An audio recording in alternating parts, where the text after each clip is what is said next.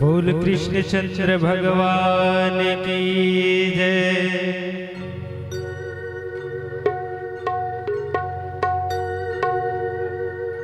वक्रतुंड महाकाय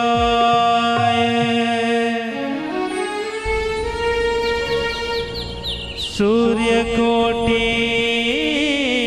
समप्रभा निर्विघ्नं कुरु मे देव सर्वकार्येषु सर्वदा। लोकाभिरामं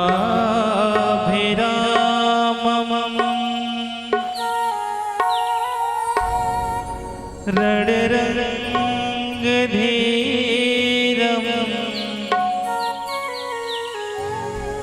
राजीवनेत्रं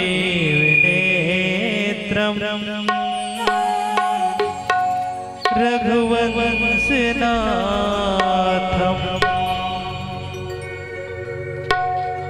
कारुण्यरूपं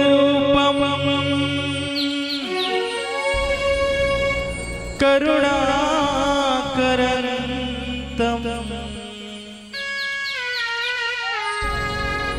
श्रीरामचन्द्रं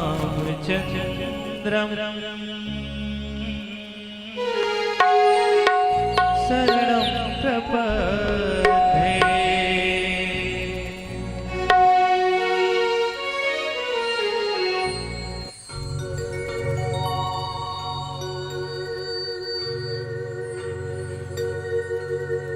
श्री गुरु चरण सरोज रज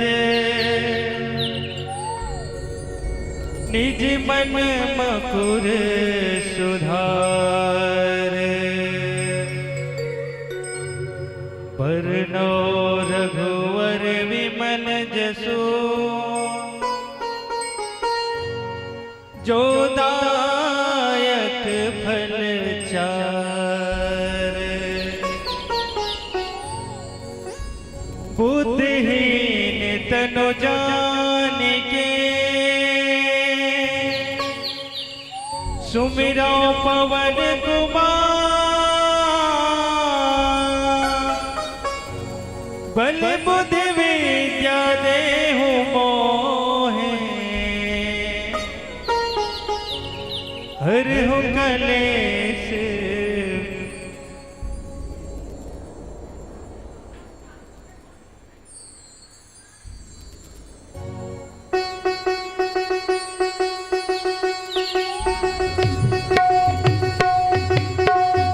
जय हनुमान ज्ञान गुण सागर जय कपीस तिहु लोक उजागर।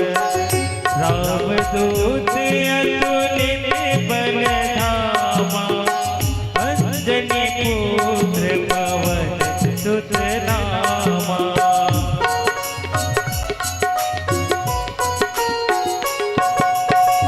महावीर विक्रम बजरंगी कुमति निवार सुमति के संगी।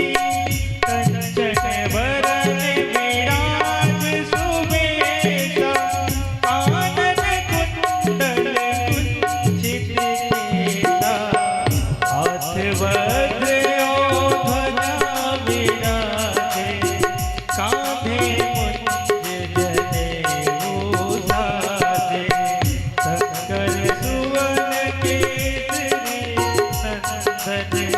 तेज प्रताप महाजगवंदन।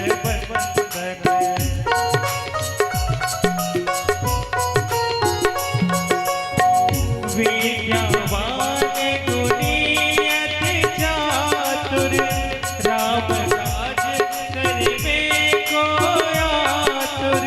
प्रभु चरित सुनने को रसिया राम लखन सीता मन बसिया। सूक्ष्म रूप धरि यहि दिखावा विकट रूप धरि लंक जरावा।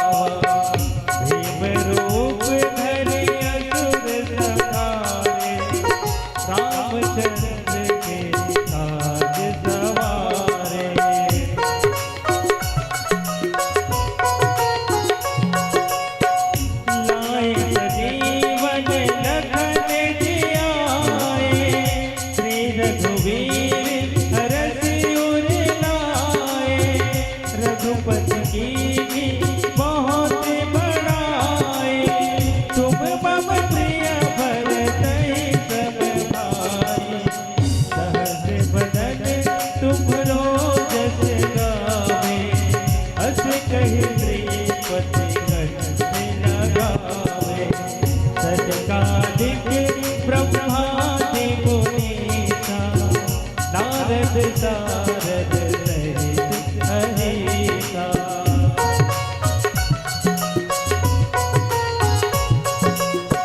जब कुबेर दिक्पाल जहाते कभी कोविद नहीं सके कहाते तुम उपकार सुग्रीवहीना राम मिलाए राजपद दीना तुमरो मंत्र विभीषण माना राधे राधे जुग सहस्र जो जन पर hello hello hello Shri Radhe Shri Radhe Radhe Shri Radhe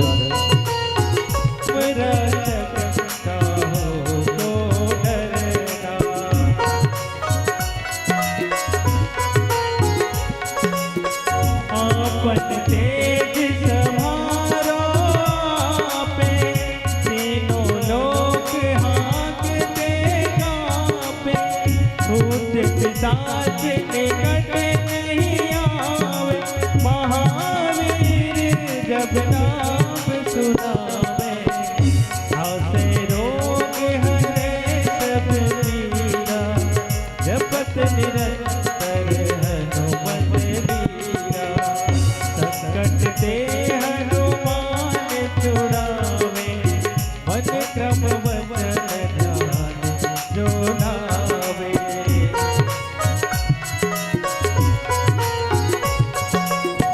सब पर राम तपस्वी राजा तिनके काज सकल तुम साजा और मनोरथ चित्त न धरई हनुमत से सर्व सुख रहे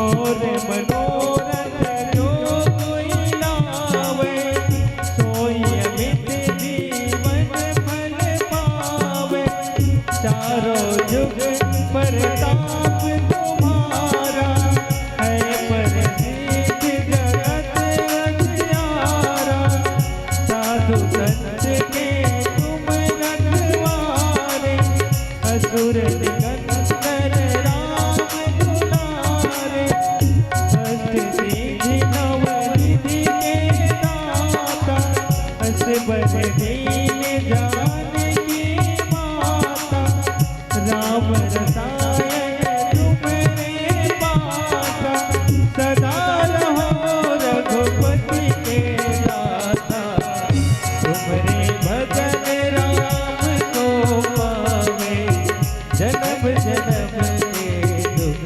बिसरावे अंत काल रघुवरपुर जाए चाहे जगता भक्ति कहाए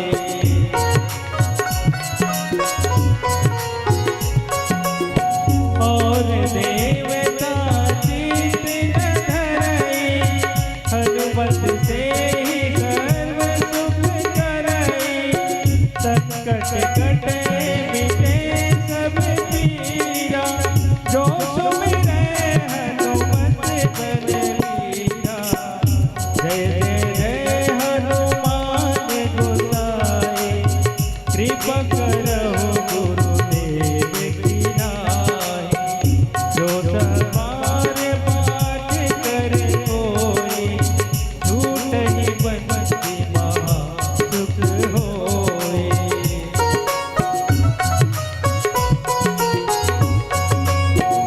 जो यह पढ़े हनुमान चालीसा होए सिद्धि साखी गौरीसा तुलसीदास सदा हरि तेरा की जय नाथ हृदय महरेरा की जय नाथ हृदय महदेरा पवन तनय संकट हरण मंगल मूर्ति रूप राम लखन सीता सहित हृदय बसहु सुरभूप।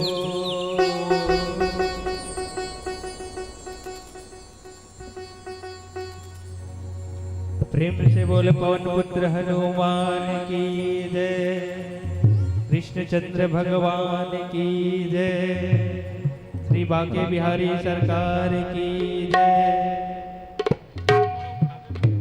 श्री राधे राधे श्री राधे, जय श्री राम जय श्री राम श्री राधे।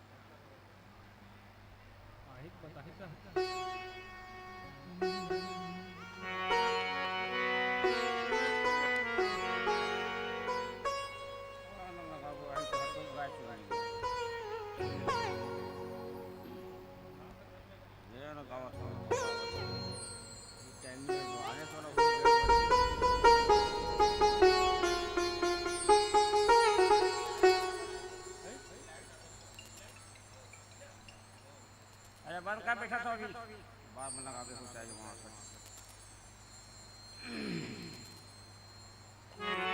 श्री राधे राधे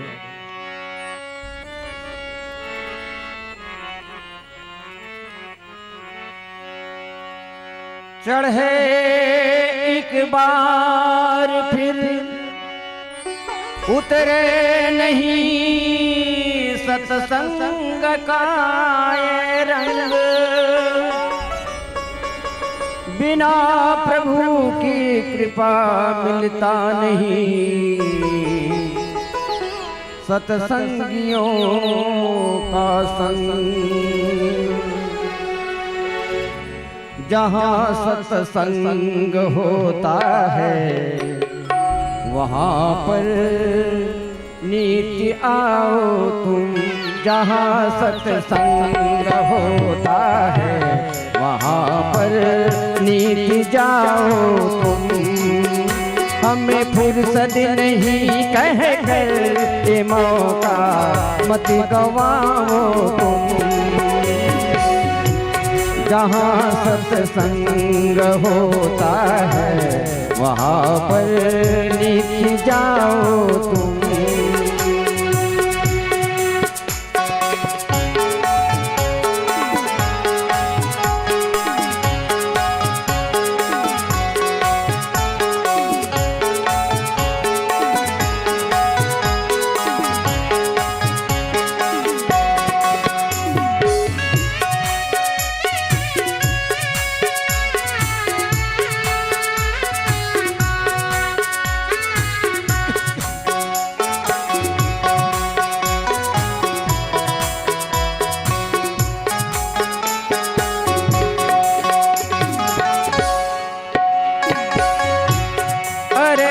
सत्संग करने की न कोई उम्र होती है, अरे सत्संग करने की न कोई उम्र होती है।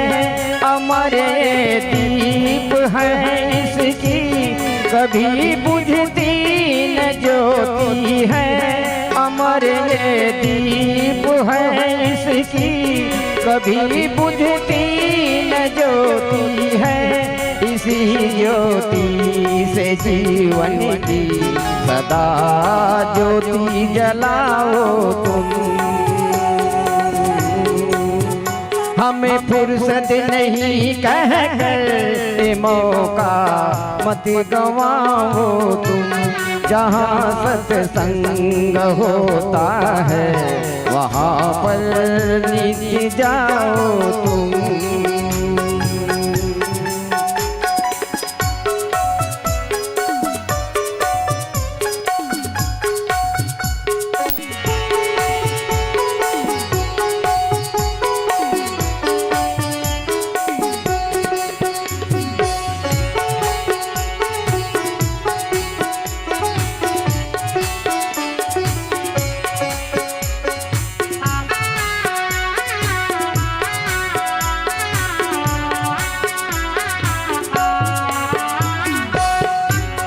जरा अनुभव तो कर देखो कि क्या बदलाव आता है।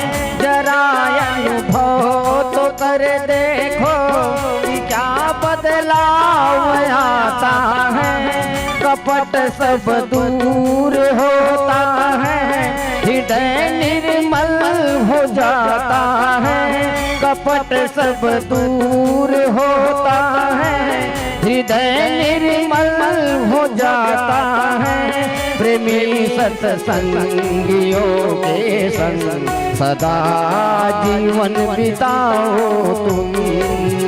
हमें फुर्सत नहीं कह कर मौका मत गवाओ तुम।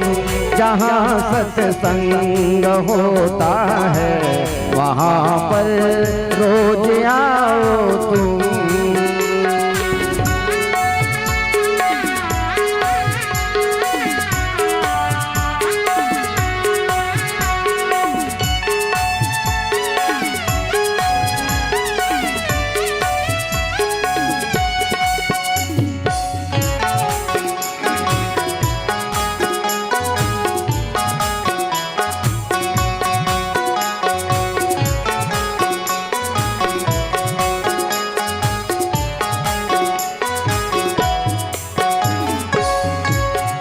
एकाग्र मन को तुम जाके सत्संग को सुनना।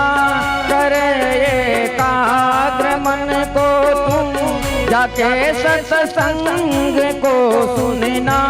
लेके तल्लीन भावों के सुनहरे फूल को चुनना। होके तल्लीन भावों के सुनहरे फूल को चुनना। इसी सत्संग सागर में सदा डुबकी लगाओ तुम। इसी सत्संग सागर में सदा डुबकी लगाओ तुम। हमें फुर्सत नहीं कह कर मौका मत गवाओ तुम। फुर्सत नहीं कह कर मौका मत गवाओ तुम। जहाँ सत्संग होता है वहाँ पर नित्य जाओ तुम। जहाँ सत्संग होता है वहाँ पर नित्य जाओ तुम। बोल कृष्णचंद्र भगवान की जय।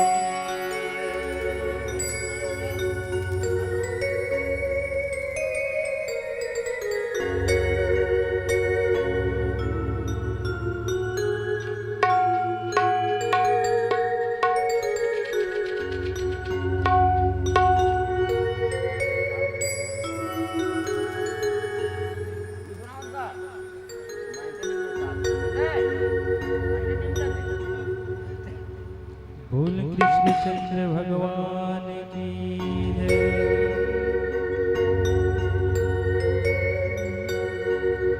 जगत के रंग क्या देखो,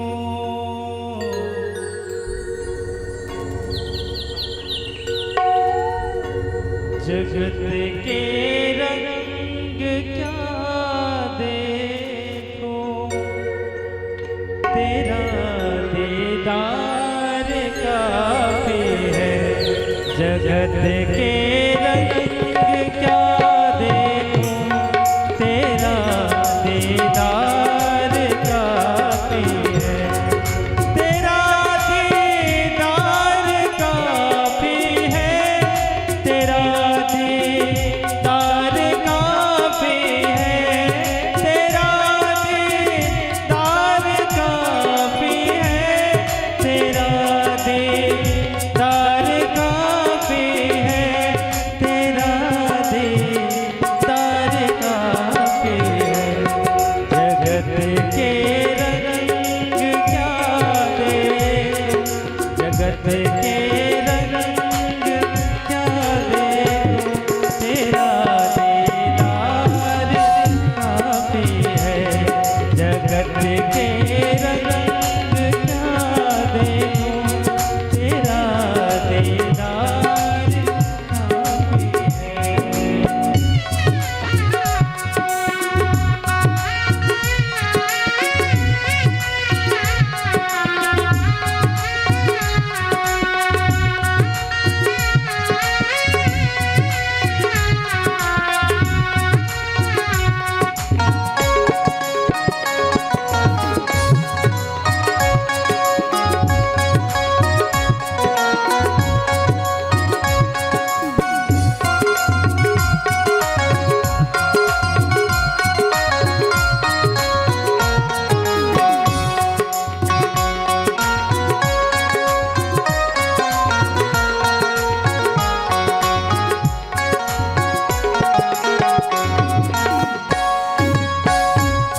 न चाहूं मैं तो दुनिया के निराले रंग ढंग मुझको, न चाहूं मैं तो दुनिया के निराले रंग ढंग मुझको, निराले रंग ढंग मुझको। चला जाऊं मैं वृंदावन, चला जाऊं मैं वृंदावन, तेरा दीदार काफी है। जगत के रंग क्या देखूं, तेरा दीदार काफी है।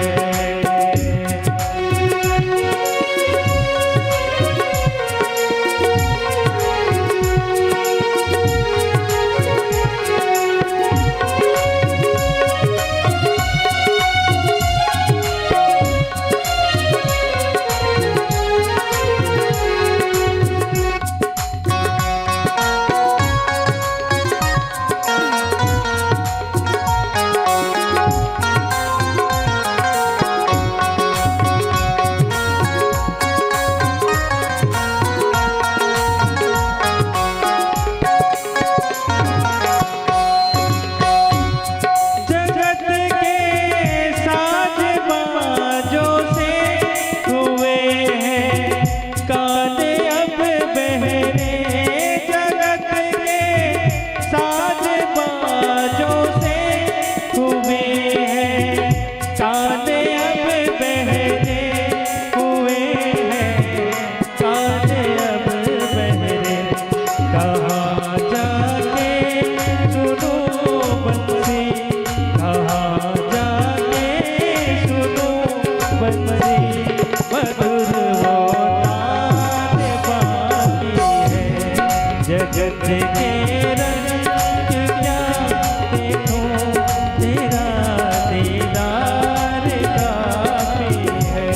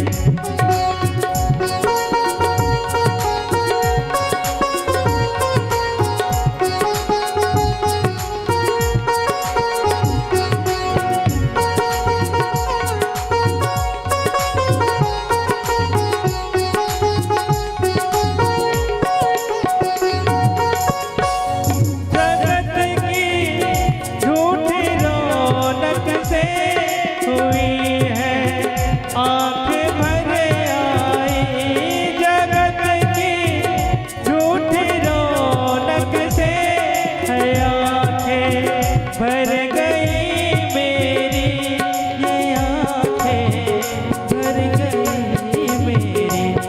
चले आओ मेरे मोहन, चले आओ मेरे मोहन, दरस की प्यास काफी है। जगत के रंग क्या देखो, तेरा दीदार काफी है। तेरा दीदार काफी है, तेरा दीदार काफी है, तेरा दीदार काफी है, तेरा दीदार काफी है, तेरा दीदार काफी है। क्यों भटकूंगे रोके दर पे, क्यों भटकूंगे रोके दर पे, तेरा दरबार काफी है। जगत के रंग क्या देखो, तेरा दीदार काफी है। जगत हे के कृष्ण गोविंद हरे मुरारी, हे नाथ नारायण वासुदेवा। श्री कृष्ण गोविंद हरे मुरारी, हे नाथ नारायण वासुदेवा। हे राघवा मातु स्वामी सखा हमारे, पित मातु स्वामी सखा हमारे, हे नाथ नारायण वासुदेवा। कृष्ण गोविंद हरे मुरारी,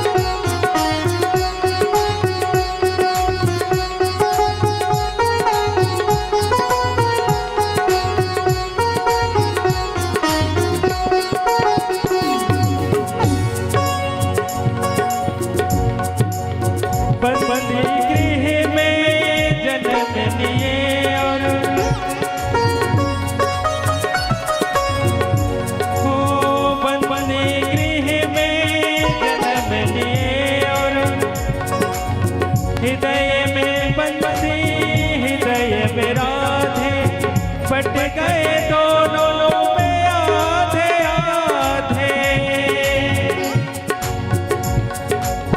किसी के जाए किसी के कहाए, है अद्भुत हर बात तिहारी, है अद्भुत हर बात तिहारी।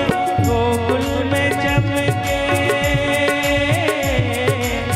गोकुल में चमके गोकुल में चमके मथुरा के तारे, गोकुल में चमके मथुरा के तारे। हे नाथ नारायण वासुदेवा, हे कृष्ण गोविंद हरे मुरारे। हे नाथ नारायण वासुदेवा, हे कृष्ण गोविंद हरे मुरारे। हे नाथ नारायण वासुदेवा। बोल बाल कृष्ण भगवान जय हो।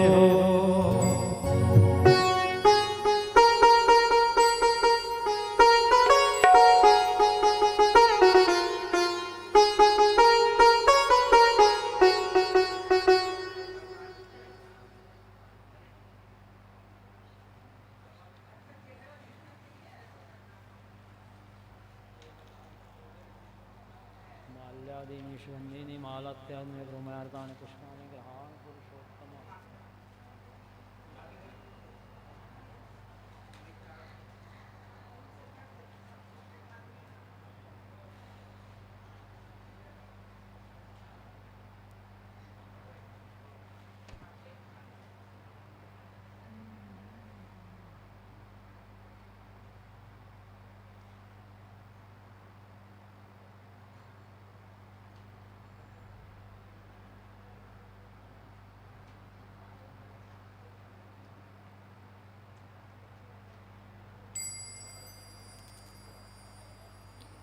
तुलसी मैया बड़ा हल्का माला पहनाना, छोटे वाला तुलसी मैया बना।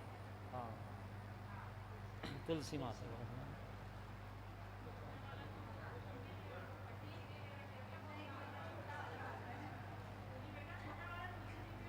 हाँ इसी करना बस। ये ज़्यादा भार लगता है, ये ठीक है।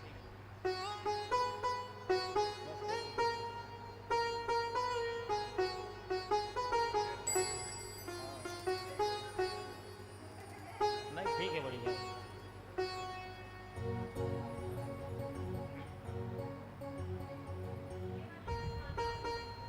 तुलसी मैया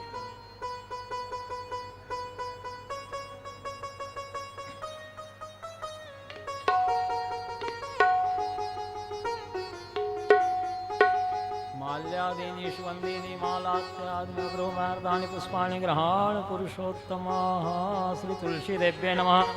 नाना सुगंधित पुष्पाणि समर्पयामि। या दृष्ट्वा निखिलाग संग समनिष्पृष्टा वपुस्तावनि, रोगाणामभिवन्दिता निरसनी क्षिप्तान्तकातरासिनी, प्रत्यासक्ति विधायिनी भगवतः कृष्णस्य संरोपितः, न्यस्ता तच्चरणी मुक्तिफलदा तस्यै तुलस्यै नमः। अहमेवासमेवाग्रे नान्यद् सत्परं पश्चादहमिदेतच्चैव वसिष्ठेषोऽस्म्यहम्। कृते अर्थमेत्रतीयेत् न प्रतीयेत्यात्मने तद्विद्यादात्मनो मायां यथा भाषो यथा तमा यथा महान्ति भूतानि भूतेषु च वचसु नो प्रविष्टानि तथा तेषु न तेष्वहम्।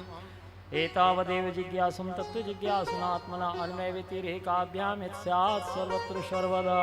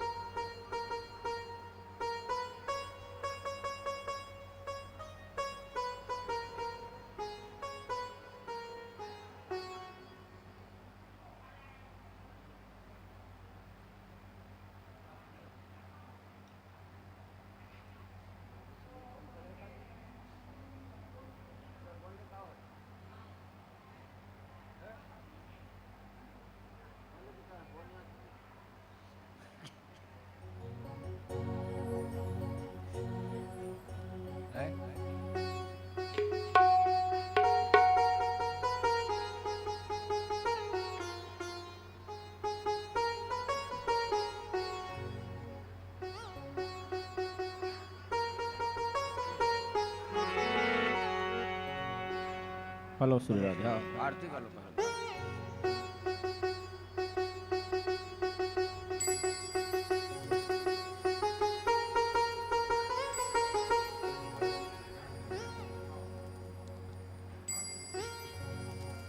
बोल श्री कृष्ण चंद्र भगवान की जय। भागवत महापुराण की जय। सो जात सक्षो सूर्यो वजायतः श्रोत्राद्वायुश्च प्राणस्य मुखादग्निर्जायतः साज्यं च वर्ति संयुक्तमहिणामजितं मया दीपं ग्रहाण देवी संत्रैलोक्यं तिमिरापहं दीपं दर्शयामि शुभं भवतु कल्याणम् आरोग्य पुष्टिवर्धनम् आत्मतत्त्वप्रबोधाय दीपज्योति नमस्ते नमो देव्ये महादेव्ये शिवाय सत्यं नमः नमः प्रकृते भद्राय नीता प्रणताश्मताम श्री वृंदावन बिहारी लाल की जय। श्री भागवत भगवान जी की आरती पापियों को पाप से हटाती। श्री भागवत भगवान की आरती पापियों को पाप से है तारती। श्री भागवत भगवान की है आरती पापियों को पाप से है तारती। श्री भागवत भगवान की है आरती पापियों को पाप से है तारती। अमर ग्रंथ ये मुक्ति पंथ ये पंचम वेद निराला नव ज्योति जगाने वाला। अमर ग्रंथ ये मुक्ति पंथ ये पंचम वेद निराला नव ज्योति जगाने वाला। हरि नाम यही हरि ध्यान यही हरि ध्यान यही हरि नाम यही हरि ध्यान यही हरि नाम यही जगते मंगल की आरती पापियों को पाप से है तारती। श्री भागवत भगवान की है आरती पापियों को पाप से है तारती। शांति गीत पावन पुनीत पापों को मिटाने वाला हरि दर्श कराने वाला। शांति गीत पावन पुनीत पापों को मिटाने वाला हरि दर्श कराने वाला। सुख करनी है दुख हरनी है सुख करनी है दुख हरनी है सुख करनी है दुख हरनी है सुख करनी है दुख हरनी। श्री मधुसूदन की आरती पापियों को पाप से है तारती। श्री भागवत भगवान की है आरती पापियों को पाप से है तारती। मधुर बोल जगपंथ खोल सन्मार्ग बताने वाला बिगड़ी को बनाने वाला। मधुर बोल जगपंथ खोल सन्मार्ग बताने वाला बिगड़ी को बनाने वाला। श्री राम यही घनश्याम वही श्री राम यही घनश्याम यही श्री राम यही घनश्याम यही श्री राम यही घनश्याम यही। प्रभु की महिमा की आरती पापियों को पाप से है तारती। श्री भागवत भगवान जी की आरती पापियों को पाप से है तारती। पापियों को पाप से है तारती पापियों को पाप से है तारती। तुलसी महारानी नमो नमो तुलसी महारानी नमो नमो तुलसी महारानी नमो नमो वृंदा महारानी नमो नमो हरि पटरानी नमो नमो तुलसी महारानी नमो नमो जाके दरस परस अगरा से जाके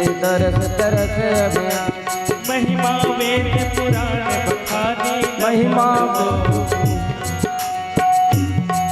तुलसी महारानी नमो नमो तुलसी महारानी नमो नमो शाखा पत्र मंजरी कोमल पत्र मंजरी कोमल श्रीपति चरण कमल लिपटाने चरण कमल लिपटाने वृंदा महारानी नमो नमो महारानी नमो नमो तुलसी महारानी नमो नमो तुलसी महारानी नमो नमो हरि की पचरानी नमो नमो हरि की पटरानी नमो नमो धन तुलसी पूरण तप कीने तुलसी तूरन तप कीने शालिग्राम बनी पचराने हरे राम भई पटरानी तुलसी महारानी नमो नमो महारानी नमो नमो हरि की पचरानी नमो नमो हरि की पटरानी नमो नमो वृंदा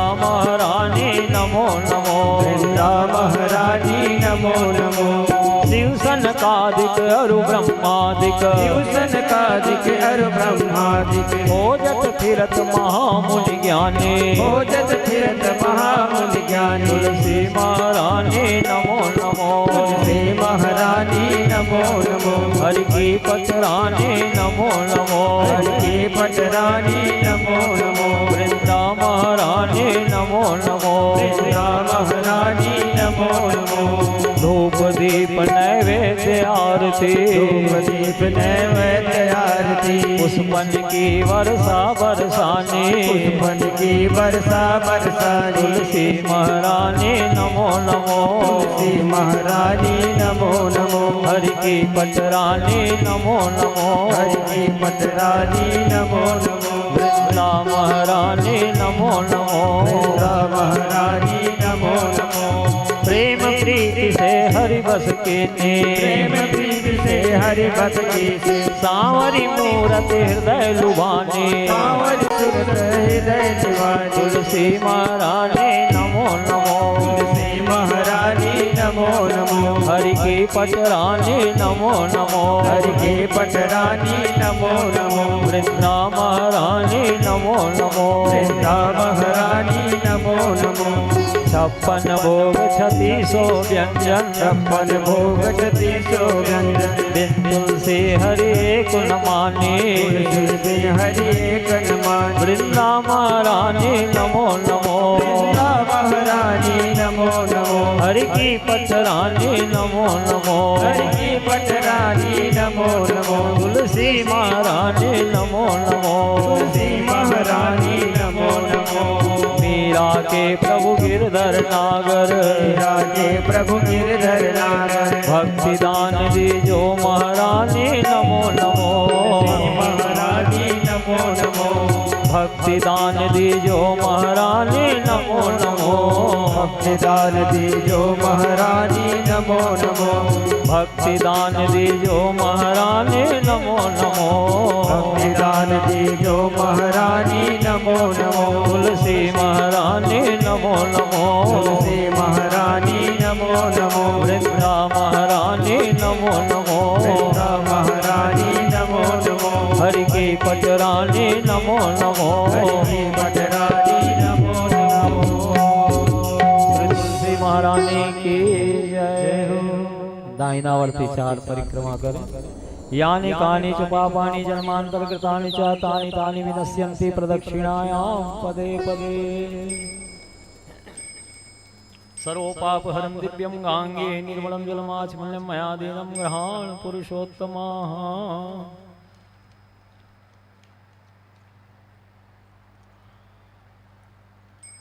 तुलसी फूल अक्षत सब ले लीजिए पुष्पांजलि के लिए। लाओ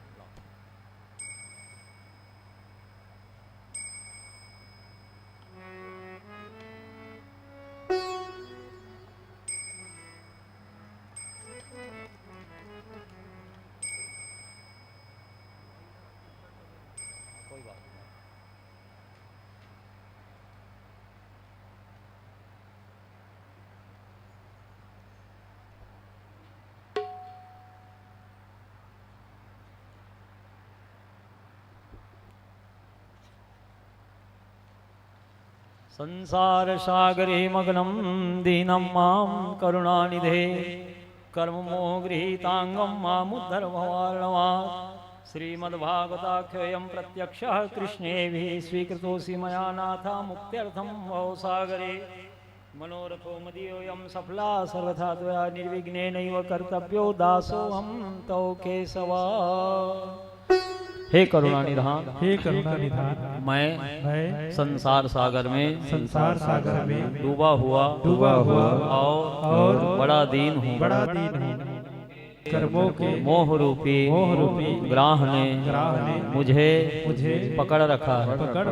आप इस संसार सागर से मेरा उद्धार कीजिए। श्रीमद् भागवत महापुराण के रूप में आप साक्षात भगवान श्री कृष्णचंद्र ही विराजमान हैं। भवसागर से छुटकारा प्राप्त करने के लिए हम सभी आपकी भगवत शरणागति ग्रहण करके श्रीमद् भागवत महापुराण सप्ताह ज्ञान यज्ञ कथा श्रवण कर रहे हैं। हे नाथ, आप हमारा यह मनोरथ बिना किसी विघ्न बाधा के सांगोपांग सप्ताह ज्ञान यज्ञ को सानंद सफल करिएगा। हे केशव, हे हरि, हे गोविंद, हे पुरुषोत्तम, हम सब आपकी शरण में हैं। श्रीमद् भागवत महापुराण भगवान मंत्र पुष्पांजलि समर्पयामि। श्री गोपाल स्वामी नमः मंत्र पुष्पांजलि समर्पयामि। श्री तुलसी देव्य नमः मंत्र पुष्पांजलि समर्पयामि। श्री वृंदावन बिहारी लाल की जय। श्रीमद् भागवत महापुराण की जय। श्री वेदव्यास जी भगवान की जय। श्री सुखदेव स्वामी की जय। सनातन धर्म की जय। सर्वेश्वरेश्वर युगल सरकार की जय। जय जय श्री राधे, जय जय श्री राधे, जय जय श्री राधे।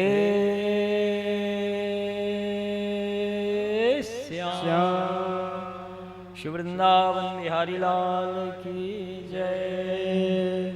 श्री राधे।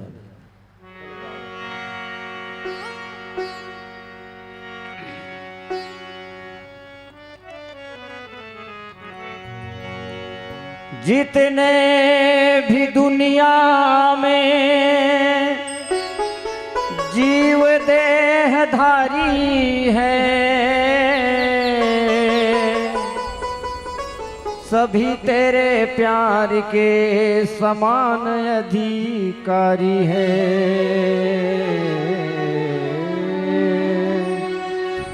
प्रभु सारी दुनिया से ऊंची तेरी शान है। प्रभु सारी दुनिया से ऊंची तेरी शान है। कितना महान है तू, कितना महान है, कितना महान है तू, कितना महान है। प्रभु सारी दुनिया से ऊंची तेरी शान है। प्रभु सारी दुनिया से ऊंची तेरी शान है। कितना महान है तू, कितना महान है, कितना महान है तू, कितना महान है।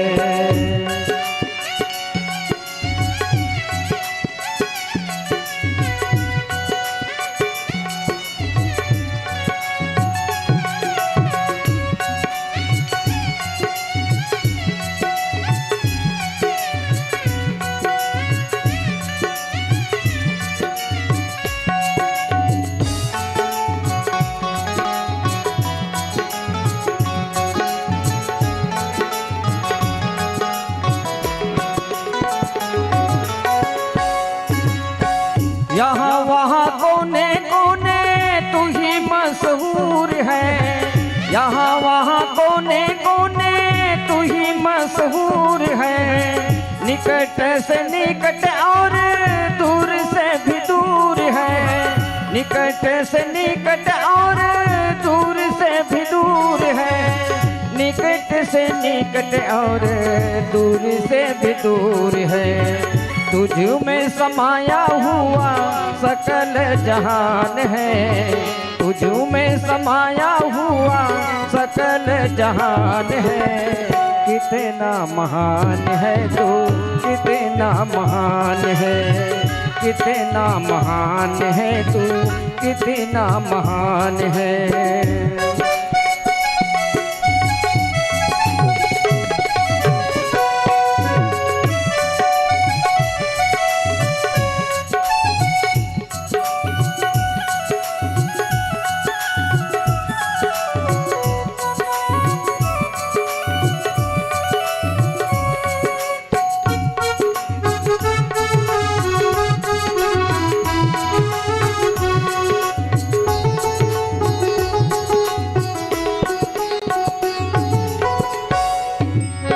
सबने जो रंग देखे तभी रे रंग में, सबने जो रंग देखे सभी तेरे रंग में। जग में अनेक तेरे पालने के ढंग हैं, जग में अनेक तेरे पालने के ढंग हैं, जग में अनेक तेरे पालने के ढंग हैं। तुझको तो छोटे बड़े सबका ही ध्यान है, तुझको तो छोटे बड़े सबका ही ध्यान है। कितना महान है तू, कितना महान है, कितना महान है तू, कितना महान है। प्रभु सारी दुनिया से ऊंची तेरी शान है, प्रभु सारी दुनिया से ऊंची तेरी शान है। कितना महान है तू, कितना महान है, कितना महान है तू, कितना महान है, कितना महान है तू, कितना महान है, कितना महान है तू, कितना महान है। बोल बाल कृष्ण भगवान की जय।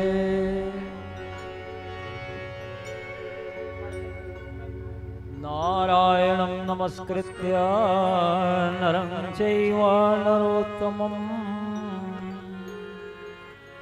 देवीं सरस्वतीं व्यासं ततो जयमुदीरये। सच्चिदानन्दरूपाय विश्वोत्पत्त्यादिहेतवे तापत्रय विनाशाय श्रीकृष्णाय वयं नुमः। वसुदेवसुतं देवं कंसचाणूरमर्दनं देवकी परमानन्दं कृष्णं वन्दे जगद्गुरुम्। श्री वृंदावन बिहारी लाल की जय। श्रीमद्भागवत महापुराण की जय। श्री वेदव्यास जी भगवान की जय। श्री सुखदेव स्वामी की जय। सनातन धर्म की जय। श्री विराट भगवान की जय। सर्वेश्वरेश्वर युगल सरकार की जय। जय जय श्री राधे।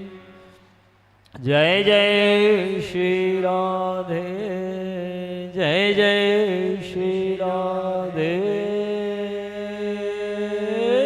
श्याम। आइए मन को पवित्र करने के लिए भगवान के कुछ पवित्र पदों का गायन करें, फिर भगवान की मंगलमय दिव्य लीला कथा श्रवण करिएगा। नटवर नागर नंदा भजो रे मन गोविंदा। नटवर नागर नंदा भजो रे मन गोविंदा। श्याम सुंदर मुख चंदा भजो रे मन गोविंदा। श्याम सुंदर मुख चंदा भजो रे मन गोविंदा।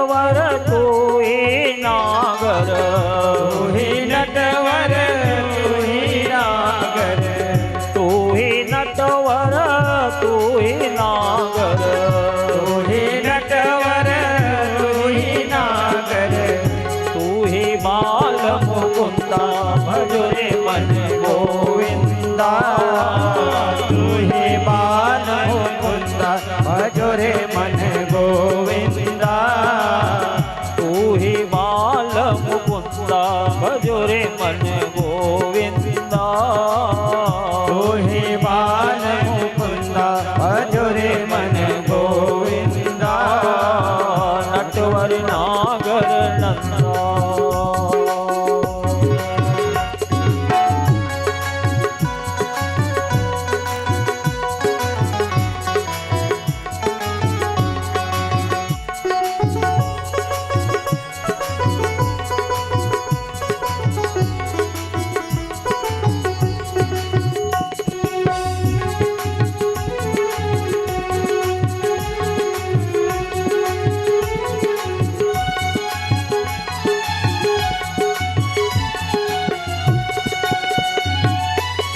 सब देवन में कृष्ण जी बड़ो है, सब देवन में कृष्ण जी बड़ो है, सब देवन में कृष्ण जी बड़ो है, सब देवन में कृष्ण जी बड़ो है, जो तारों में चंद्रा, जो तारों में चंदा भजो भजो, जो तारों में चंदा भजो रे मन गोविंदा, जो तारों में नंदा भजो रे मन गोविंदा, नटवर नागर नंदा भजो रे मन गोविंदा, श्याम सुंदर मुख चंदा भजो रे मन गोविंदा, श्याम सुंदर मुख चंदा भजो रे मन गोविंदा,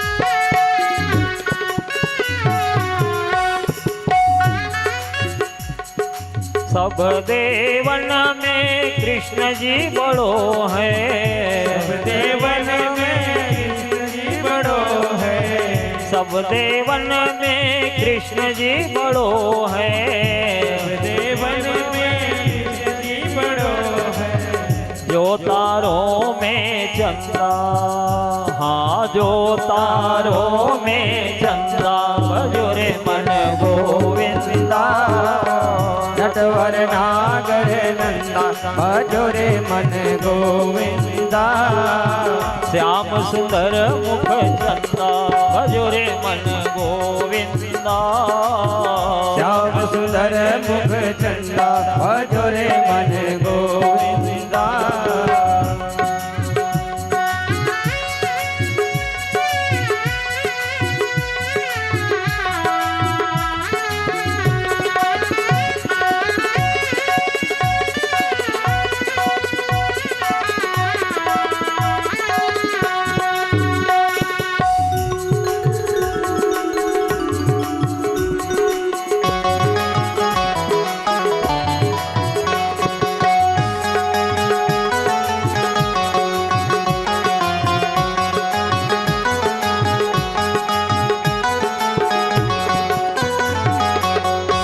सखियन में राधा जी बड़ी है, सब सखियन में राधा जी बड़ी है, सब सखियन में राधा जी बड़ी है, सब सखियन में राधा जी बड़ी है, जो नदियों में गंगा, हाँ जो नदियों में गंगा भजो रे मन गोविंदा, नटवर नागर नंदा भजो रे मन गोविंदा,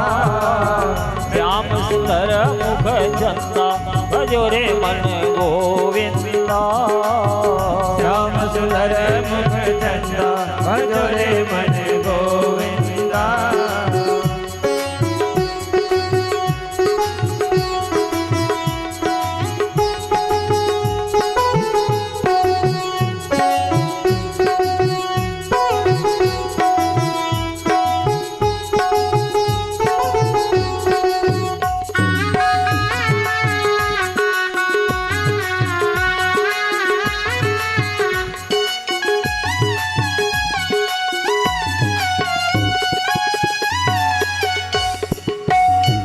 तारे प्रहलाद उबारे तारे प्रहलाद उबारे। तारे प्रहलाद उबारे तारे प्रहलाद उबारे। नरसिंह रूप धरंता हाँ नरसिंह रूप धरंता भजो रे मन गोविंदा। नटवर नागर नंदा भजो रे मन गोविंदा। श्याम सुंदर मुख चंदा भजो रे मन गोविंदा। श्याम सुंदर मुख चंदा भजो रे मन गोविंदा।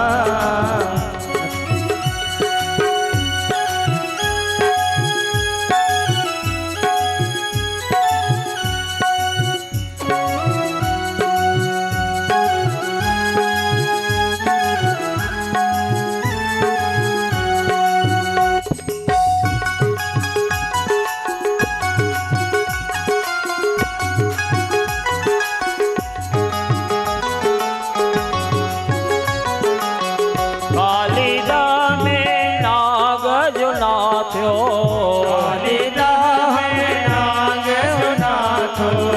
कालिदा में नाग जुनाथ्यो।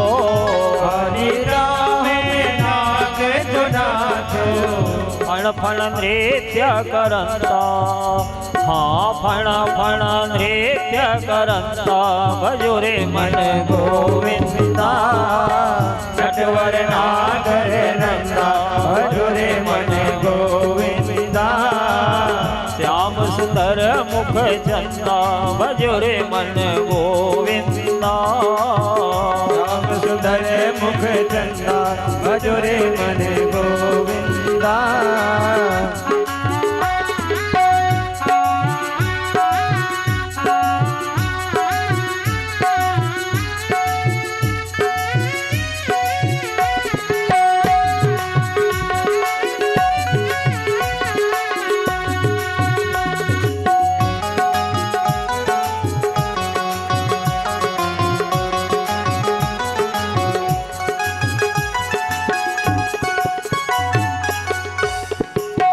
वृंदावन में रास रचायो वृंदावन में रास रचायो।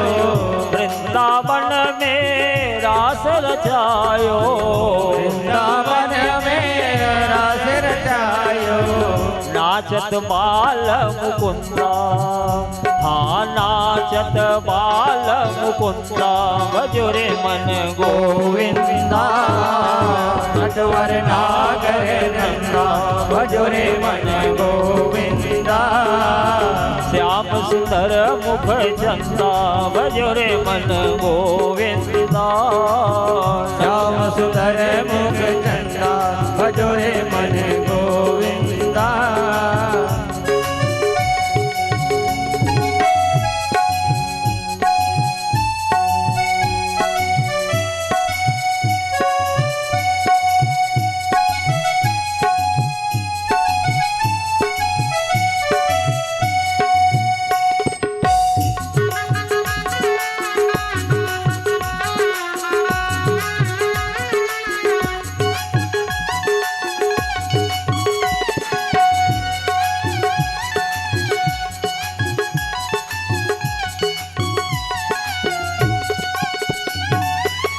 मीरा के प्रभु गिरधर नागर मीरा के प्रभु गिरधर नागर। मीरा के प्रभु गिरधर नागर गिरधर नागर काटो जम का फंदा, हाँ काटो जम का फंदा, भजोरे मन गोविंदा। नटवर नागर नंदा भजोरे मन गोविंदा। श्याम सुंदर मुख चंदा, भजोरे मन गोविंदा। श्याम सुंदर मुख चंदा भजोरे मन गोविंदा। नटवर नागर नंदा, नटवर नागर नंदा भजोरे मन गोविंदा। श्याम सुंदर मुख चंदा, भजोरे मन गोविंदा। नटवर नागर नंदा भजोरे मन गोविंदा। श्री वृंदावन बिहारी लाल की जय हो। सर्वेश्वरेश्वर युगल सरकार की जय। जय जय श्री राधे, जय जय श्री राधे, जय जय श्री राधे।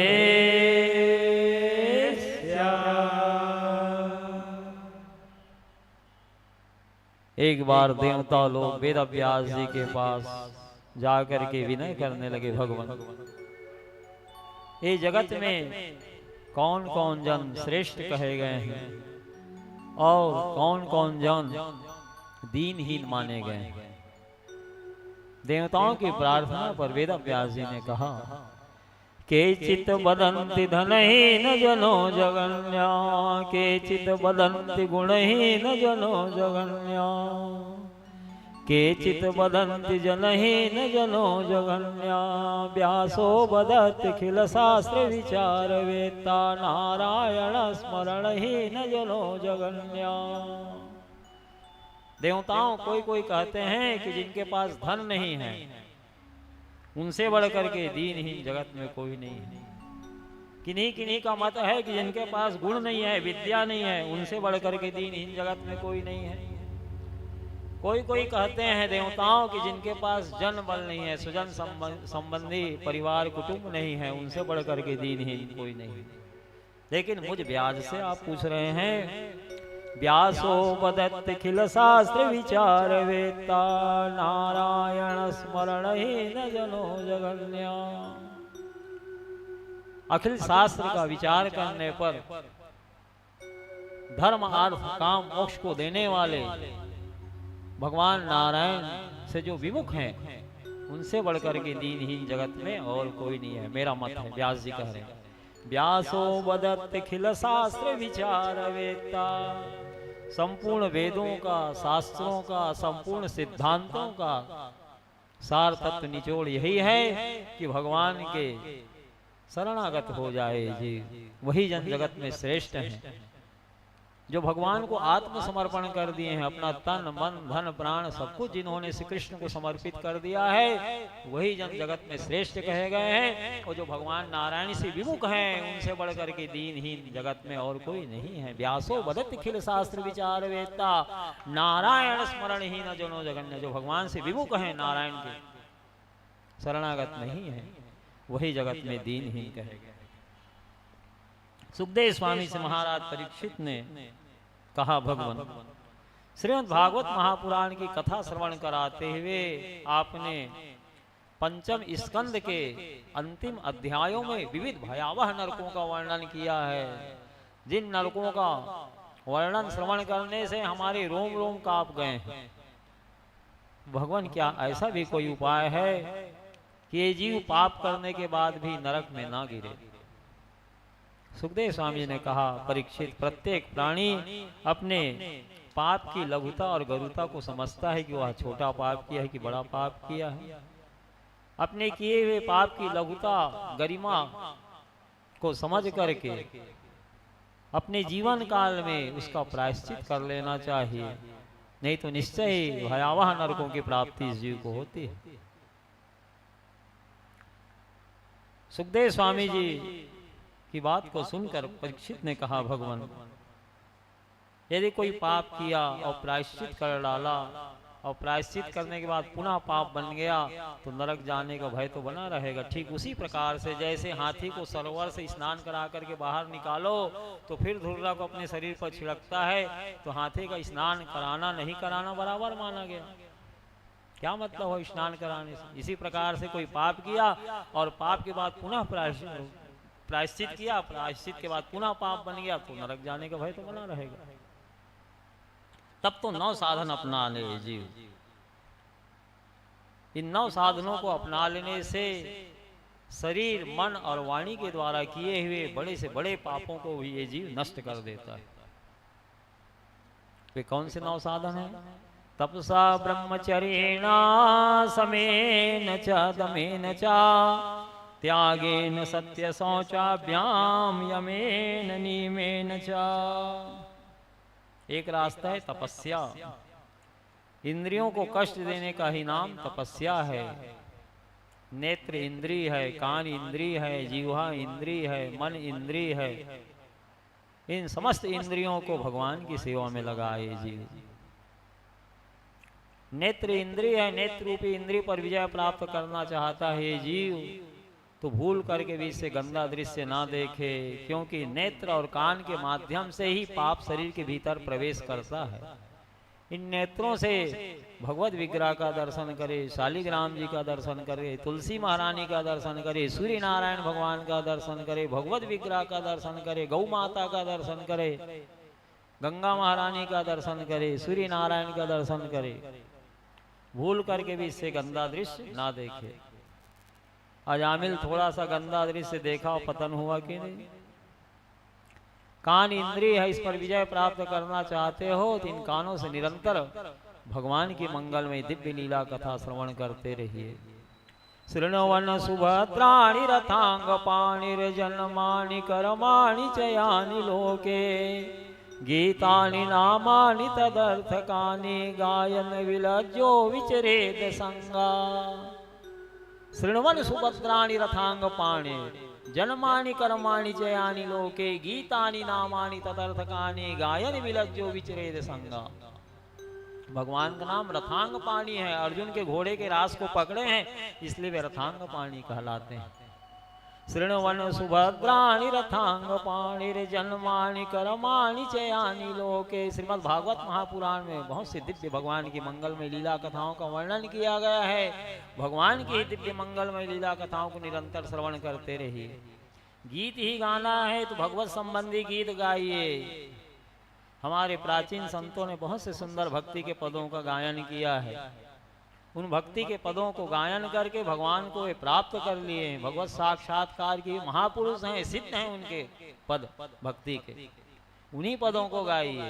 मीरा जी, सूर जी, तुलसी जी, चैतन्य परम प्रभु जी, नरसिंह मेहता जी, तुकाराम जी, ब्रह्मानंद जी, नरसिंह मेहता जी, बहुत से भक्त हो गए हैं। कलयुग में ही हजारों हजारों भक्त हो गए हैं जिन भक्तों की कथा भक्तमाल में वर्णित है, गीता प्रेस गोरख से प्रकाशित है।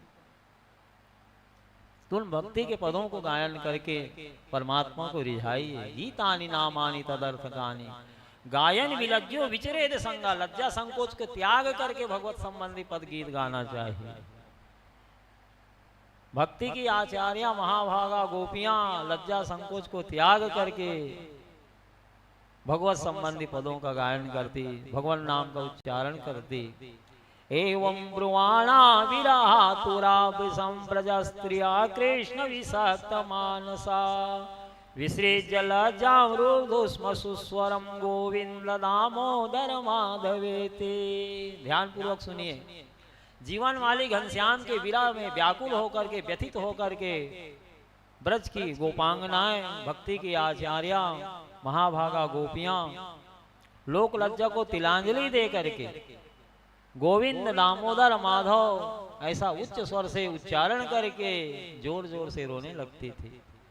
एवं ब्रुवाणा विरहातुरा विसंप्रजा स्त्रिया कृष्ण विषक्त मानसा विसृज्य लज्जामृदुस्म सुस्वरम गोविंद दामोदर माधवेति।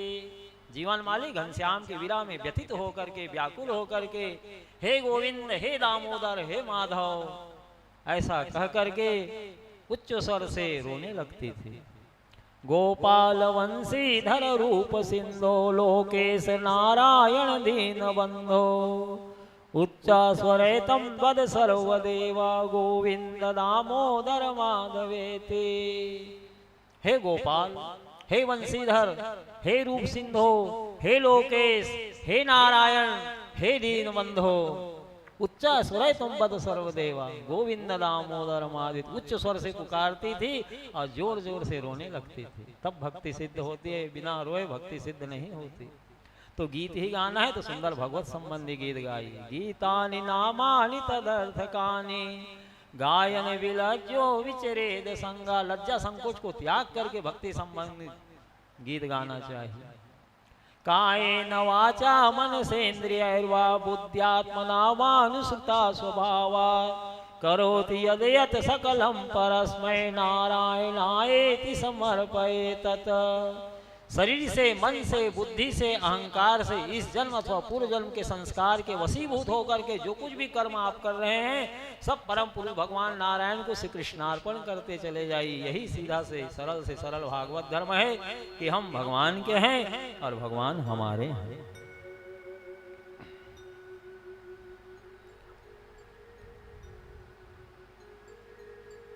तो तपस्या क्या, बैठो माँ जी, बैठिए। तपसा ब्रह्मचर्येण समेन च दमेन च त्यागेन सत्य शौचाभ्याम यमेन नियमेन च। एक रास्ता है तपस्या, तो इंद्रियों को कष्ट देने का ही नाम तपस्या है। नेत्र इंद्रिय है, इस पर विजय प्राप्त करना चाहते हैं, 3 नेत्रों से भगवत विग्रह का दर्शन करिए, शालिग्राम का दर्शन करिए, तुलसी महारानी का दर्शन करिए, गंगा जी का दर्शन करिए, सूर्य नारायण भगवान का दर्शन करिए, गौ माता का दर्शन करिए। भूल करके भी गंदा दृश्य ना देखिए। तो नेत्र रूपी इंद्रिय पर आपने विजय प्राप्त कर लिया। कान इंद्रिय है तो इससे भगवान की मंगलमय दिव्य लीला कथा श्रवण करते रहिए, तो कान रूपी इंद्रिय पर विजय आपने प्राप्त कर लिया। जीवा इंद्रिय है, इससे भगवान के नामों का उच्चारण करते रहिए। जीवान वक्ति भगवद गुण नाम धेयम चेतस्य न स्मरति चरणारविंदम कृष्णाय नो नमति अचिरे एकदापि तानानयदमसतो कृत विष्णु कृत्यान। जिनकी जीवा भगवान के नाम और गुणों का उच्चारण नहीं कर रही है, जिनका चित्त भगवान के जुगल चरणारविंदों का चिंतन नहीं कर रही है, जिनका सिर भगवान श्री कृष्ण के सम्मुख नहीं झुक रहा है, ऐसे भगवत सेवा विमुख पापियों को ही यमराज दंड देते हैं। त्वमेव याचे मम देहि जीवे समागते दंडधरे कृतान्ते वक्तव्यमेवं मधुरं सुभक्त्या गोविंद दामोदर माधवेति। आचार्यों ने कहा, शंकराचार्य, हे जीवे, तुझे मधुर वस्तु प्रिय है तो मैं तुमसे वर मांगता हूँ, याचना करता हूँ। जब यमराज दंड लेकर के आएंगे शरीर का अंत करने के लिए, प्राण को लेने के लिए, तो बड़े भक्ति भाव से मधुर स्वर से गोविंद दामोदर माधव नामों का उच्चारण कर लेना। त्वमेव याचे मम देहि जीवे समागते दंडधरे कृतान्ते वक्तव्यमेवं मधुरम सुभक्त्या गोविंद दामोदर माधवेति। जीवा को वश में करना है तो भगवान का नाम इससे लेते रहिए, स्वाद के पीछे ना जाए। जी ठाकुर जी को भोग लग गया तो हमारे स्वामी पा लिए, तो हमको भी प्रेम से प्रसाद पा लेना चाहिए। उसमें कोई कमी नहीं निकालना चाहिए कि अमुक वस्तु कम हो गई कि ज़्यादा हो गई। हमारे स्वामी तो पा लिए तो हम तो उनके सेवक हैं, तो जब स्वामी पा लिए तो सेवक को भी पा लेना चाहिए। तुम्हें निवेदित भोजन करही प्रभु प्रसाद पद भूषण दरही। नैवेद्य पहले भगवान को भोग लगाइए, फिर प्रसाद स्वरूप ग्रहण करिए। वस्त्र आभूषण गहना बाजार से क्रय करके लाते हैं तो तुलसी दल छोड़ के भगवान को अर्पण करिए, फिर प्रसाद स्वरूप ग्रहण करिए। नौकरी व्यापार से जो रुपया आप प्राप्त कर रहे हैं, तुलसी दल छोड़ के ठाकुर जी को पहले अर्पण करिए, फिर जिस जिस मद में खर्च करना हो करिए। कौन मना करता है खर्च करने से? सब कुछ भगवान का मानिए। जो सब कुछ भगवान का मान लिया है वह बंधन से मुक्त है। जो मेरा है कहता है वही बंधन में पड़ता है। तो तपसा ब्रह्मचर्येण समेन च दमेन च त्यागेन सत्य शौचाभ्याम यमेन नियमेन च। इंद्रियों को कष्ट देने का ही नाम तपस्या है। नेत्र इंद्रिय है, कान इंद्रिय है, जीवा इंद्रिय है, मन इंद्रिय है। ये समस्त इंद्रियों को भगवान की सेवा में लगाइए। भूल करके भी गंदा आहार ना दीजिए इन इंद्रियों को, नहीं तो पतन होने में देरी नहीं है। देखना इंद्रियों के न घोड़े भगे, रात दिन इनको संयम के कोड़े लगे। कृष्ण गोविंद गोपाल गाते चलो, अपनी मुक्ति का मार्ग बनाते चलो। ये इंद्रियां दुष्ट घोड़े की तरह है। देखना इंद्रियों के न घोड़े भगे, रात दिन इनको संयम के कोड़े लगे। कृष्ण गोविंद गोपाल गाते चलो, अपनी मुक्ति का मार्ग बनाते चलो। ये इंद्रियां दुष्ट घोड़े की तरह है। जितना गलत आहार देंगे, असीमित आहार देंगे, असंतुलित आहार देंगे, तामसी आहार देंगे, आपको ये पतन की ओर ले जाएंगे, गिराएंगे गड्ढे में। और जितना संतुलित आहार देंगे, सीमित आहार देंगे, सात्विक आहार देंगे, ये इंद्रियां आपके नियंत्रण में रहेगी। तो इंद्रियों को कष्ट देने का ही नाम तपस्या है। एक सौदागर के पास बड़ा सुंदर घोड़ा था प्रांजल, 5000 स्वर्ण मुद्रा उसकी कीमत रखा था। एक जमींदार के पास ले गया, कहा जमींदार साहब इसमें सवारी करना। बड़ा संतुलित वेग से हवा से बात करता है घोड़ा। जल से भरी हुई गुंडी इसकी पीठ पर रख करके परीक्षण करके देख लीजिए, एक बूंद भी जल पृथ्वी पर नहीं गिरने पाएगी। ऐसा सुंदर समतल वेग से हवा की तरह चलता है। परीक्षण करके देखा जमींदार, जल से भरी हुई गुंडी पीठ पर रखी गई, घोड़ा को चलाया गया तो क्या हवा से बात करता था घोड़ा। 5000 मुंह मांगा कीमत दिया और अस्तबल में रखवा दिए। 2 नौकर उसके पीछे लगवाया, 1 किलो रोज जलेबी खिलवाया जमींदार 1 माह तक कि इसकी चाल और अच्छी हो जाएगी। 1 माह तक जलेबी रोज दी गई और 2 नौकर उसके पीछे लगवाया। खूब मालिश होती थी घोड़े की। अब जमींदार सोचा इसकी चाल बढ़िया हो गई होगी, 1 माह बाद बाहर निकलवाया अस्तबल से, सवारी करना चाहा तो दुलत्ती मार मार के गिरा रहा है जमींदार को, चढ़ने ही नहीं दे रहा है। तो उसकी चाल सुधरी की बिगड़ी, प्रांजल बिगड़ गई, चढ़ने ही नहीं दे रहा है जमींदार। तो जमींदार ने कहा कि भैया अब 1 महीना केवल इसको सूखा घास दो, केवल सूखा घास रख देता, मरता क्या ना करता, सूखा घास ही खाता। और मालिश वगैरह सब बंद करवा दिया। 1 माह बाद फिर अस्तबल से बाहर निकलवाया, सवारी करके देखा तो वैसे ही सुंदर समतल वेग से चलने लगा, हवा से बात करने लगा। वही हाल इंद्रियों का है। जितना दूषित आहार देंगे, असंतुलित आहार देंगे, असीमित आहार देंगे, तामसी आहार देंगे, ये आपके नियंत्रण में रहने वाली नहीं है, काबू में नहीं रहेंगी। इंद्रियां दुष्ट घोड़े की तरह आपको पतन की ओर ले जाएंगी, गिराएंगी। और जितना शुद्ध आहार देंगे, सात्विक आहार देंगे, सीमित आहार देंगे, ये आपके काबू में रहेगी। जिनका आहार शुद्ध है उनका मन शुद्ध है, और जिनका मन शुद्ध है वो परमात्मा में सहज भाव से उनका मन लगेगा। निर्मल मन जन सो मोहि पावा, मोहि कपट छल छिद्र न भावा। पात्र स्वच्छ होगा तब तो दुग्ध स्थिर रहेगा। जैसे स्वच्छ पात्र में दुग्ध को रखेंगे तो दुग्ध स्थिर रहेगा, पात्र गंदा हो दूध को डाल देंगे तो खराब हो जाएगा। उसी प्रकार से जन्म जन्मांतर से जीव निरंतर विषयों का सेवन करते चला आ रहा है, जिसके कारण इस जीवात्मा का चित्त जो है मलिन है। तीर्थ व्रत दान पुण्य आदि इसलिए किया जाता है कि चित्त का मार्जन होता है। तभी तक आपको तीर्थ व्रत दान पुण्य आदि करने की आवश्यकता है, जब तक भगवान में आपका मन नहीं लगा है। जहां परमात्मा में आपका मन लग गया तो तीर्थ व्रत दान पुण्य आदि करने की आवश्यकता नहीं रह जाती। जितना हम सुकृत करते उसका अंतिम फल भगवान के श्री चरणों की भक्ति ही है। सकल सुकृत कर बड़ फल एहू, सी राम पद सहज सने। जितना हम सुकृत करते हैं, सुकृत यानी तीर्थ व्रत दान पुण्य आदि, उसका अंतिम फल भगवान की श्री चरणों की भक्ति ही है। तो क्यों करते हैं हम तीर्थ व्रत दान पुण्य आदि? जन्म जन्मांतर से जीव निरंतर विषयों का सेवन करते चला आ रहा है, जिसके कारण चित्त इसका मलिन है, दूषित है। तीर्थ व्रत दान पुण्य करते करते मन आपका पवित्र हो जाएगा, निर्मल हो जाएगा, सहज भाव से परमात्मा में मन लगने लगेगा। फिर तो आप भगवान की भक्ति करिए, भजन करिए। वेद पुराण संत मत एहू, सकल सुकृत फल राम सनेहू। वेद पुराण संत सबका एक स्वर से यही कहना है कि जितना हम सुकृत करते हैं, तीर्थ करते हैं, व्रत दान पुण्य आदि करते हैं, उसका अंतिम फल भगवान के श्री चरणों की भक्ति ही है।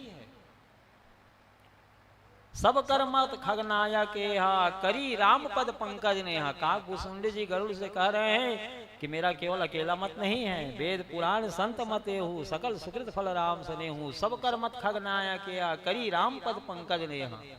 जितना हम सुकृत करते हैं, तीर्थ व्रत दान पुण्य आदि, उसका अंतिम फल भगवान के श्री चरणों की भक्ति ही है। उद्धव जी को जब गोपियों का सत्संग लाभ प्राप्त हुआ, गोपियों को चरण रज को धूल को शीश पर धारण किए, तो भगवान की भक्ति का महिमा वर्णन करते हुए एकादश स्कंद में उद्धव जी ने कहा, दान व्रत तपो होमा जप स्वाध्याय साधने श्रेयो विविधचाने कृष्णे भक्ति ही साध्यते।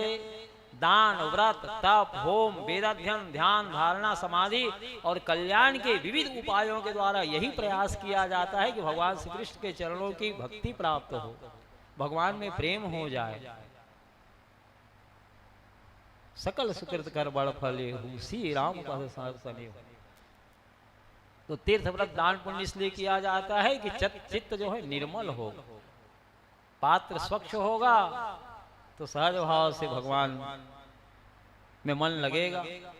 और जन्म जन्मांतर से निरंतर विषयों का सेवन करते चला आ रहा है जीव, जिसके कारण चित्त मलिन है। इसी कारण तीर्थ व्रत दान पुण्य आदि करके मन को पवित्र किया जाता है। जहाँ मन पवित्र हो गया, सहज भाव से परमात्मा में आपका मन लग गया, फिर तो भगवान की भक्ति में डूबे रहिए। तो इंद्रियों को कष्ट देने का ही नाम तपस्या है।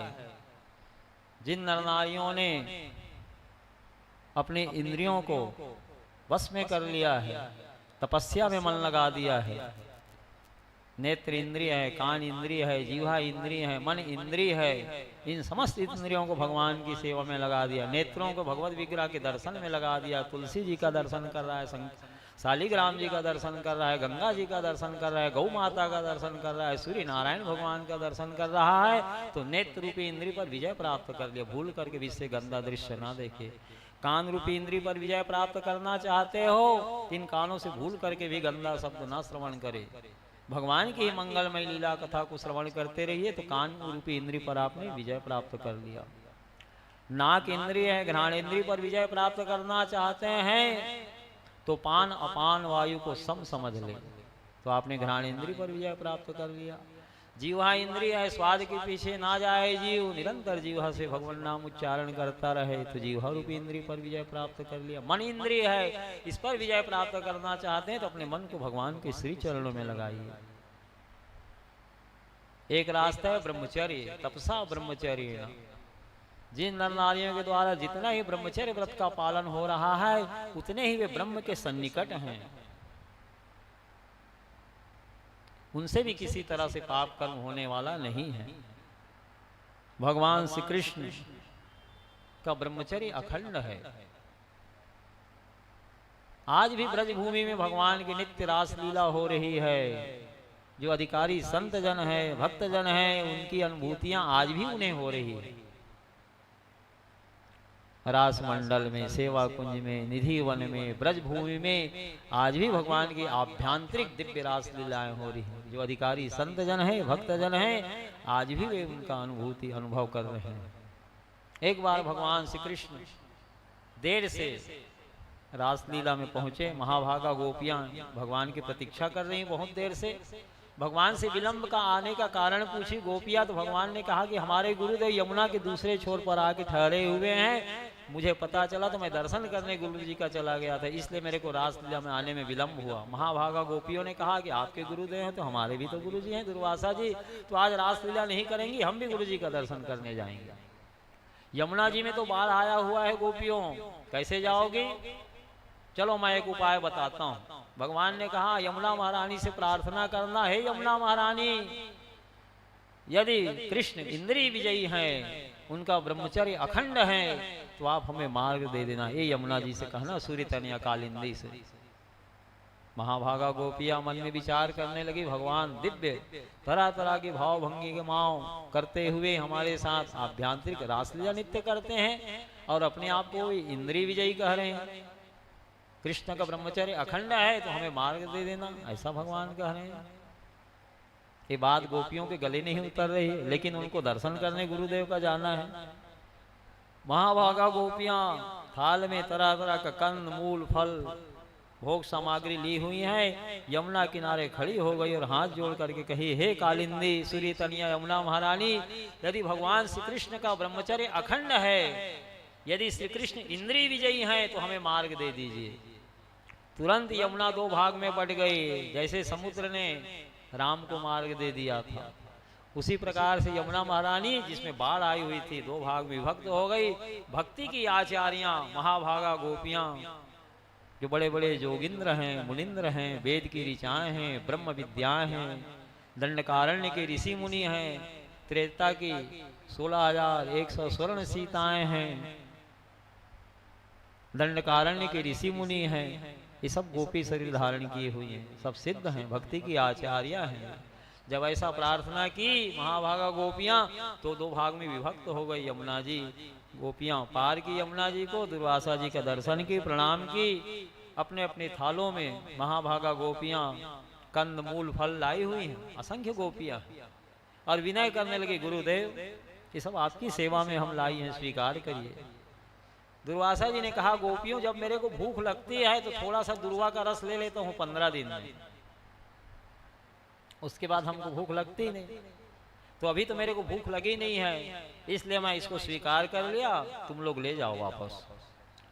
गोपियां पुनः आग्रह की, भगवान बड़ी श्रद्धा से आपके लिए हम बना के लाई हैं, तरह तरह का कंद मूल फल, 56 भोग, 3600 व्यंजन, तरह तरह के भोग सामग्री थाल में रखी। गोपियां पुनः आग्रह करने लगी, भगवान स्वीकार कर लीजिए। दुर्वासा जी ने कहा कि देखो गोपियों, मेरे को तो भूख लगी नहीं है, तुम्हारी इच्छा है तो अपने हाथ से खिलाओगे तो भले खा लूंगा, लेकिन हमारी इच्छा नहीं है। गोपियों ने कहा, गुरुदेव हम अपने हाथों से आपको खिला देते हैं।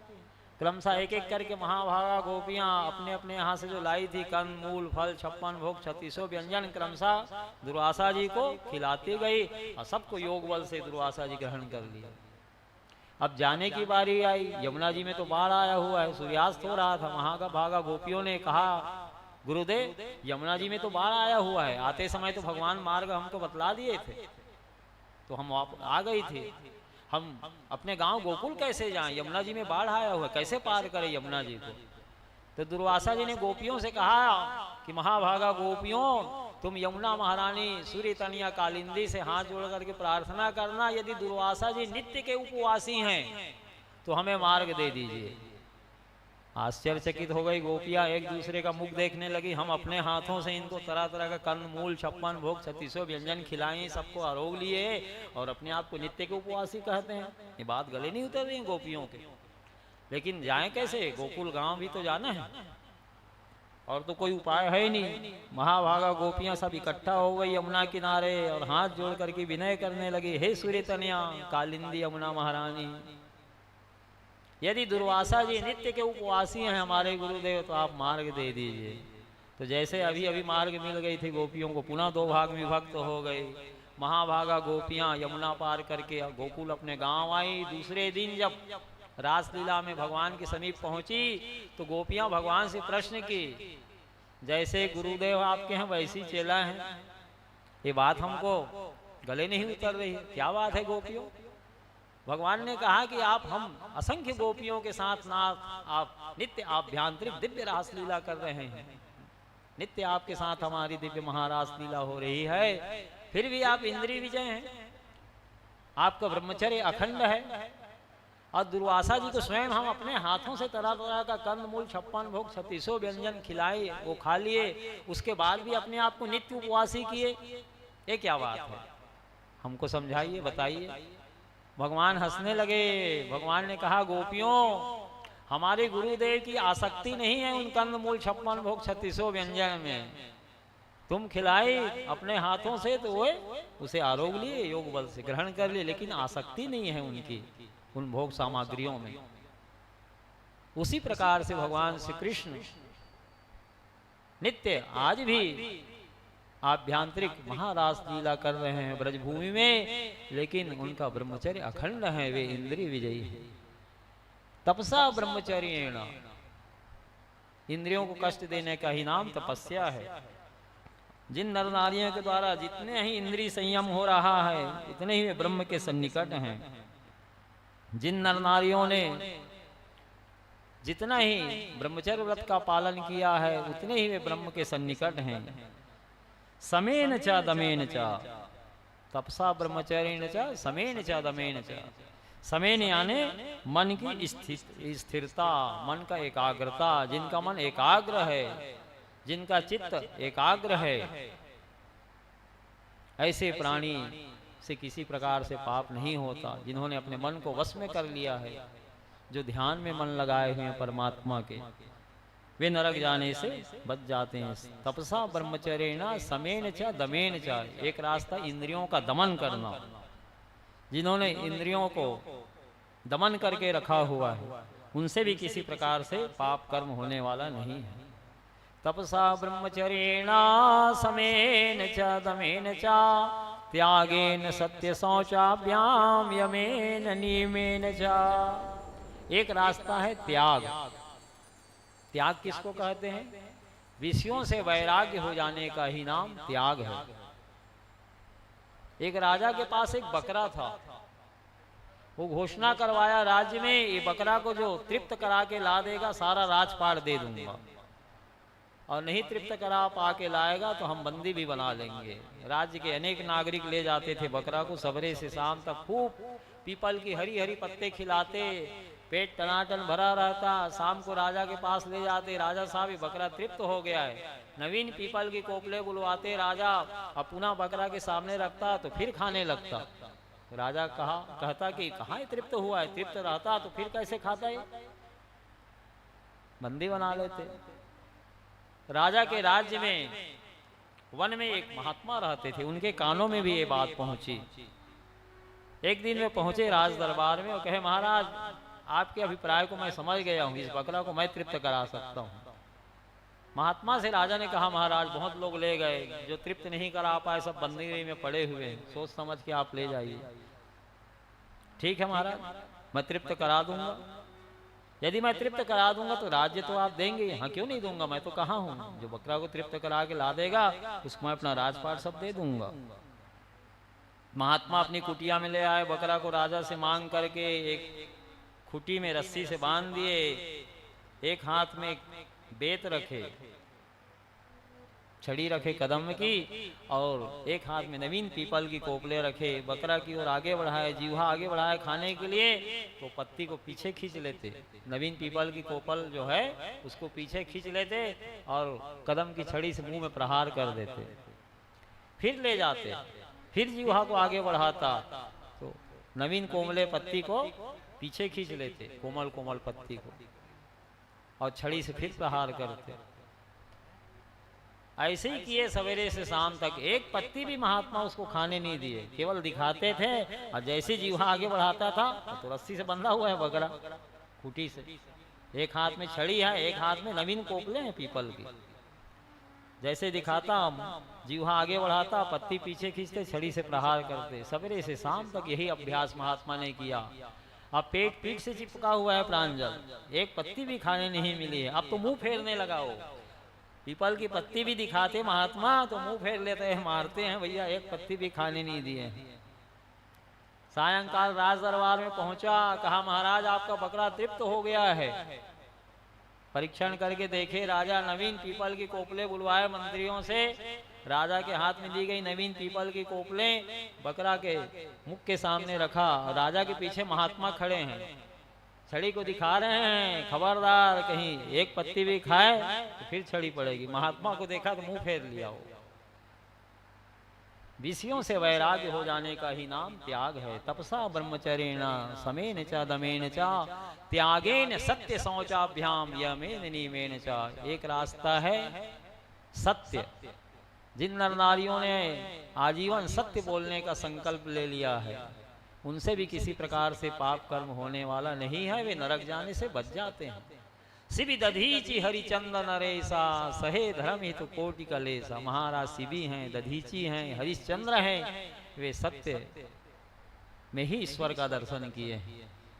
जो आजीवन सत्य बोलने का मन में संकल्प ले लिए उनसे किसी प्रकार से पाप कर्म नहीं होता, वे नरक जाने से बच जाते हैं। महाराज शिवी बड़े धर्मात्मा थे, हरिश्चंद्र बड़े धर्मात्मा थे। धर्म की रक्षा के लिए करोड़ों प्रकार का क्लेश सहन कर लिए। धर्मो रक्षति रक्षिता, जब धर्म की रक्षा आप करेंगे तो वही धर्म सुरक्षा कवच बन करके आपकी रक्षा करेगा। एक बार महाराज शिवी की परीक्षा लेने के लिए अग्निदेव और देवराज इंद्र महाराज शिवी उपवन में बैठे हुए थे, एक वृक्ष के नीचे में। अग्निदेव बाज बने हुए हैं और देवराज इंद्र बहेलिया बने हुए हैं, और महाराज शिवी उपवन में बैठे वृक्ष के नीचे। बहेलिया के रूप में देवराज इंद्र हैं, बाण का संधान किए बाज के ऊपर। महाराज शिवी की गोद में गिरा वो बाज, और बहेलिया आगे, महाराज मैं 1 माह से भूखा हूं, ये मेरा शिकार है, मेरे को दे दीजिए। तो महाराज शिवी ने कहा ये मेरी शरण में आ गया है। तुरंत बाण को निकाले और अपने वस्त्र से दुपट्टे से पोंछने लगे। अब मेरी शरण में आ गया, इसे मैं नहीं दे सकता। तो बहेलिया ने कहा महाराज फिर इतने ही मांस की व्यवस्था कर दीजिए। हाँ ये हो सकता है। तो सभी प्राणियों को अपना शरीर प्रिय है, किसका हम मांस इसको दे।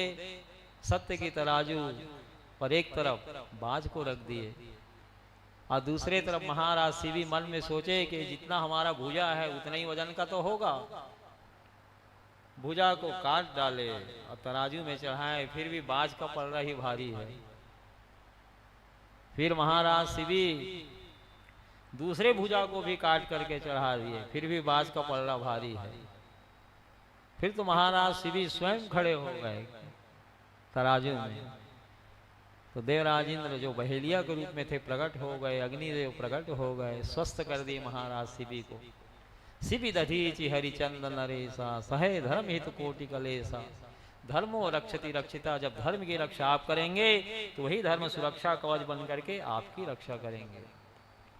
सम्राट विक्रमादित्य जिन्होंने विक्रम संवत चलाया, अभी वर्तमान में विक्रम संवत 2083 चल रहा है, इसको विक्रमादित्य ने चलाया। उज्जैन के अवंतिकापुर के राजा थे। वेशभूषा बदल करके विक्रमादित्य मंत्रियों को लेकर के राज्य का भ्रमण प्राय करते थे। हमारी प्रजा सब सुखी तो है, किसी प्रकार से कोई कष्ट दुख तो नहीं है। एक बार अमावस्या का दिन था, 10-12 मंत्रियों को लेकर के राज्य का भ्रमण कर रहे हैं विक्रमादित्य कि हमारी प्रजा सब सुख से तो है।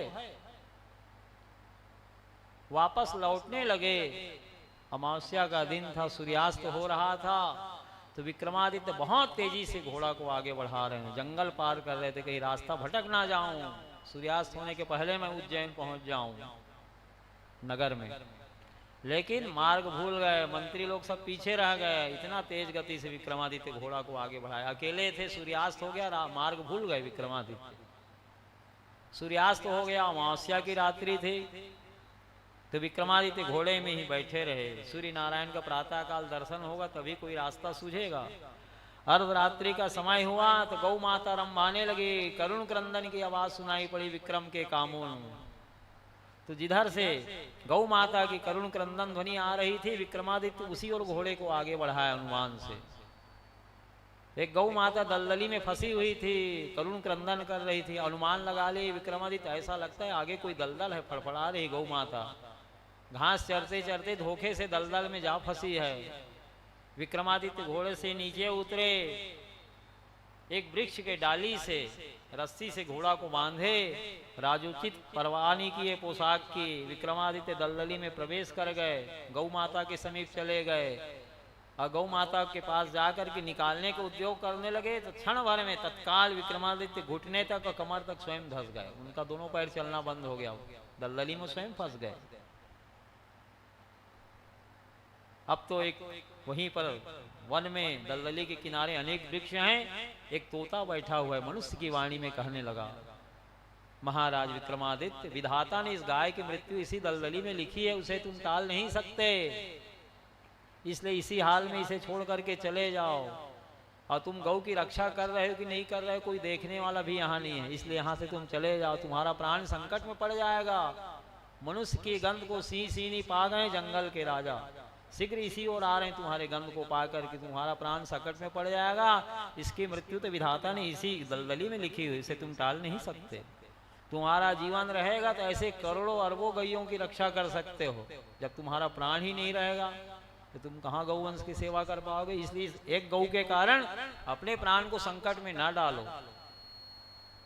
विक्रमादित्य ने कहा, उत्पद्य तेजस विनाश सर्वं न शोच्यमास्ति मनुष्य लोके गो विप्रदेवार्थ त्यजन्ति प्राणान् प्रियान् पुण्य भाजो मनुष्या। उत्पद्य तेजस विनाश सर्वम, जो उत्पन्न हुआ है उसकी मृत्यु भी एक दिन निश्चित है। जन्म के साथ ही मृत्युदेव भी उपस्थित हो जाते हैं।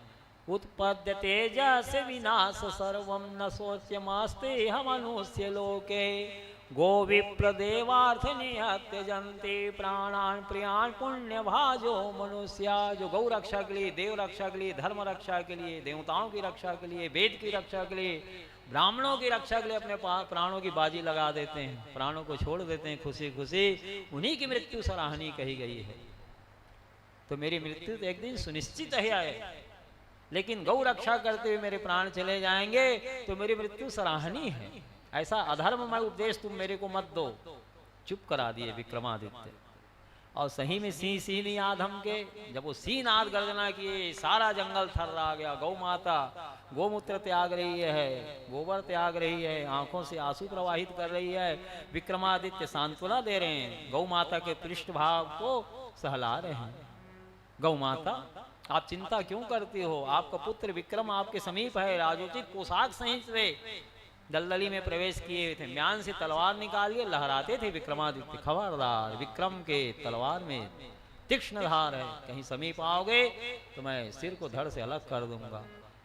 और ये मंडलाकार मंडराते रहे सिंह सीनी, डराते रहे विक्रमों को। राधव गौ माता रंभा रही है, करुण क्रंदन कर रही है, गोमूत्र त्याग रही है, गोबर त्याग रही है। विक्रमादित्य सांत्वना दे रहे हैं। और तोता विक्रम से कह रहा है, मैं तेरे को पहले ही कहा भाग जाए यहाँ से, माना नहीं, आखिर संकट में पड़ गया कि नहीं। विक्रमादित्य कुछ नहीं कहते थे। प्रातः काल हुआ, सूर्य नारायण भगवान का दर्शन हुआ तो देवता लोग परीक्षा ले रहे थे विक्रमादित्य की। गौ माता के जगह में साक्षात वसुंधरा पृथ्वी महारानी प्रकट हुई। सिंह सीनी के जगह में देवराज इंद्र और इंद्राणी प्रकट हो गए। तोता के जगह में साक्षात धर्मराज प्रकट हो गए। और सब बड़े प्रेम से हस्तारविंद को पकड़ लिए। महाराज विक्रम, कितना सूक्ष्मता से आपने धर्म का पालन किया। इतनी अर्धरात्रि में सुनसान जंगल में, जहां कोई साक्ष्य भी नहीं था कि आप धर्म का पालन कर रहे हैं अथवा नहीं, और आपको धर्म से डिगाने का बहुत हम प्रयास किए, फिर भी आप धर्म से विचलित नहीं हुए। आपका धर्म पालन धन्य है, धन्य है, धन्य है। तो धर्मो रक्षति रक्षिता, जब धर्म की रक्षा आप करेंगे तो वही धर्म सुरक्षा कवच बन करके आपकी रक्षा करेगा। बड़े बड़े चक्रवर्ती सम्राट हो गए भारत भूमि में, जो गौ रक्षा के लिए, देवताओं की रक्षा के लिए, धर्म की रक्षा के लिए, वेद की रक्षा के लिए, ब्राह्मणों की रक्षा के लिए हंसते हंसते अपने प्राणों को न्यौछावर कर दिए। तपसा ब्रह्मचर्येण समेन च दमेन च त्यागेन सत्य शौचाभ्याम यमेन नियमेन च। एक रास्ता है शौच, शौच यानी पवित्रता। जिनका मन निर्मल है, जिनका आहार निर्मल है, उनका मन निर्मल है। और जिनका मन निर्मल है, सहज भाव से परमात्मा में उनका मन लगा हुआ है। निर्मल मन जन सो मोहि पावा, मोहि कपट छल छिद्र न भावा। जिनका मन निर्मल है वही परमात्मा के सन्निकट है, परमात्मा को अत्यंत प्रिय है। त्यागेन सत्य शौचाभ्याम यमेन नियमेन च। एक रास्ता यम और एक रास्ता नियम, ये 9 साधन है परीक्षित। जैसे बांसों के झुरमुट में लगी आग संपूर्ण बांस समुदाय को जला करके स्वाहा नष्ट कर देती है, उसी प्रकार से शरीर मन वाणी द्वारा किए गए बड़े से बड़े पापों को भी ये जीव 9 साधनों को अपना करके नष्ट कर डालता है। महाराज परीक्षित ने कहा, भगवान ये जो आप रास्ता बताए हैं, तपस्या है, ब्रह्मचर्य है, इंद्रियों का दमन है, इंद्रियों को संयम करना है, आजीवन सत्य बोलने का संकल्प है, पवित्रता का पालन है, यम नियम का पालन है, ये सभी मनुष्य नहीं कर पाएंगे। अत्यंत कठिन है ये साधन। आप तो ऐसा सुगम साधन मेरे को बताइए जिस पर सभी प्राणी सुगमता से, सरलता से चल सके। सुखदेव स्वामी जी ने कहा, परीक्षित तब तो इस जीव को भगवान को आत्मसमर्पण कर देना चाहिए। भगवान को आत्मसमर्पण कर देने से जैसी इस जीवात्मा की शुद्धि होती है परीक्षित, वैसी शुद्धि कृच्छ चांद्रायण आदि व्रत करने से भी नहीं होती।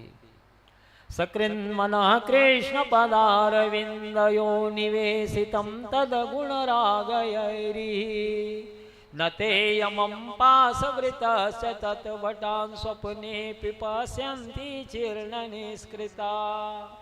सकृन् मनः कृष्ण पदारविंदयो, जिन्होंने अपने मन रूपी मधुकर को, भंवरा को भगवान श्री कृष्ण के जुगल चरणारविंद रूपी मकरंद रस का पान करने में लगा दिया है। सकृन् मनः कृष्ण पदारविंदयो निवेशितं तद गुण रागयैरिहा। निवेश करना यानी अपने मन को भगवान के श्री चरणों में लगा देना। निवेशितं तद गुण रागयैरिहा न ते यमं पाशवृतस्य तत्वटान्। ऐसे प्राणी स्वप्न में भी यमराज और उनके पासधारी भृत्यों का दर्शन नहीं करता, फिर नरक की तो बात ही क्या है। आओ इस विषय में हम तुमको एक प्राचीन इतिहास सुना रहे हैं। धर्म अर्थ काम मोक्षाणाम उपदेश समन्वितम पूर्ववृत्तम कथा युक्तम इतिहासम प्रचक्षते। धर्म क्या है, अर्थ क्या है, काम क्या है, मोक्ष क्या है, पूर्व में घटित घटनाओं को कथा की शैली में जिसे पिरोया गया है उसे ही इतिहास कहा गया है। जो स्कूल में पढ़ाया जाता है, कॉलेजों में पढ़ाया जाता है, इतिहास नहीं है। इतिहास शब्द को वेदों में, पुराणों में, शास्त्रों में परिभाषित किया गया है। धर्म अर्थ काम मोक्षाणाम उपदेश समन्वितम पूर्ववृत्तम कथा युक्तम इतिहासम प्रचक्षते। मन्ना भाई, धर्म क्या है, अर्थ क्या है, काम क्या है, मोक्ष क्या है, पूर्व में घटित घटनाओं को वेदों में, पुराणों में, शास्त्रों में जिनका संकलन किया गया है उनको इतिहास कहा गया है।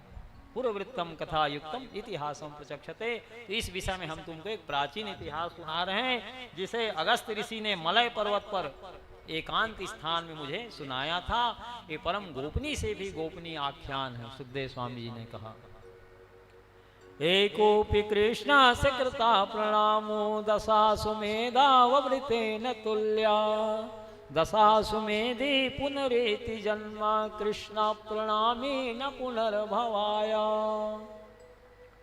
जो नर नारी एक बार भी भगवान श्री कृष्ण को हाथ जोड़ करके प्रणाम कर लिए, वह 10 अश्वमेध यज्ञ करने से भी बढ़ करके पुण्य फल प्राप्त कर लिया।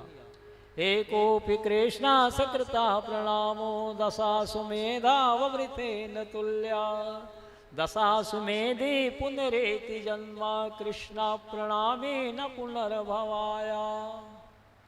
जो 10 अश्वमेध यज्ञ करता है उसका एक बार पुनर्जन्म हो सकता है, लेकिन जो भगवान श्री कृष्ण को प्रणाम कर लिया उसका पुनर्जन्म होता ही नहीं। कृष्ण प्रणामी न पुनर्भवाया। भगवान राम ने कहा, प्रजाजनों को धर्म का उपदेश देते उत्तरकांड में, यही तन कर फल विषय न भाई स्वर्ग ही स्वल्प अंत दुखदाई। ये तन का फल विषय भोग नहीं है भाइयों। स्वर्ग का भी जो सुख है स्वल्प है, थोड़ा है, अंत में दुखदाई है। जैसे पुण्य क्षीण होता है पुनः मृत्यु लोक में जीव गिरा दिया जाता है। गीता के 8वें अध्याय में भगवान ने अर्जुन से कहा, आ ब्रह्म भूना लोका पुनरावर्तिनो अर्जुना मामोपैतु तु कौन्तेय पुनर्जन्म विद्यते। ये ब्रह्मादिक लोग कालातीत हैं, एक निश्चित इनकी आयु है। अर्जुन से भगवान कह रहे हैं, आ ब्रह्म भूना लोका पुनरावर्तिनो अर्जुना मामोपैतु तु कौन्तेय पुनर्जन्म विद्यते। काल के द्वारा सीमित है ब्रह्मादि के लोग, इनकी एक निश्चित आयु है। आयु पूरी होती है उसके बाद ब्रह्मा बदल जाते हैं, दूसरा ब्रह्मा बिठा देते हैं। जैसे आप सरकारी नौकरी में हो मन्ना जी, 62 साल के बाद रिटायर हो जाओगे, 65 साल में अधिक से अधिक, उसके बाद दूसरा चार्ज ले लेगा आपका। वैसे ही पद है इंद्र का, ब्रह्मा का, उनका कार्यकाल पूरा हुआ, भगवान दूसरा ब्रह्मा बिठा देते हैं। आ ब्रह्म भुवना लोका पुनरावर्तिनो अर्जुना मामोपैतु तु कौन्तेय पुनर्जन्म विद्यते। लेकिन मेरे को प्राप्त होकर के मेरे भक्त का पुनर्जन्म नहीं होता। इसी को राम ने कहा कि यही तन कर फल विषय न भाई स्वर्ग ही स्वल्प अंत दुखदाई। ये तन का फल विषय भोग नहीं है भाइयों। स्वर्ग का भी जो सुख है स्वल्प है, अंत में दुखदाई है। जैसे पुण्य क्षीण होता है पुनः मृत्यु लोक में गिरा दिया जाता है, ठीक उसी प्रकार से जैसे बैंक में आपका 2, 4, 5, 10, 20 लाख जमा है तो उतना ही पैसा तो निकाल सकते हो जितना आपका जमा है। बैलेंस नील हो जाएगा उसके बाद कहाँ पैसा निकाल पाओगे। तो समझ लो सुख मिल रहा है स्वर्ग का तो पुण्य घट भी रहा है भाई, कम हो रहा है।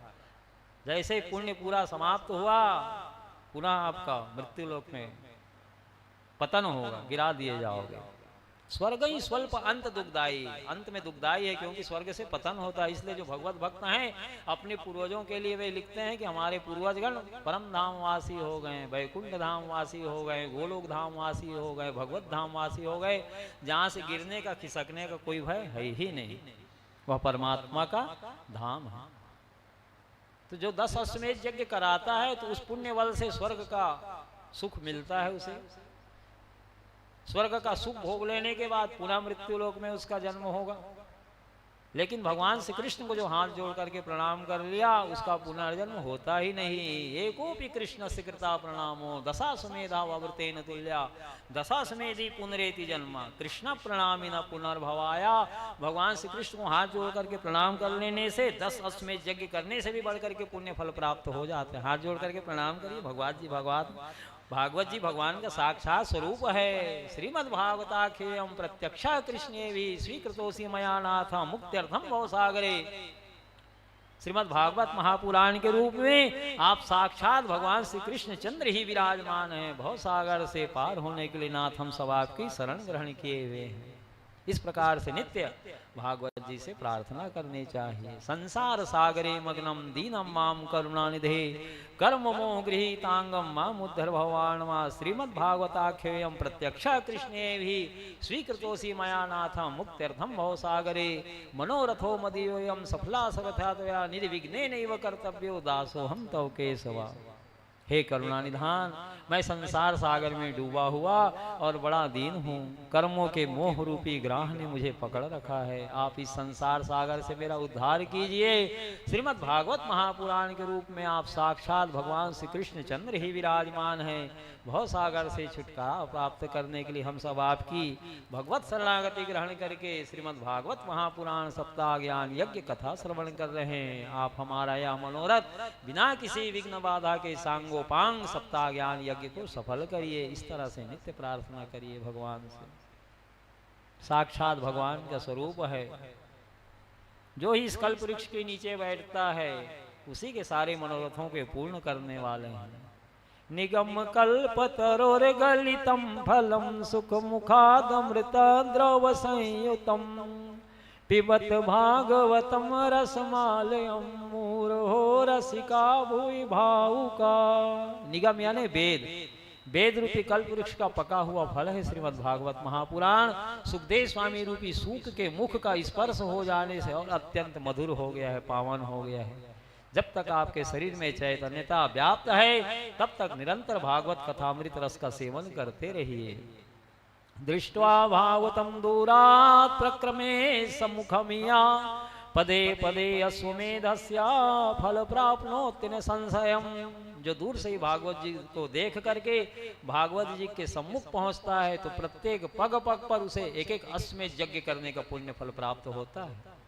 दारिद्र्य दुख जर दाहिता नाम माया पिशाची परिमर्दिता नाम संसार सिंधौ परिपातिता नाम क्षेमाय वै भागवतम प्रगर्जते। जो लोग दरिद्रता रूपी दुख ज्वाला से दग्ध हो रहे हैं, माया पिशाची ने जिसे रौंद डाला है, संसार सिंधु में जो डूब रहे हैं, उनके कल्याण करने के लिए भागवत शास्त्र सी नाद गर्जना कर रहा है। हमारी शरण में आओ, हम तुमको भवसागर से पार कर दूंगा। एतस्माद् परम किंचय मना शुद्धे निविद्यते जन्मांतरे भवेत् पुण्यम तदा भागवतम लभेत्। इस मन को शुद्ध करने के लिए भागवत शास्त्र से बढ़कर के अन्य दूसरा कोई साधन है ही नहीं। जब जन्म जन्मांतर का पुण्य उदय होता है तब भागवत कथा श्रवण करने का सुंदर श्रेष्ठ अवसर प्राप्त होता है। जिनके पास पुण्य रूपी पूंजी नहीं है उनको भगवत कथा श्रवण करने का अवसर प्राप्त नहीं होता। पुण्य पुण्य बिनु मिले ही न संता सतसंगति संस्कृति कर अंता। जिनके पास पुण्य रूपी पूंजी है, पुण्य रूपी धन है, उन्होंने ही भगवत कथा सुनने का सुंदर श्रेष्ठ अवसर प्राप्त होता है। पुण्य पुण्य बिन मिले ही न संता, सतसंगति संस्कृति करंता। पुण्य रूपी पूंजी से ही संतों का दर्शन होता है, संत समागम होता है, संतों के मुखारविंद से भगवान की कथा सुनने को मिलती है। और जब सत्संग करता है तो समस्त प्रकार के कर्म बंधनों से जीव मुक्त हो जाता है। राम सिंधु गण सज्जन धीरा, चंदन तरु हरि संत समीरा। भगवान राम समुद्र हैं तो संत जन समुद्र की गहराई है। राम सिंधु घन सज्जन धीरा, चंदन तरु हरि संत समीरा। भगवान चंदन के वृक्ष हैं तो संत जन चंदन की शीतलता को प्रचार प्रसार करने वाले शीतल मंद सुवासित वायु है। नयत्र वैकुंठ कथा सुधा पगा न साधवो भागवतास्तदाश्रया, नयत्र यज्ञे समखामो सवा सुरेश लोकोपि न वैश्य सेव्यता। जहाँ वैकुंठनाथ भगवान श्री हरि की कथा रूपी अमृतमय सरिता प्रवाहित नहीं हो रही है, जहाँ भगवान की अमृतमय कथा रूपी सरिता के उद्गम स्थल भगवान के प्यारे संत जन भक्त जन वास नहीं कर रहे हैं, और जहाँ बड़े समारोह पूर्वक यज्ञ पुरुष भगवान नारायण का कथा कीर्तन उत्सव महोत्सव न मनाया जा रहा हो, तो चाहे सुरेश ब्रह्मा का ही लोग क्यों ना हो, उस स्थान को त्याग देना चाहिए, वहीं वहीं वास स्थान बनाना चाहिए जहाँ जहाँ भगवान का कथा कीर्तन उत्सव महोत्सव हो रहा हो। तो सुखदेव स्वामी जी कह रहे हैं कि मैं गोपनी से भी गोपनी आख्यान, जिसे मलय पर्वत पर एकांत पर्वत प्रदेश में अगस्त ऋषि ने मुझे श्रवण कराया था, वह गोपनी आख्यान तुम्हें श्रवण करा रहा हूं। कान्यकुब्जे द्विजा श्रेष्ठा दासी पतिर अजामिला, नामना नष्ट सदाचारो दास्या संसर्ग दूषिता। कनौज का एक ब्राह्मण था, कान्यकुब्जे द्विजा श्रेष्ठा दासिर पतिर अजामिला, वह दासी पति था अजामिल। नामना नष्ट सदाचारो दास्या संसर्ग दूषिता, दासी के संसर्ग से सारा ब्रह्म तेज वो नष्ट कर रहा था। अजामिल बड़े धर्मात्मा थे, पहले माता पिता के आज्ञाकारी थे, मितभाषी थे, कम बोलते थे, भगवान का कथा कीर्तन उत्सव महोत्सव मनाते हुए धर्ममय जीवन में व्यतीत कर रहे थे। एक बार माता पिता की आज्ञा से वन में सूखी सूखी लकड़ियां हवन करने के लिए समिधा एकत्र करने के लिए गए थे, वापस लौट रहे थे तो मार्ग में वन में क्या देखा अजामिल, एक नर नारी का जोड़ा जो दोनों मदिरा पान किए हुए आपस में मदोन्मत्त हो रहे थे। अजामिल अपने इंद्रियों को संभालने का बहुत प्रयास किया, लेकिन इंद्रियां को वे नियंत्रित नहीं कर पाए। वो उल्टा नारी से नेह लगाए, सती साध्वी नारी का त्याग किए, बाल बच्चों का त्याग किए, माता पिता का त्याग किए और सारा ब्रह्म तेज वे नष्ट करने लगे। उस उल्टा नारी से अजामिल के 9 पुत्र हो चुके थे, 10वां वह गर्भवती थी। संतों की जमात उनके गांव में आई हुई थी। उल्टा नारी शेर सीधा लेके गई, महात्मा सिद्ध थे, कहे बेटी इस बार भी तेरे को पुत्र ही होगा, 10वां जो तुमको गर्भ है उसका नाम नारायण रख देना। संत की बात याद थी, सही में उन्हें पुत्र रत्न की प्राप्ति हुई। संत की बात याद थी, नारायण नाम रख दिया गया। अब तो सबसे छोटे पुत्र नारायण के ऊपर विशेष स्नेह था अजामिल का, खाते पीते उठते बैठते सोते जागते नारायण शब्द का उच्चारण करता, 50 बार नारायण शब्द निकलते थे उनके मुखारविंद से। जब उसे स्नान करना रहता तो कहता बेटा नारायण जरा गुनगुना जल एक बाल्टी ला के दे दे तो मैं स्नान बना लूं। वृद्ध हो गए थे तो गुनगुना जल ला के दे देते थे पिता को। जब उन्हें भोजन करना रहता तो कहता नारायण पानी पीढ़ा तो लगा दे बेटा, मैं जरा भोजन कर लूं, तो पानी पीढ़ा लगा देते थे, पिता को भोजन करा देते थे। जब उनको विश्राम करना रहता तो कहता नारायण जरा बिस्तरा तो लगा दे बेटा, मैं विश्राम कर लूं, तो बिस्तरा लगा देता नारायण। हाथ पैर दुखते तो कहता जरा हाथ पैर तो दबा दे नारायण, मेरे हाथ पैर दुख रहे हैं बेटा, तो आज्ञाकारी बालक पिता का हाथ पैर दबा देता था। 88 वर्ष अवस्था हो गई थी अजामिल की। जब इसका समय पूरा हुआ, मृत्यु का समय निकट आया, तो धर्मराज के भेजने से 3 यमदूत सहसा प्रकट हुए। भगवान के दूत जब भी किसी प्राणी को लेने के लिए जाते हैं तो वे सम संख्या में जाते हैं, और यमदूत कभी किसी प्राणी को लेने के लिए जाते हैं तो विषम संख्या में जाते हैं। तो अजामिल अकेला है और उसको लेने के लिए 3-3 यमदूत आए हैं। उनके सिर के केस खड़े खड़े हैं, आंख बड़ी भयावनी लाल लाल है, बड़ा डरावना स्वरूप है। सहसा अपने सामने 3 यमदूतों को देखे, यम पास को फेंके, शरीर में सूक्ष्म प्राण को खींचने लगे यमदूत। भयभीत होकर के अपने पुत्र नारायण का नाम पुकारा, जो आंगन में खेल रहा था कुछ बालकों के साथ। बेटा नारायण बचाओ, नारायण बचाओ, नारायण बचाओ, बेटा नारायण मेरी रक्षा करो। सुखदेव स्वामी जी कह रहे हैं, परीक्षित, भगवान नारायण के पार्षद सूक्ष्म रूप से तीनों लोगों में व्याप्त रहते हैं।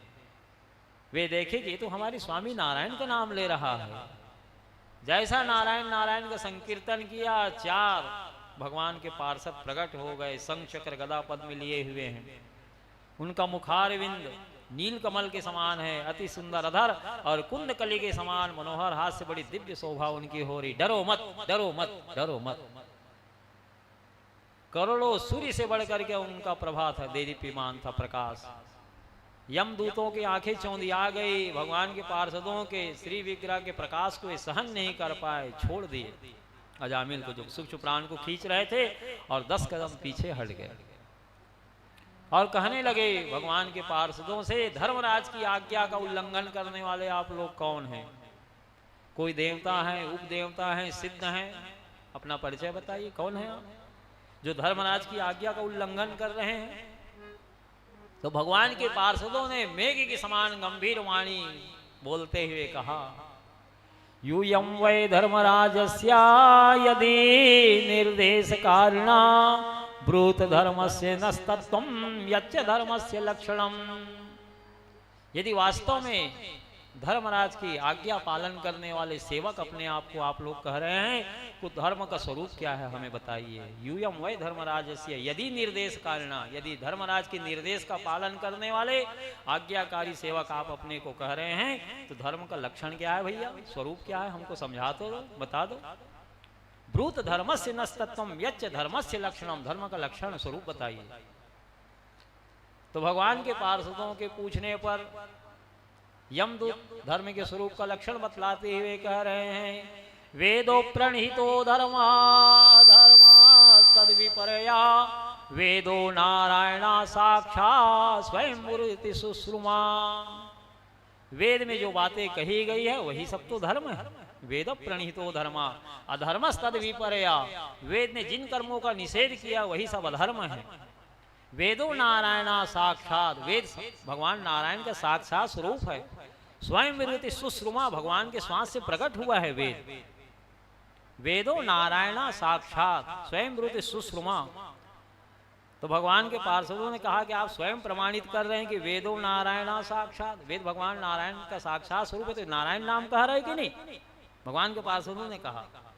तो यमदूतों ने कहा वो तो अपने बेटा का नाम ले रहा है, हमारे प्रभु का नाम कहाँ ले रहा है?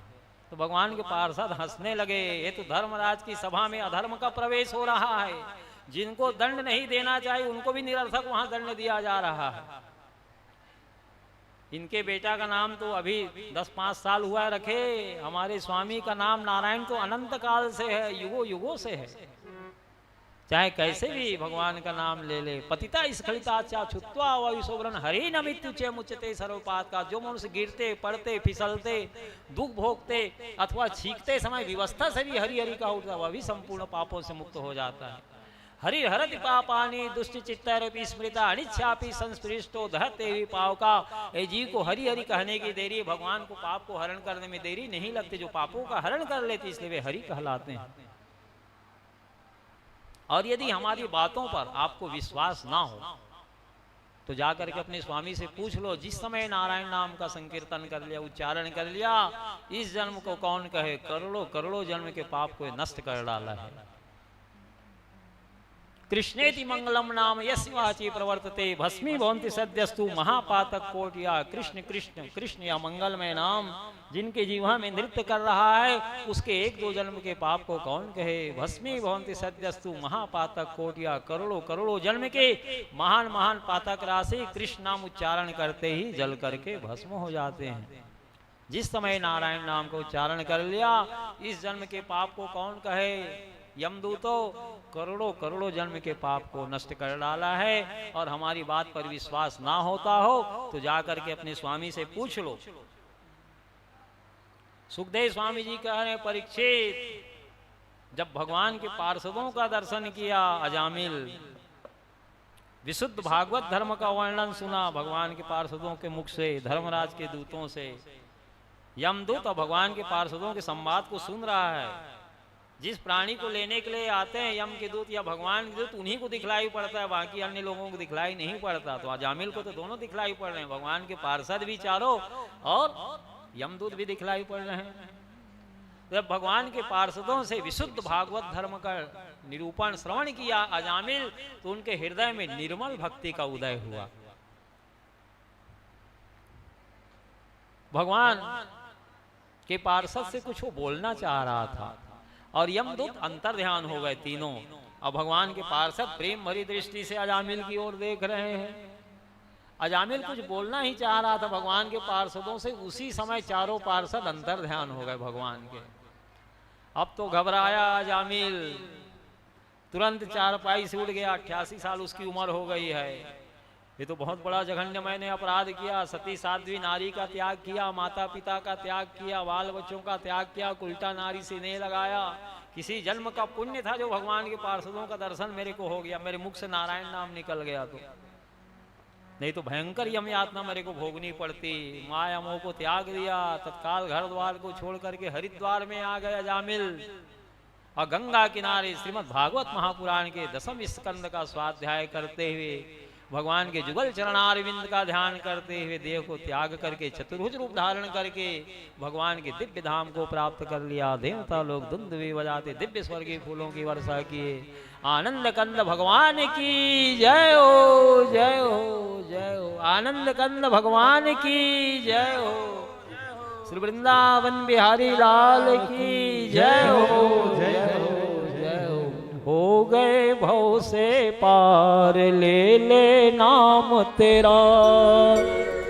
हो गए भव से पार, ले ले नाम तेरा। हो गए भव से पार, ले ले नाम तेरा। हो गए भव से पार, ले ले नाम तेरा।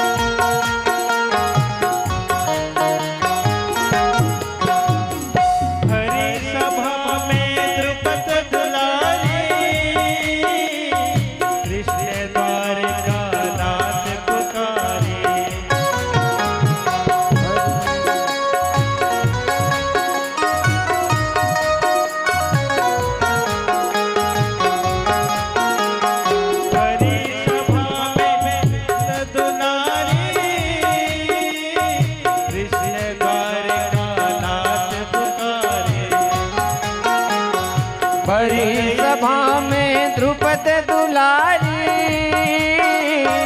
कृष्ण द्वारिका नाथ पुकारी बढ़ गई चिड़िया पार ले नाम तेरा बढ़ गई चिड़िया पार लेकर नाम तेरा हो गए भव से पार ले नाम तेरा हो गए भव से पार ले नाम तेरा।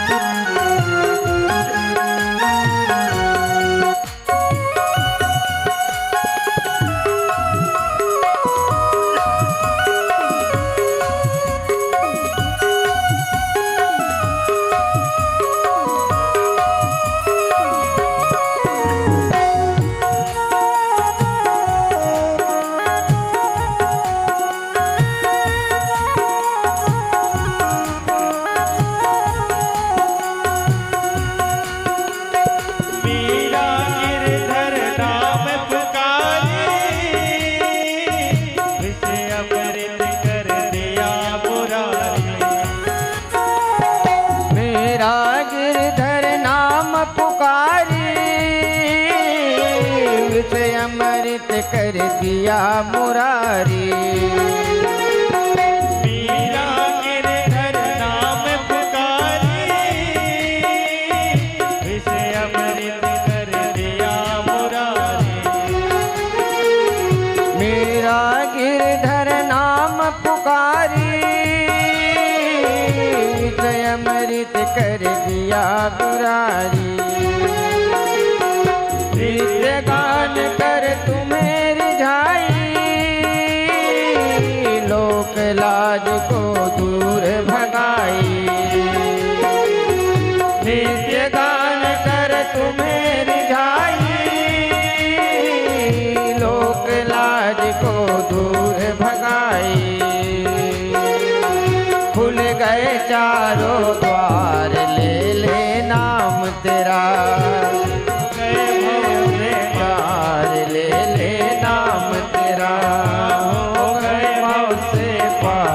ले नाम तेरा।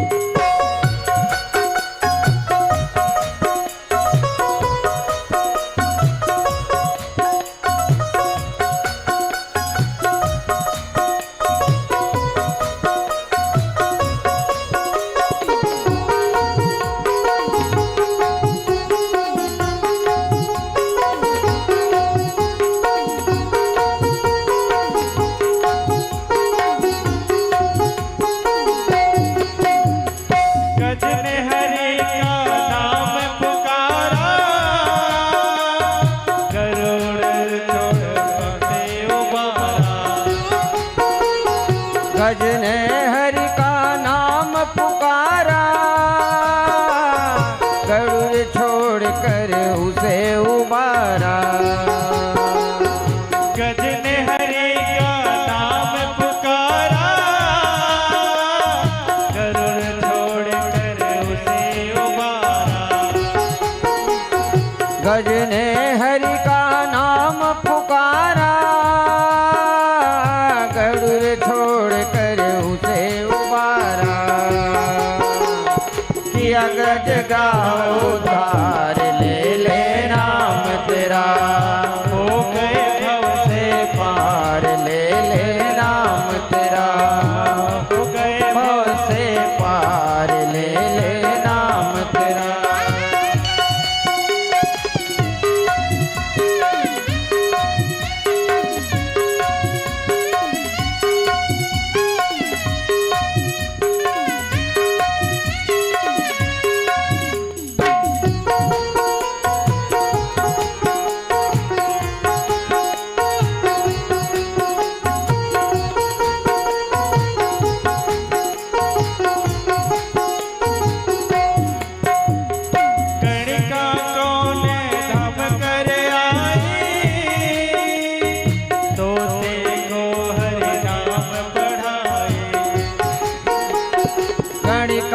कौन धाम करी आई, तोते को हरि नाम पढ़ाई। गणिका कौन धाम कर आई, तोते को हरि नाम पढ़ाई। गणिका कौन धाम करी आई,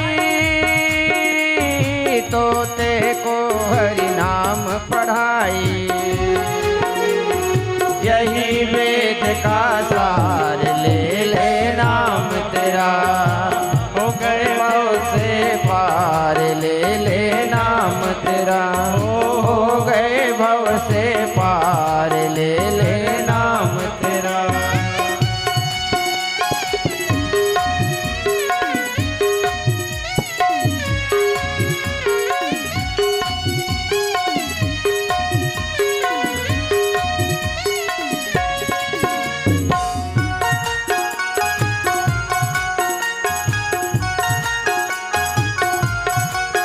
राम नाम को तुम भी गाओ,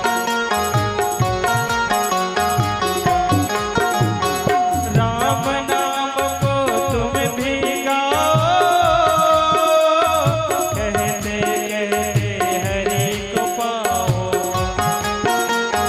राम नाम को तुम भी गाओ, कहते कहते हरि को पाओ। राम नाम को तुम भी गाओ,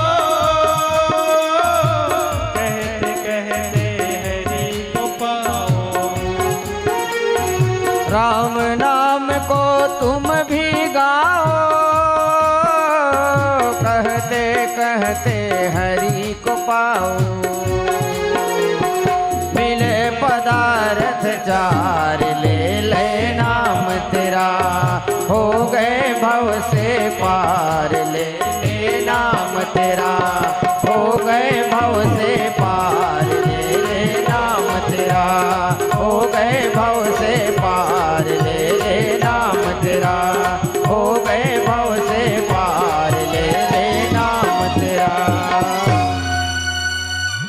बोल चंद्र भगवान की जय हो, वृंदावन बिहारी लाल की जय हो।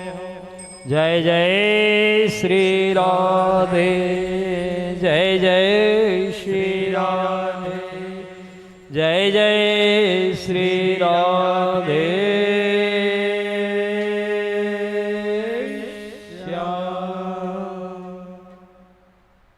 सुखदेव स्वामी से परीक्षित ने कहा, भगवान जब यमदूत खाली लौट गए यमलोक को तो यमराज को क्या वे उत्तर दिए। सुखदेव स्वामी जी ने कहा, जब यमदूत खाली लौटे यमलोक में तो धर्मराज ने कहा, जिन पापी व्यक्ति अजामिल को लाने के लिए तुम तीनों को भेजा था उसको लेकर के क्यों नहीं आए, खाली हाथ कैसे आ गए। तो यमदूतों ने कहा, अभी तक तो जगत के शासन करने वाले शासक सम्राट हम आप ही को समझते थे, क्या जगत की सत्ता और किसी के पास है क्या, पहले आप ये तो हमें बताइए। ऐसा जब प्रश्न किए यमदूत अपने स्वामी धर्मराज से, तो धर्मराज ध्यान लगा करके देखने लगे। तब यमराज को वो सारा हाल पता चल गया। जैसे सीसीटीवी से रिकॉर्ड आप लोग देख लेते हैं, पुराना घटना घटित हुई तो धर्मराज ध्यान लगाते ही क्या घटना घटी सब जान गए कि जैसे वो पापी व्यक्ति को सूक्ष्म प्राण को यम पास से खींच रहे थे, मेरे दूत नारायण नारायण नाम का संकीर्तन कर रहा है, ध्यान लगा करके देखे तो अब तो धर्मराज अपने दूतों को प्रेम से समझाने लगे, सभी पापी व्यक्ति को दंड देने का अधिकार मैं नहीं रखता।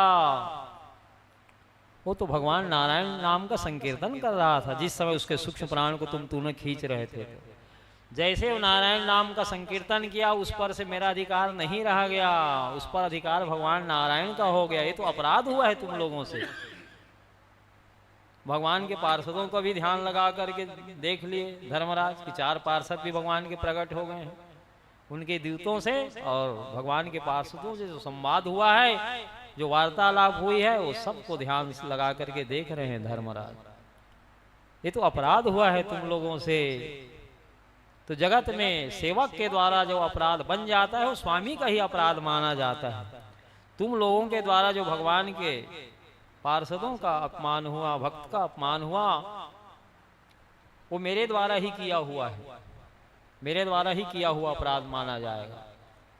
ऐसा विचार करके धर्मराज हाथ जोड़ करके विश्वात्मन भगवान नारायण से क्षमा मांगने लगे। मेरे पार्षदों के द्वारा जो अपराध हुआ है वो मेरा ही अपराध है। भगवान मेरे पार्षदों के अपराध को, दूतों के अपराध को कृपा करके आप क्षमा कर दीजिए। और अपने प्यारे दूतों को प्रेम से समझाते हुए धर्मराज ने कहा कि मैं सभी पापी व्यक्तियों को दंड देने का अधिकार नहीं रखता जो भगवान की शरण में चले जाते हैं। मृत्यु के समय जो भगवान के नाम का उच्चारण कर लेते हैं उस पर मेरा अधिकार नहीं रह जाता। वो भगवान नारायण के अधिकार क्षेत्र की बात है, भगवान नारायण के धाम को ये प्राप्त कर लेते हैं। गरुड़ पुराण में कथा आई है, जो अंतिम समय में जो म्रियमाण मनुष्य को जो शरीर छोड़ने वाला रहता है, ऐसे म्रियमाण मनुष्य को जो भगवान का नाम सुना देता है वही सच्चा भाई बंधु कहा गया।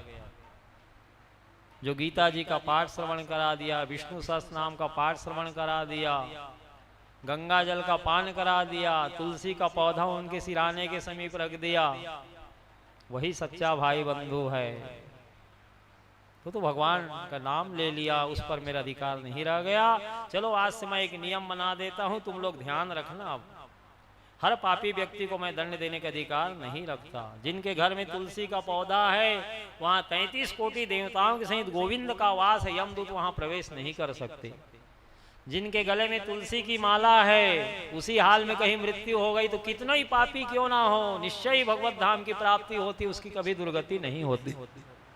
या दृष्ट्वा निखिलाग संग समली स्पृष्टा व पुष्पामणि रोगा नाम विवंदिता निरसनी सिक्तांत का तरासनी प्रत्या सत्य विधायिनी भगवतः कृष्णस्य संरोपिता न्यस्ता तच्चरणे मुक्ति फलदा तस्यै तुलस्यै नमः।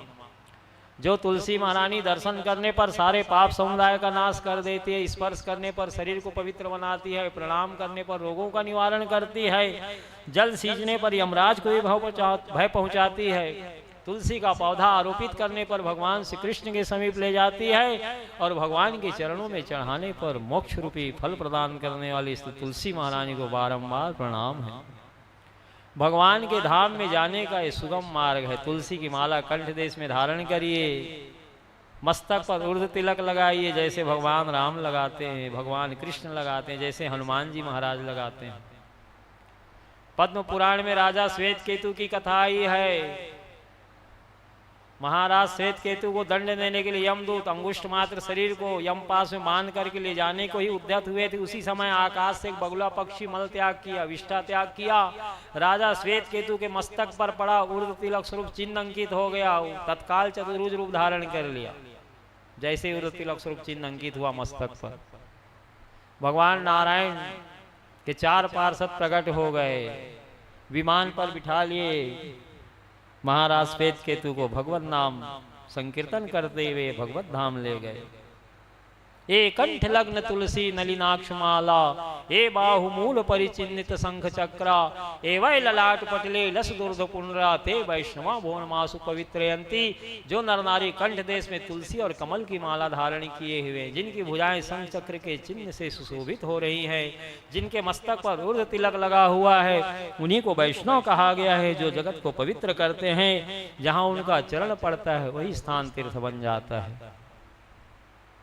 नरक जाने से जीव बचना चाहता है तो भागवत धर्म को अपना ले, तुलसी की माला कंठ देश में धारण करे, शंख चक्र का चिन्ह भुजा में ले ले, मस्तक में उर्ध तिलक लगाए, नित्य गीता जी का पाठ करे, एक कण गंगा जी का सेवन करे, भगवान श्री कृष्ण को हाथ जोड़ करके नित्य प्रणाम करे। फिर यमराज स्वप्न में भी आपकी चर्चा नहीं करेंगे। भागवत कथा श्रवण कर रहे हैं तो भागवत धर्म को अपनाइए। भगवत गीता किंचित दीता, गंगा जल्लौ कणिका पीता, सकृदपि यस्य मुरारि समर्चा, तस्य यमः किं कुरुते चर्चां। भज गोविंदम भज गोविंदम, गोविंदम भज मूढ़मते। जो किंचित मात्र भी गीता जी का नित्य स्वाध्याय कर रहे हैं, एक कण गंगा जी का सेवन नित्य कर रहे हैं, भगवान श्री कृष्ण को हाथ जोड़ करके नित्य जो प्रणाम कर रहे हैं, यमराज स्वप्न में भी उस जीव की चर्चा नहीं करते।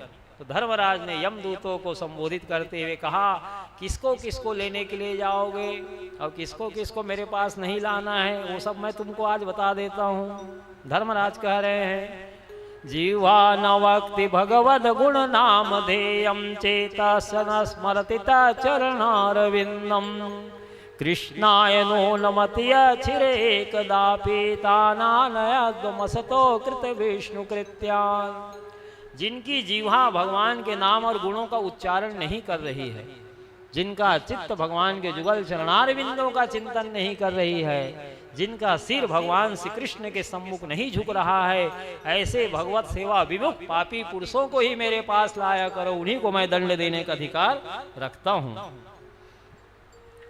तुम्हें याचे मम देहि जीवे समागते दंडधरे कृतांते वक्तव्यमेवं मधुरं सुभक्त्या गोविंद दामोदर माधवेति।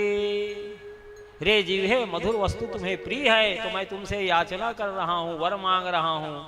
जब यमराज दंड लेकर के आएंगे प्राण को लेने के लिए, समागते दंडधरे कृतांते वक्तव्यमेव मधुरम सुभक्त्या गोविंद दामोदर माधवेति। उस समय मधुर स्वर से हे गोविंद, हे दामोदर, हे माधव, भगवान के मंजूरमय मंगलमय नामों का उच्चारण कर लेना और भवसागर से पार हो जाना।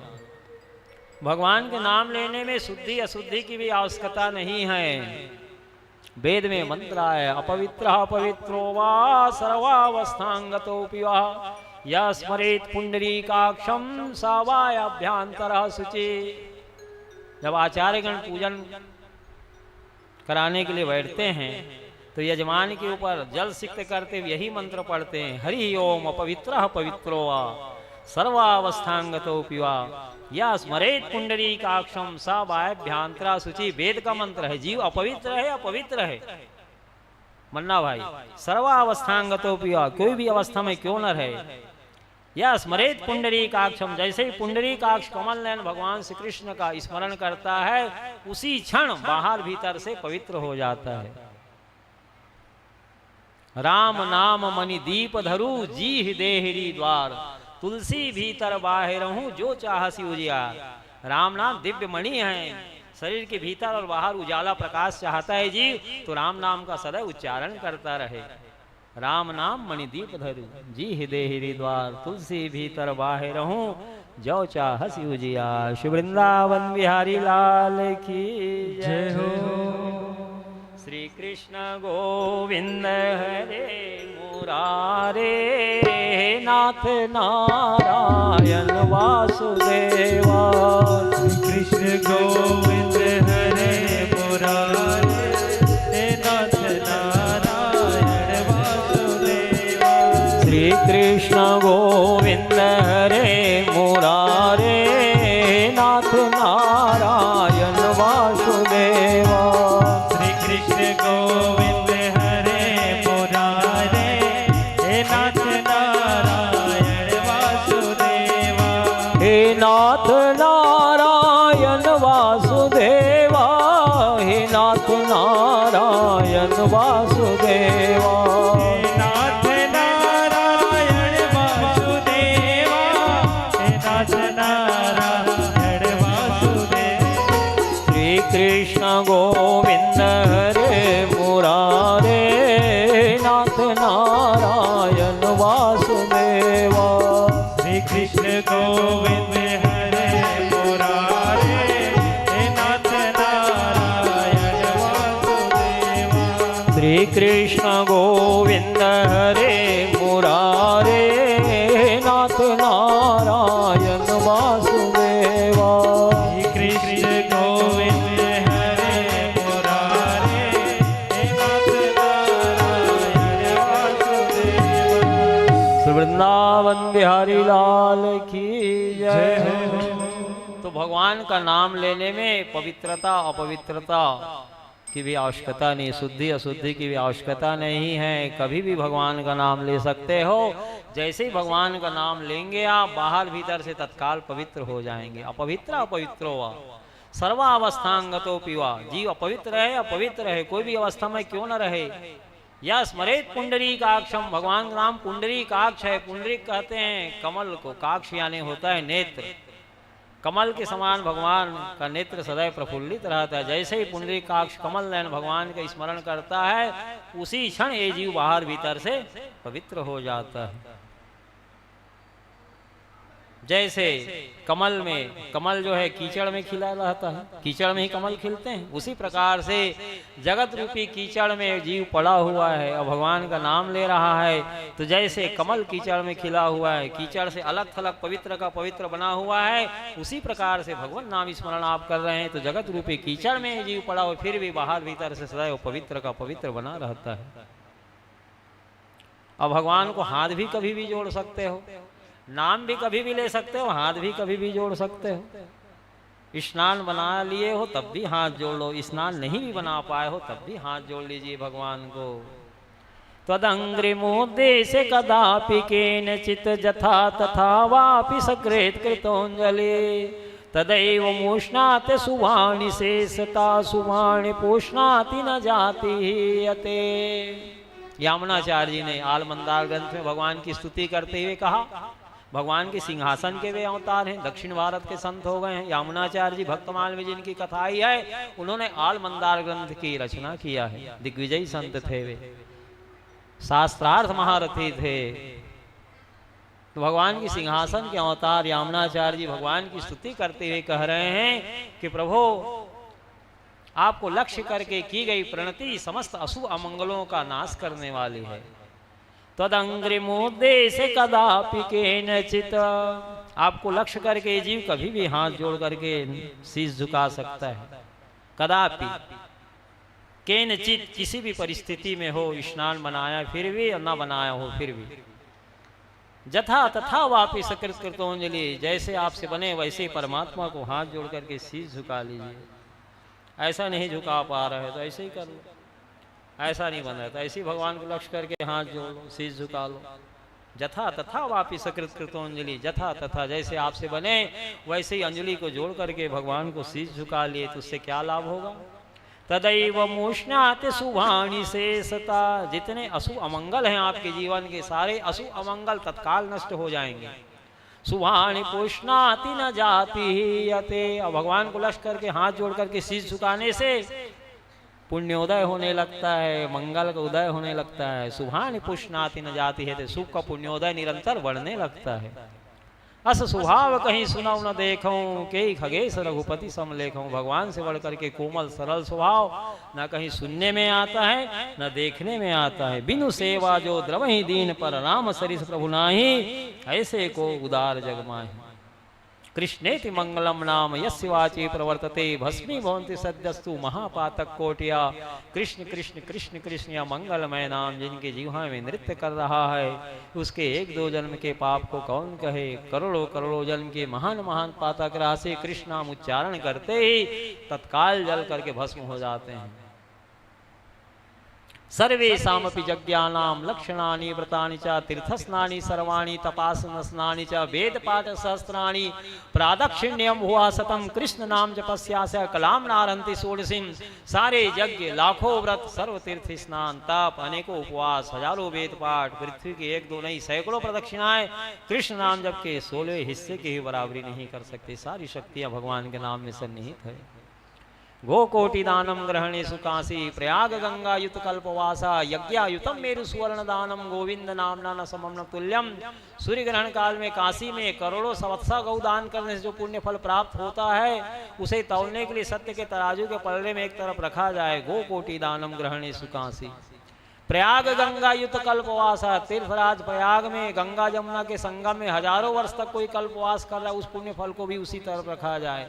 कोई यज्ञ में सुमेरु पर्वत के समान स्वर्ण दान कर रहा है, उस पुण्य फल को भी उसी तरफ रखा जाए। और दूसरे तरफ भगवान गोविंद नाम को रखा जाए, सत्य के तराजू पर तौल करके देखा जाए तो अपनी महिमा के कारण गोविंद नाम का पलड़ा ही भारी, सारे साधन हल्के हो रहे हैं। गोविंद नाम न समम न तुल्यम। तो भगवान के नाम की बड़ी अपरिमित महिमा है। तस्माद भारत सर्वात्मा भगवान ईश्वरो हरि श्रोतव्य कीर्तितव्य स्मर्तव्य क्षता भयम। ये जीवात्मा का सच्चा सुहृद एकमात्र भगवान श्री हरि ही है।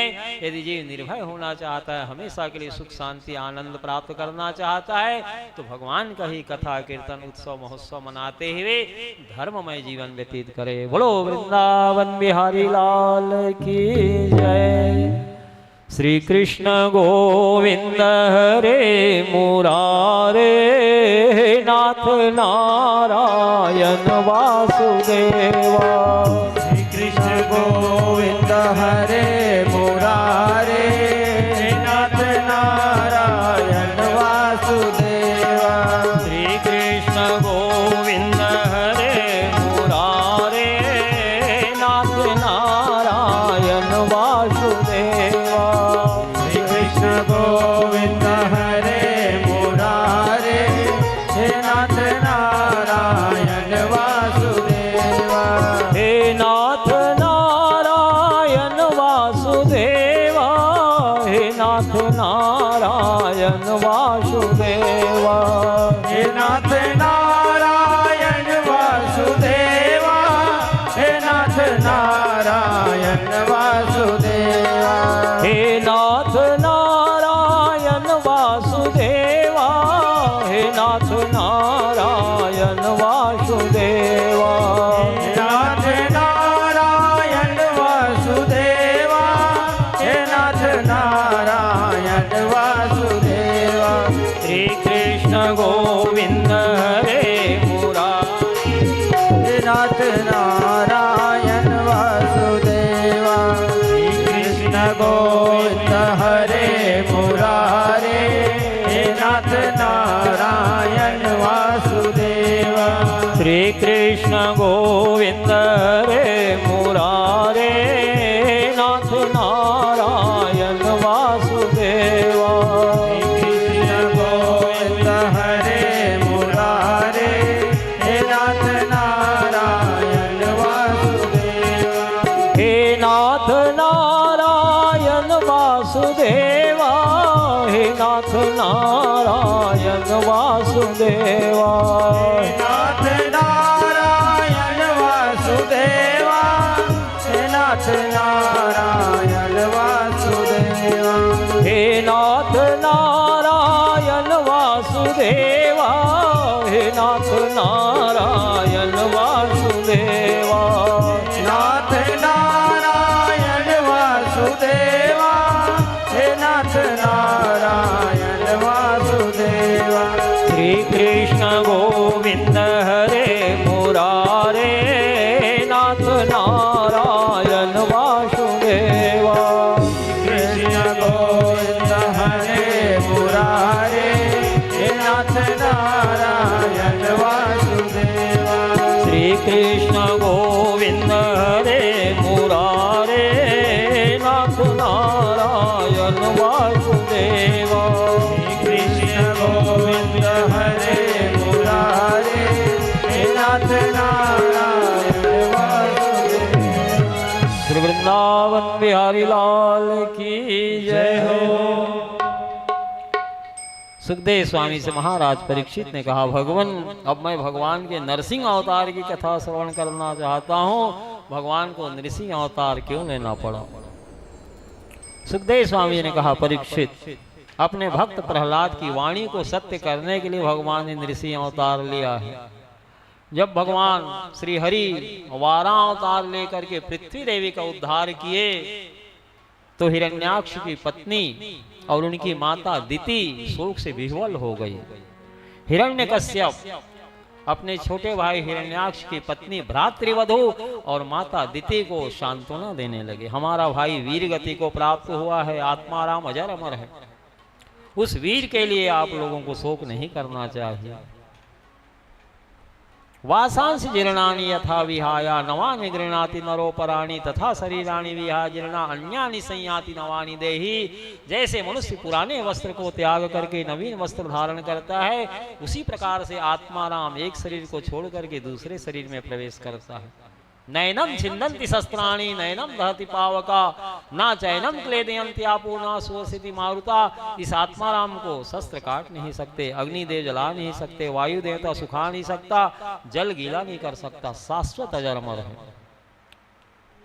हमारा भाई वीर गति को प्राप्त हुआ है, उस वीर के लिए आप लोग शोक न करें, आत्माराम अजर अमर है। इस प्रकार से सांत्वना दे रहा है माता अदिति को और छोटे भाई हिरण्याक्ष की पत्नी भ्रातृवधू को, और स्वयं भगवान नारायण के प्रति बैर भाव रख करके गंधमादन पर्वत पर गया। उड़ीसा में है गंधमादन पर्वत, जहाँ नरसिंहनाथ जी का मंदिर है, वहीं गया हिरण्याक्ष। हिरण्यकश्यप तपस्या करने के लिए अपने छोटे भाई हिरण्याक्ष की मृत्यु का बदला लेने के लिए। विष्णु पुराण में कथा आई है, गंधमादन पर्वत में जहाँ दिव्य औषधियां हैं, जड़ी बूटियां हैं, गंधमादन पर्वत में, वहीं एक वृक्ष के नीचे ज्ञान मुद्रा से ओम ब्रह्मणे नमः, ओम ब्रह्मणे नमः, ओम ब्रह्मणे नमः, ओम ब्रह्मणे नमः की समाधि लगाया। ब्रह्मा जी का ध्यान कर रहा है विधाता की। देवराज इंद्र गुरुदेव बृहस्पति से विनय करने लगे, गुरुदेव यदि ये ब्रह्मा जी को प्रसन्न कर लिया, उनसे वरदानी हो गया, वर प्राप्त कर लिया, तो उसको जीतना और अजय हो जाएगा, कठिन हो जाएगा। अभी ये वरदानी नहीं, तब तो इसके सामने हम ठहर नहीं सकते, और कहीं ब्रह्मा जी से शक्ति प्राप्त कर लेगा वर लेकर के, तो इसको जीतना और कठिन हो जाएगा, अजय हो जाएगा। तो इसकी तपस्या पूरी ना होने पाए, ऐसा कोई उपाय करो। देवताओं के गुरु बृहस्पति तोते का रूप धारण करके जिस वृक्ष के नीचे का आश्रय लेकर के ज्ञान मुद्रा से ओम ब्रह्मणे नमः, ओम ब्रह्मणे नमः, ओम ब्रह्मणे नमः की समाधि लगाया हुआ है, उसी वृक्ष के ऊपर में तोते का रूप धारण करके देवताओं के गुरु बृहस्पति श्री हरि नारायण, श्री हरि नारायण, श्री हरि नारायण, श्री हरि नारायण उच्चारण करने लगे। जाकर नाम लेत जग माही, सकल अमंगल मूल नसाए। जिन परमात्मा का नाम स्मरण करने से केवल एकमात्र अमंगल ही नष्ट नहीं होता, समस्त प्रकार के अमंगलों का मूल ही जड़ से नष्ट होता है। मधुर मधुर में तत् मंगलम मंगलानाम, सकल निगम वल्ली यत फलम चित स्वरूपम, सकृत परिगीतम श्रद्धया हेलया वासा भवति भव पारम राम नामानुभावात्। मधुर से भी मधुर, मंगलों को भी मंगल प्रदान करने वाले संपूर्ण वेद रूपी लता का फल एवं चैतन्य स्वरूप श्री भगवान नाम का भाव से और कुभाव से किसी प्रकार भी एक बार भी यदि किसी ने हरि नाम का गायन कर लिया, तो हरि नाम के प्रभाव से अनायास संसार सागर को बछड़े के खुर के गड्ढे के समान सुगमता से पार कर जाता है। नारा मतलब होता है जल, अयन माने विश्राम करना, शयन करना। जल में भगवान विश्राम करते, इसलिए भगवान का नाम नारायण है। जो नारायण नाम का संकीर्तन करता है, धर्म अर्थ काम मोक्ष चारों पुरुषार्थों की प्राप्तियां उनको होती है। जब नारायण नाम का संकीर्तन किए देवगुरु बृहस्पति, तो हिरण्यकश्यप को अच्छा लगेगा मन्ना भाई, उनको तो अच्छा नहीं लगा। उन्हीं से तो बैर है उनका, छोटे भाई का उद्धार भगवान ने किया और अवतार लेकर, उन्हीं से तो बदला लेने के लिए विधाता ब्रह्मा जी की तपस्या में बैठे हैं। उसकी समाधि खुल गई, एक पत्थर लिया और मारा उसको, तोता को। कोई साधारण तोता तो था नहीं, उड़ करके अंतर ध्यान हो जाते थे देवगुरु बृहस्पति। ये कहाँ से दुष्ट पक्षी तोता हमारे शत्रु का नाम ले रहा है। इसी नारायण से तो बदला लेने के लिए मैं विधाता ब्रह्मा जी की तपस्या में बैठा हूँ। पुनः समाधि लगाया, ओम ब्रह्मणे नमः, ओम ब्रह्मणे नमः, ओम ब्रह्मणे नमः। फिर वो तोता आके बैठ गया वृक्ष में। फिर श्री हरि नारायण, श्री हरि नारायण, श्री हरि नारायण, श्री हरि नारायण। फिर समाधि खुल गई। फिर पत्थर लेकर के मारा, फिर उड़ करके कहाँ गया पता नहीं। ऐसा कई बार पत्थर मार करके भगाया, तो कहाँ जाता था, उड़ करके हाथ आता नहीं था। हिरण्यकश्यप के कोई साधारण तोता तो है नहीं, देवगुरु बृहस्पति अंतर ध्यान हो जाते थे। और जैसे समाधि लगा के बैठता था, फिर नारायण नारायण। ऐसा 10-20 बार किया, तो मन में सोचने लगा आज का मुहूर्त ही ठीक नहीं है। मालूम पड़ता है कहाँ से दुष्ट पक्षी तोता आ जाता है, यहीं बैठ के उसको नारायण नारायण करना चाहिए, और कहीं नहीं करता हो। जहाँ मैं तपस्या में बैठा हूँ, उसी वृक्ष के नीचे में आके नारायण नारायण करता हूँ, मेरे हाथ आता नहीं है। तो मन में विचार किया आज का मुहूर्त ही ठीक नहीं है, ऐसा मालूम पड़ता है। चलो मैं किसी और दूसरे दिन तपस्या करने आ जाऊंगा। वापस राजमहल में आया। इनके पतिव्रता सती साध्वी नारी कयाधु देखी, हमारे पतिदेव आज ही गए थे तपस्या के लिए, अभी तत्काल कैसे लौट आए। अभी तत्काल पूछूंगी तो कहीं नाराज ना हो जाए, पता नहीं ऐसा क्या कारण बना जो इन्हें तत्काल वापस लौटना पड़ा। हमारे पतिदेव किसी कार्य को हाथ में लिए हैं, किसी कार्य को करने के लिए गए तो उसे पूरा करके ही आए हैं, खाली हाथ कभी नहीं आए। आज ही तपस्या के लिए गए, आज ही लौट आए। अभी पूछूंगी तो कहीं नाराज ना हो जाए। जब इनको प्रसन्न देखूंगी तो अवसर पाके पूछ लूंगी। ऐसा मन में विचार की स्वादिष्ट अमृतमय रसोई तैयार की, पति को आए देखी तो पानी पीढ़ा लगा करके अमृतमय भोजन कराने लगी, हवा करने लगी पंखा से पति को। जब अमृतमय स्वादिष्ट भोजन मिला हिरण्यकश्यप को तो मन प्रसन्न हो गया। पति को प्रसन्न देख करके अवसर पा करके पूछने लगी, कयाधु आज ही आप तपस्या के लिए गए थे, आज ही कैसे वापस आ गए? ऐसा क्या कारण बना? तो मन प्रसन्न है, सही सही बात बताने लगा हिरण्यकश्यप। कयाधु मैं गन्धमादन पर्वत में गया था तपस्या के लिए। जिस वृक्ष के नीचे बैठ करके ब्रह्मा जी की समाधि में मन लगाया, उसी समय कहाँ से एक दुष्ट पक्षी तोता आके नारायण नारायण नाम का संकीर्तन करने लगा। कई बार पत्थर मार मार के भगाया और मेरे हाथ आता नहीं था, कहाँ उड़ करके चला जाता था पता नहीं चलता था। जैसे समाधि लगाता था ब्रह्मा जी की, पुनः नारायण नारायण का संकीर्तन करता था। तो मैं सोचा आज का मुहूर्त ही ठीक नहीं है, ऐसा लगता है मेरे को, इसलिए वापस आ गया। अब तो परम प्रसन्न हो गई कयाधु, आज हमारे पति देव के मुखारविंद से भगवान का नाम निकल रहा है, तब तो मैं कई बार इनके मुख से भगवान का नाम निकलवाऊंगी। कयाधु प्रसन्न होकर के पूछने लगी, वो पक्षी क्या कहता था, फिर से बतलाइए तो मुझको सुनने में अच्छा लग रहा। तो पुनः कहता हिरण्यकश्यप, वो नारायण नारायण का संकीर्तन करता था कयाधु। भोजन प्रसाद करते करते कई बार नारायण नाम का उच्चारण करवाई कयाधु। जब रात्रि में विश्राम किया हिरण्यकश्यप, वो पतिव्रता नारी अपने पति की सेवा में उपस्थित हुई, तब भी कई बार पूछी चरण सेवा करते हुए कि वो पक्षी क्या कहता था जी, मुझको सुनने में अच्छा लगता है, फिर से आप बताइए। तो हिरण्यकश्यप ने कहा, कयाधु वो नारायण नारायण नाम का संकीर्तन करता था। श्री हरि नारायण नारायण नारायण, हरि नारायण नारायण नारायण, श्री हरि नारायण नारायण नारायण, हरि नारायण नारायण नारायण, श्री हरि नारायण नारायण नारायण, हरि नारायण नारायण नारायण, श्री हरि नारायण नारायण नारायण, हरि नारायण नारायण नारायण, श्री हरि नारायण नारायण नारायण, हरि नारायण नारायण नारायण। रात्रि भर नारायण नाम का संकीर्तन करवाई कयाधु। अपने पति देव से स्वयं भी नारायण नाम का संकीर्तन करते रही। और इसी परिस्थिति में हिरण्यकश्यप के द्वारा कयाधु का गर्भाधान हुआ। तब तो संत शिरोमणि परमहंस महात्मा प्रहलाद जी जैसे भक्त की प्राप्ति हुई, जो सनकादिक ऋषि के अवतार हैं। दूसरे दिन पुनः तपस्या के लिए गंधमादन पर्वत पर गया। उसी वृक्ष के नीचे बैठ करके पुनः तपस्या के लिए उद्यत हुआ। ओम ब्रह्मणे नमः, ओम ब्रह्मणे नमः, ओम ब्रह्मणे नमः की समाधि लगाया। देवराज इंद्र पुनः हाथ जोड़ करके बृहस्पति से कहे, गुरुदेव तो फिर आ गया। देवगुरु बृहस्पति ने कहा कि अब मेरा काम हो गया, अब मैं बार बार वहां जाने वाला नहीं हूं, तुम्हारी हिम्मत है तो तुम जाओ। तो हिरण्यकश्यप के पास जाने की कहाँ हिम्मत है।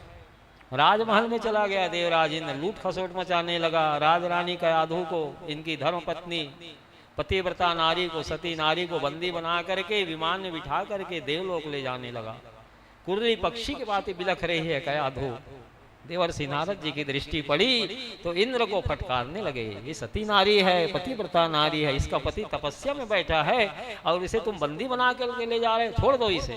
नारद जी ने कहा, देवराज इंद्र ने कहा, देवर्षि नारद जी, कयाधु के गर्भ में हिरण्यकश्यप का तेज है, वह राक्षस बालक जब जन्म ले लेगा तब मैं उस राक्षस बालक को जन्म लेते ही मार डालूंगा, उसके बाद इसे छोड़ दूंगा। अभी मारूंगा तो नारी हत्या का पाप लगेगा, भ्रूण हत्या का पाप मेरे को लगेगा।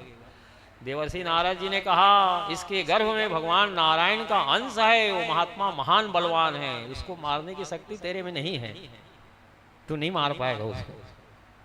जब देवर्षि नारद जी के मुखारविंद से सुना देवराज इंद्र की भगवान नारायण का अंश है, तब तो गर्भस्थ शिशु को लक्ष्य करके प्रणाम किया देवराज इंद्र, और कयाधु की 4 परिक्रमा करके पुनः भगवान नारायण को प्रणाम किया कि गर्भस्थ शिशु में भगवान नारायण का अंश है। गर्भस्थ शिशु को लक्ष्य करके प्रणाम करके राजरानी कयाधु को मुक्त कर दिया।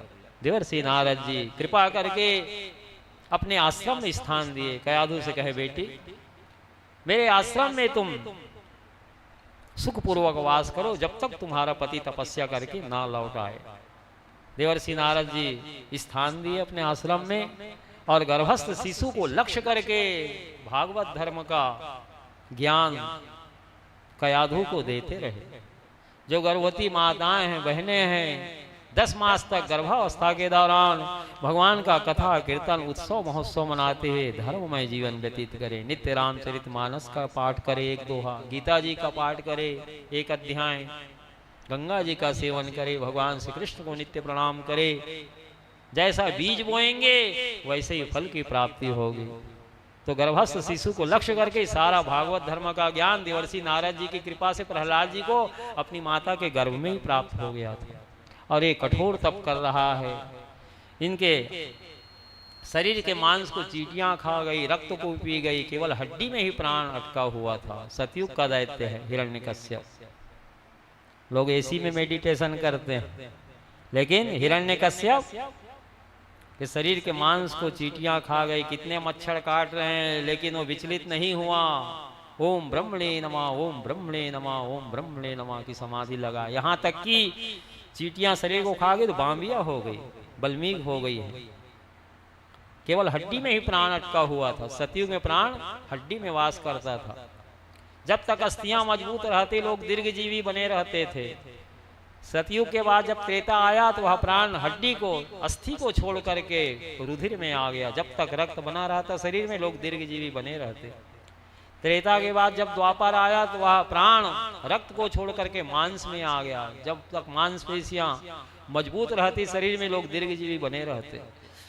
द्वापर के बाद कलयुग आया तो मांस को छोड़ करके वह प्राण अन्न में आ गया। कलौ अन्नगता प्राणा, इसलिए कलयुग में अन्न दान करने से प्राण दान करने का पुण्य फल प्राप्त होता है। इसलिए जगह जगह अन्न क्षेत्र चलता है। भूखे को भोजन और प्यासे को जल पिलाना चाहिए। आज अक्षय तृतीया भी है, भगवान परशुराम जी का प्रागट्य महोत्सव है।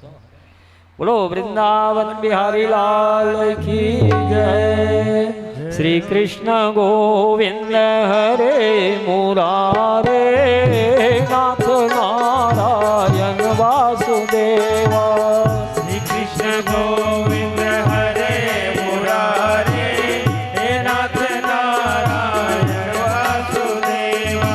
श्री कृष्ण गोविंद हरे मुरारे, नाथ नारायण वासुदेवा। श्री कृष्ण गोविंद हरे मुरारे, हे नाथ नारायण वासुदेवा। हे नाथ नारायण वासुदेवा, हे नाथ नारायण वासुदेवा। हे नाथ नारायण वासुदेवा, हे नाथ नारायण वासुदेवा। श्री कृष्ण गोविंद हरे मुरारे, नाथ नारायण वासुदेवा। श्री कृष्ण गोविंद हरे मुरारे, हे नाथ नारायण वासुदेवा। श्री कृष्ण गोविंद हरे मुरारे, नाथ नारायण वासुदेवा। श्री कृष्ण गोविंद हरे मुरारे, हे नाथ नारायण वासुदेवा।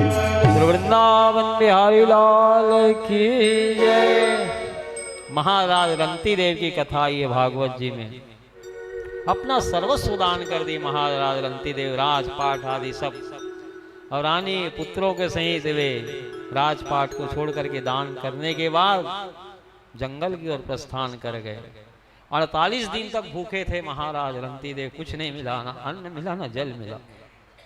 48 दिन बाद किसी पुण्य के प्रभाव से उन्हें थोड़ा सा पूड़ी, हलवा, खीर और जल मिला। तो आधा भाग तो अपनी पत्नी बच्चों को दे दिए, आधा भाग बचा था उसको पाना ही चाहते थे, चांडाल आ गए उनके पास। महाराज मैं बहुत दिन ऐसे भूखा हूँ, कुछ खाने पीने को मेरे को मिला नहीं, मेरे को इसमें से कुछ अन्न दे दीजिए। तो अपना भाग वे चंडाल को दे दिए। अब जल बस बचा था, उसे ही पीना चाहते थे कि एक कुत्ता आ गया। महाराज रंती देव से कहा, महाराज मैं प्यासा हूँ, बहुत दिनों से मुझे जल नहीं मिला है। तो अपना जल भी उन्हें दे दिए, अपने पास कुछ नहीं रखे। भगवान प्रकट होकर रंती देव को दर्शन दिए, भगवान वर मांगने के लिए कहे तो रंती देव ने कहा, ये जगत के जितने प्राणी हैं ना सृष्टि के, उस सब का दुख मेरे को मिल जाए और सभी प्राणी सुखी हो जाए। उस देश में आपका जन्म हुआ है। जलाराम जी गुजरात के संत थे, वीरपुर के रहने वाले थे। वर्तमान में जिला है वीरपुर, वे अन्य क्षेत्र चलाते थे। जलाराम जी गुजरात के संत थे, सीताराम जी के उपासक थे। श्रीमान संपन्न घर में जन्म हुआ था जलाराम जी का। अन्य क्षेत्र चलाते थे, द्वारकाधीश भगवान का दर्शन करने लोग जाते तो जलाराम जी के अन्य क्षेत्र में लोग ठहर जाते, भर पेट भोजन कराते, जल पिलाते, तीर्थयात्रियों की सेवा करते थे। 5-10 दिन रुक भी जाते थे। कितने संत महात्मा लोग उनके अन्य क्षेत्र में उनकी खूब सेवा सत्कार करते।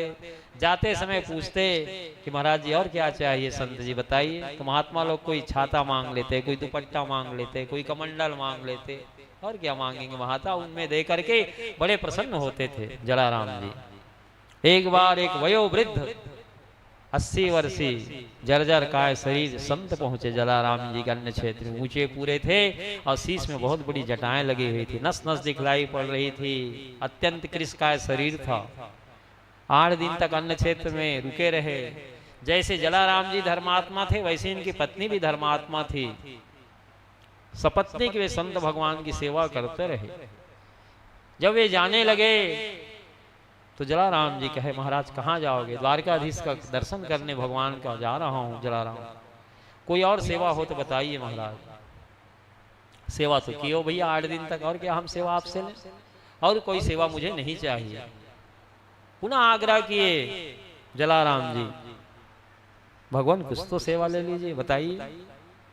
जब बहुत आग्रह किए तो उनके प्रेम को देख करके वयोवृद्ध संत ने कहा, जलाराम मेरी अवस्था 80 वर्ष हो गई है, तुम देख ही रहे हो मेरे शरीर को, नस नस दिखलाई पड़ रही है, कृशकाय शरीर है, सारी इंद्रियां मेरी शिथिल हो गई है, सोचने समझने की शक्ति भी क्षीण हो गई है, हम भूल भी जाते, वस्त्र आदि का भी ख्याल नहीं रहता। मैं कोई शिष्य बनाया नहीं हूँ जलाराम, अकेला ही रहा पूरा जीवन, एकांत से भी रहा भजन करते हुए, कोई चेला चेले हम बनाए भी नहीं है। और सेवा करना ही चाहते तो अपनी पत्नी को सेवा के लिए मेरे को दे दो। इतने महान संत हैं जलाराम जी, संत भगवान को अपनी पत्नी का दान कर दिए, ले लो महाराज हमारी पत्नी को सेवा के लिए। इनकी पत्नी आवश्यक सामग्री कुछ रखी, वस्त्र आदि, और संत भगवान के साथ हो चली। संत जी यहाँ विदा किए पत्नी को। उसके बाद मन में जलाराम जी सोचे कि अगर पत्नी का मैंने दान कर दिया तो अब तो कोई जिम्मेदारी मेरी रह नहीं गई, इसलिए घर में रहने से क्या लाभ, मैं भी द्वारकाधीश का दर्शन करने चलूं, वहीं भजन करते हुए शेष जीवन व्यतीत करूं। ऐसा विचार करके जलाराम जी भी घर का त्याग कर दिए और इस संत भगवान के साथ पैदल चलते चलते दोपहर का 4-4:30 बज गया। थक गई, जंगल पार कर रहे थे संत भगवान के साथ। तो संत भगवान ने जलाराम जी की पत्नी से कहा कि बेटी मैं डोल डाल से आता हूँ और अपना ये दुपट्टा है, कमंडल है, वस्त्र है, छाता है, चिमटा है, यहाँ रख दिया हूँ, तुम इसकी निगरानी करना जब तक मैं ना आ जाऊं, और मेरे को आने में कहीं विलंब होगी तो तुम मेरी प्रतीक्षा भी मत करना है। ये सब सामग्री ले जाना अपने यहाँ, चिमटा को अन्य क्षेत्र में गाड़ देना, तुम्हारा अन्य क्षेत्र सदैव चलता रहेगा, अन्न की किसी प्रकार की कोई कमी होगी नहीं। आज भी जलाराम जी का अन्न क्षेत्र चल रहा है वीरपुर में। ऐसा कहते हुए संत भगवान चले गए। आधा घंटा घंटा भर हो गया, 5:30 बज गया। अब चिंतित हुई जलाराम जी की पत्नी, महाराज को 1 घंटा भर हो गया, अभी तक लौटे नहीं, सूर्यास्त होने वाला था। अब तो पुकारने लगी, ढूंढने लगी, संत भगवान आप कहाँ हैं, संत जी आप कहाँ हैं? कहीं कोई आवाज नहीं आ रही है। बहुत ढूंढी आसपास, लेकिन वो मिले नहीं। अब उनकी बात याद आई, वो ये भी कह गए थे कि यही मेरे को आने में विलंब होगा तो तुम लौट जाना ये सब सामग्री लेके। तो जिधर संत भगवान गए थे उधर लक्ष्य करके प्रणाम की और सब सामान को लेकर के वापस आई वीरपुर गांव में। तो जलाराम जी भी नहीं थे। पत्नी का दान करने के बाद वे भी द्वारकापुरी चले गए थे। चिमटा को अन्य क्षेत्र में गाड़ दी। एक सेवक को बुला करके कही कि जाओ तो द्वारकापुरी वो गए हैं जलाराम जी, तो उन्हें ढूंढ लाओ। सेवक द्वारकापुरी में गया, जलाराम जी को ढूंढने लगा तो द्वारकाधीश मंदिर में ही मिल गए। जलाराम जी भजन कर रहे थे, बैठे थे। सारी बात बताया। आपकी पत्नी तो उसी दिन लौट आई, संत भगवान कहाँ गए पता ही नहीं चला। द्वारकाधीश का दर्शन किए। जो सेवक गया था जलाराम जी को लाने के लिए, उनके साथ पुनः भगवान द्वारकाधीश का दर्शन किए, प्रणाम किए, अपने गांव वापस आए वीरपुर में। उनकी पत्नी कही कि महात्मा तो उसी दिन गायब हो गए, कहाँ गए। और ये चिमटा दिए हैं, छत्ता है, दुपट्टा है, कमंडल है। वे कहें कि अन्य क्षेत्र में गाड़ देना मेरी चिमटा को, कभी तुम्हारे यहाँ अन्न की कमी नहीं होगी। तुलसी पंचिन के पिए घटे न सरिता नीर, धर्म किए धन्ना घटे जो सहाय रघुवीर। पुण्य का जल पाताल तक जाता है। सप्ताह ज्ञान यज्ञ में जितना भोजन भंडारा कराया जाता है उतनी यज्ञ भगवान प्रसन्न होते हैं। किसी वस्तु की कोई कमी होती नहीं और भगवान ही अनेक रूप में आते हैं जाते हैं सप्ताह ज्ञान यज्ञ में। अब तो जलाराम जी मन में विचार किए कि अन्य क्षेत्र तो मैं चला ही रहा हूँ। जितने द्वारकाधीश दर्शन करने के लिए तीर्थ यात्री जाते हैं तो हमारे यहाँ अन्य क्षेत्र में भोजन ग्रहण करते हैं, जलपान करते हैं। क्यों ना यहाँ सत्संग की भी व्यवस्था करा दी जाए। उन्हीं के गांव के रहने वाले पंडित जी, उनके मित्र थे जलाराम जी, और वो साथ पढ़े थे। अपने मित्र से कहे, मित्र हमारे अन्नशाला में, अन्य क्षेत्र में आप नित्य प्रथम समय में भोजन भंडारा हो और द्वितीय सत्र में सत्संग का आयोजन हो, भगवान की कथा नित्य सुना दिया करिए। जितने तीर्थ यात्री यहाँ रुकते हैं द्वारकाधीश जाने वाले, उन सबको कथा सुनने का अवसर मिलेगा। आपके यहाँ वर्ष में मैं बैलगाड़ी में गेहूं, बाजरा, अनाज आदि सारी भोग सामग्री भिजवा दिया करूंगा, आप हमारे यहाँ कथा वांचिए। पंडित जी कहे, जलाराम तुम जानते हो मैं राजपुरोहित हूँ, राजा मेरे यहाँ आगे आगे से सारी सामग्रियां भेज देते हैं, किसी वस्तु की कमी नहीं। दो मेरे पुत्र हैं, वे भी कर्म कांड में दक्ष हैं, कथा पूजा इत्यादि वे करते हैं, उससे भी धन की आवक मेरे यहाँ बनी रहती है। तुम्हारे यहाँ भगवान श्री हरि ही आए थे संत के वेश में, निश्चय ही आपको भगवत धाम की प्राप्ति होगी मित्र।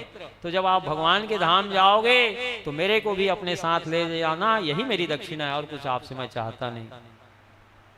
सिद्ध संत थे जलाराम जी, जैसे आप हम बैठ करके आमने सामने वार्तालाप कर रहे हैं वैसे ही सीताराम जी से वार्तालाप करते थे भगवान से।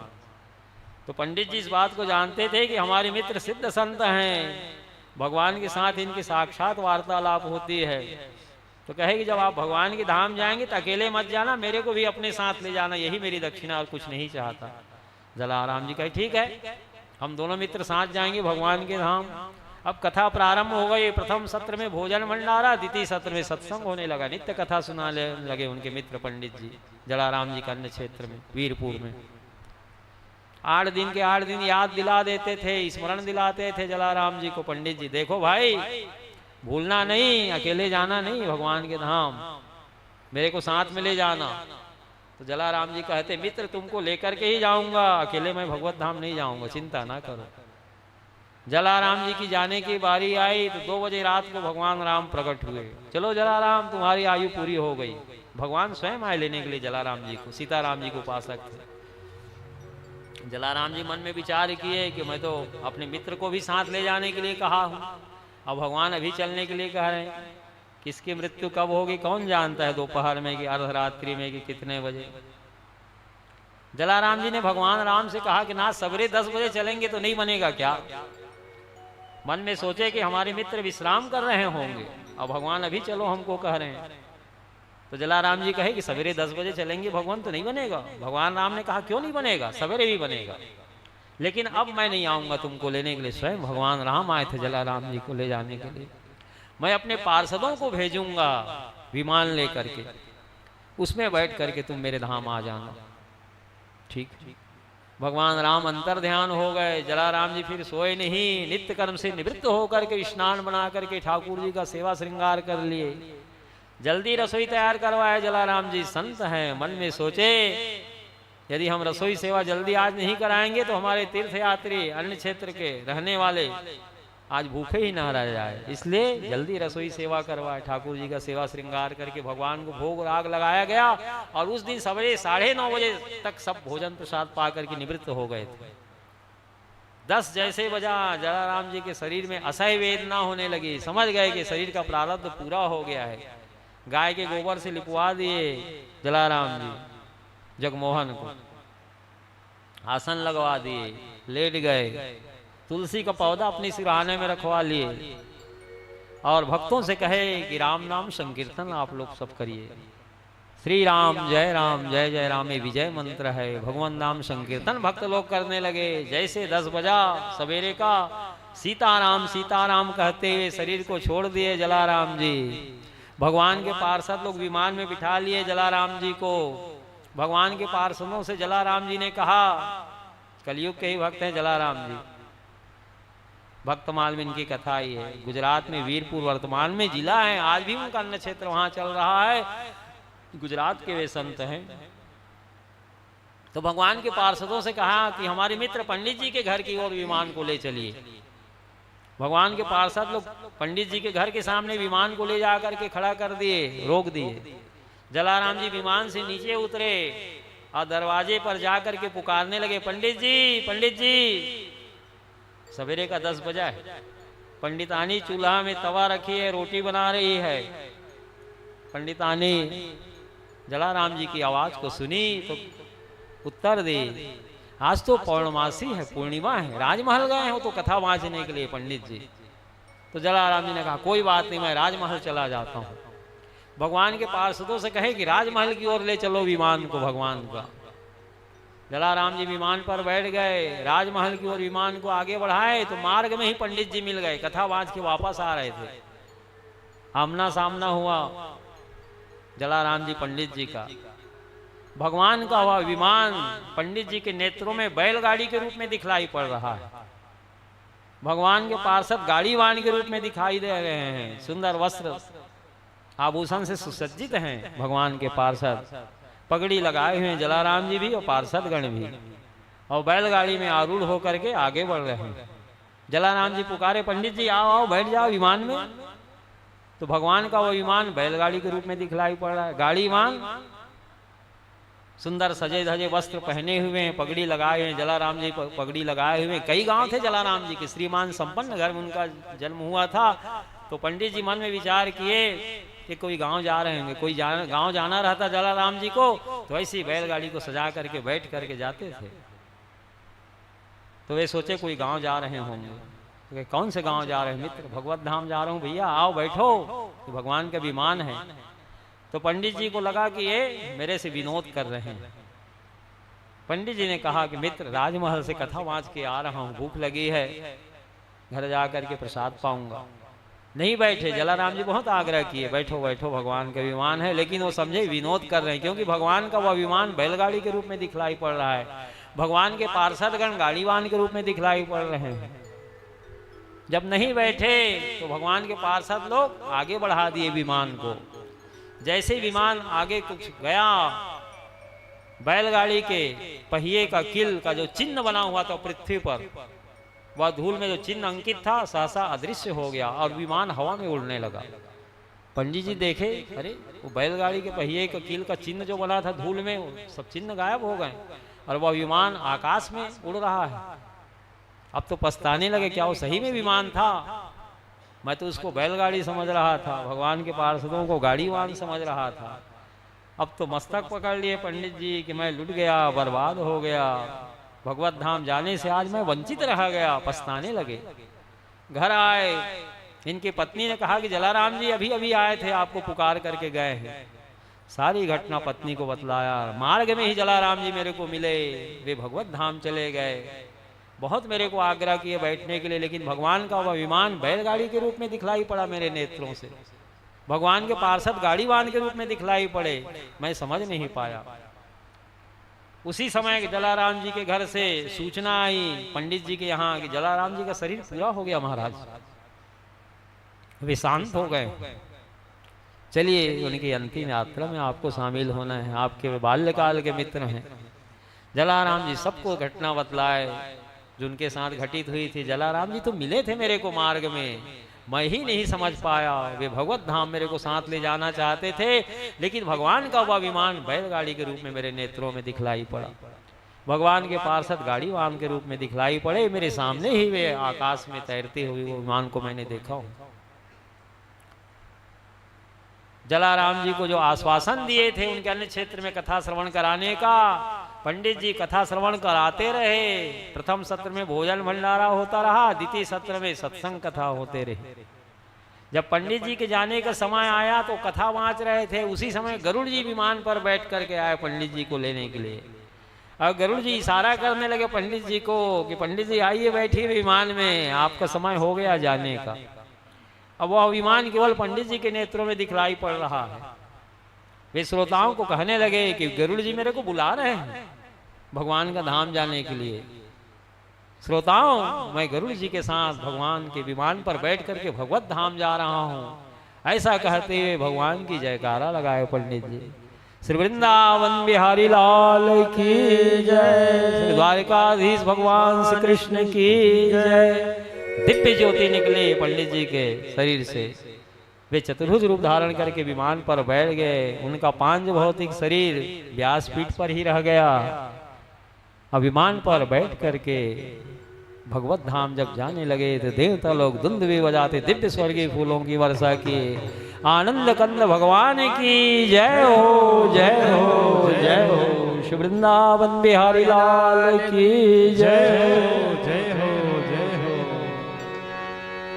भक्तों के दुख हर लेने वाला राम है, बिन मांगे सब कुछ देने वाला राम है।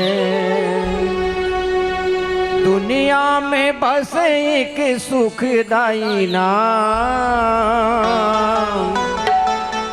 दुनिया में बस एक सुखदाई नाम। श्री राम जय राम जय जय राम, श्री राम जय राम जय जय राम। दुनिया में बस एक सुखदाई नाम, दुनिया में बस एक सुखदाई नाम।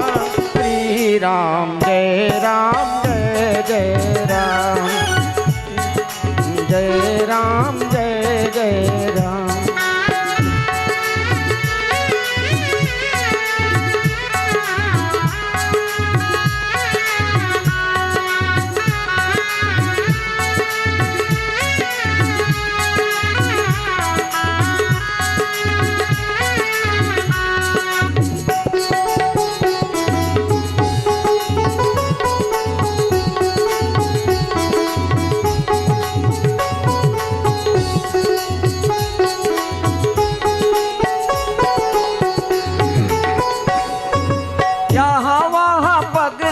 भटकना तू छोड़ दे, पगले भटकना तू छोड़ दे।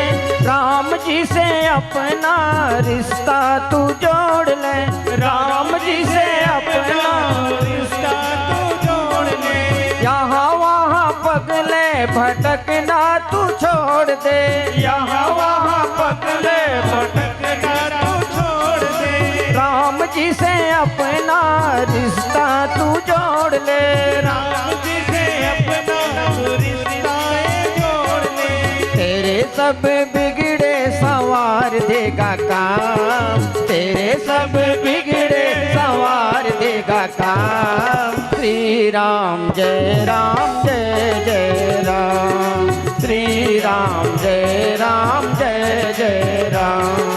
दुनिया में बस यही उकदाई नाम, दुनिया में यही एक सुखदाई नाम। श्री राम जय जय राम, श्री राम जय जय राम।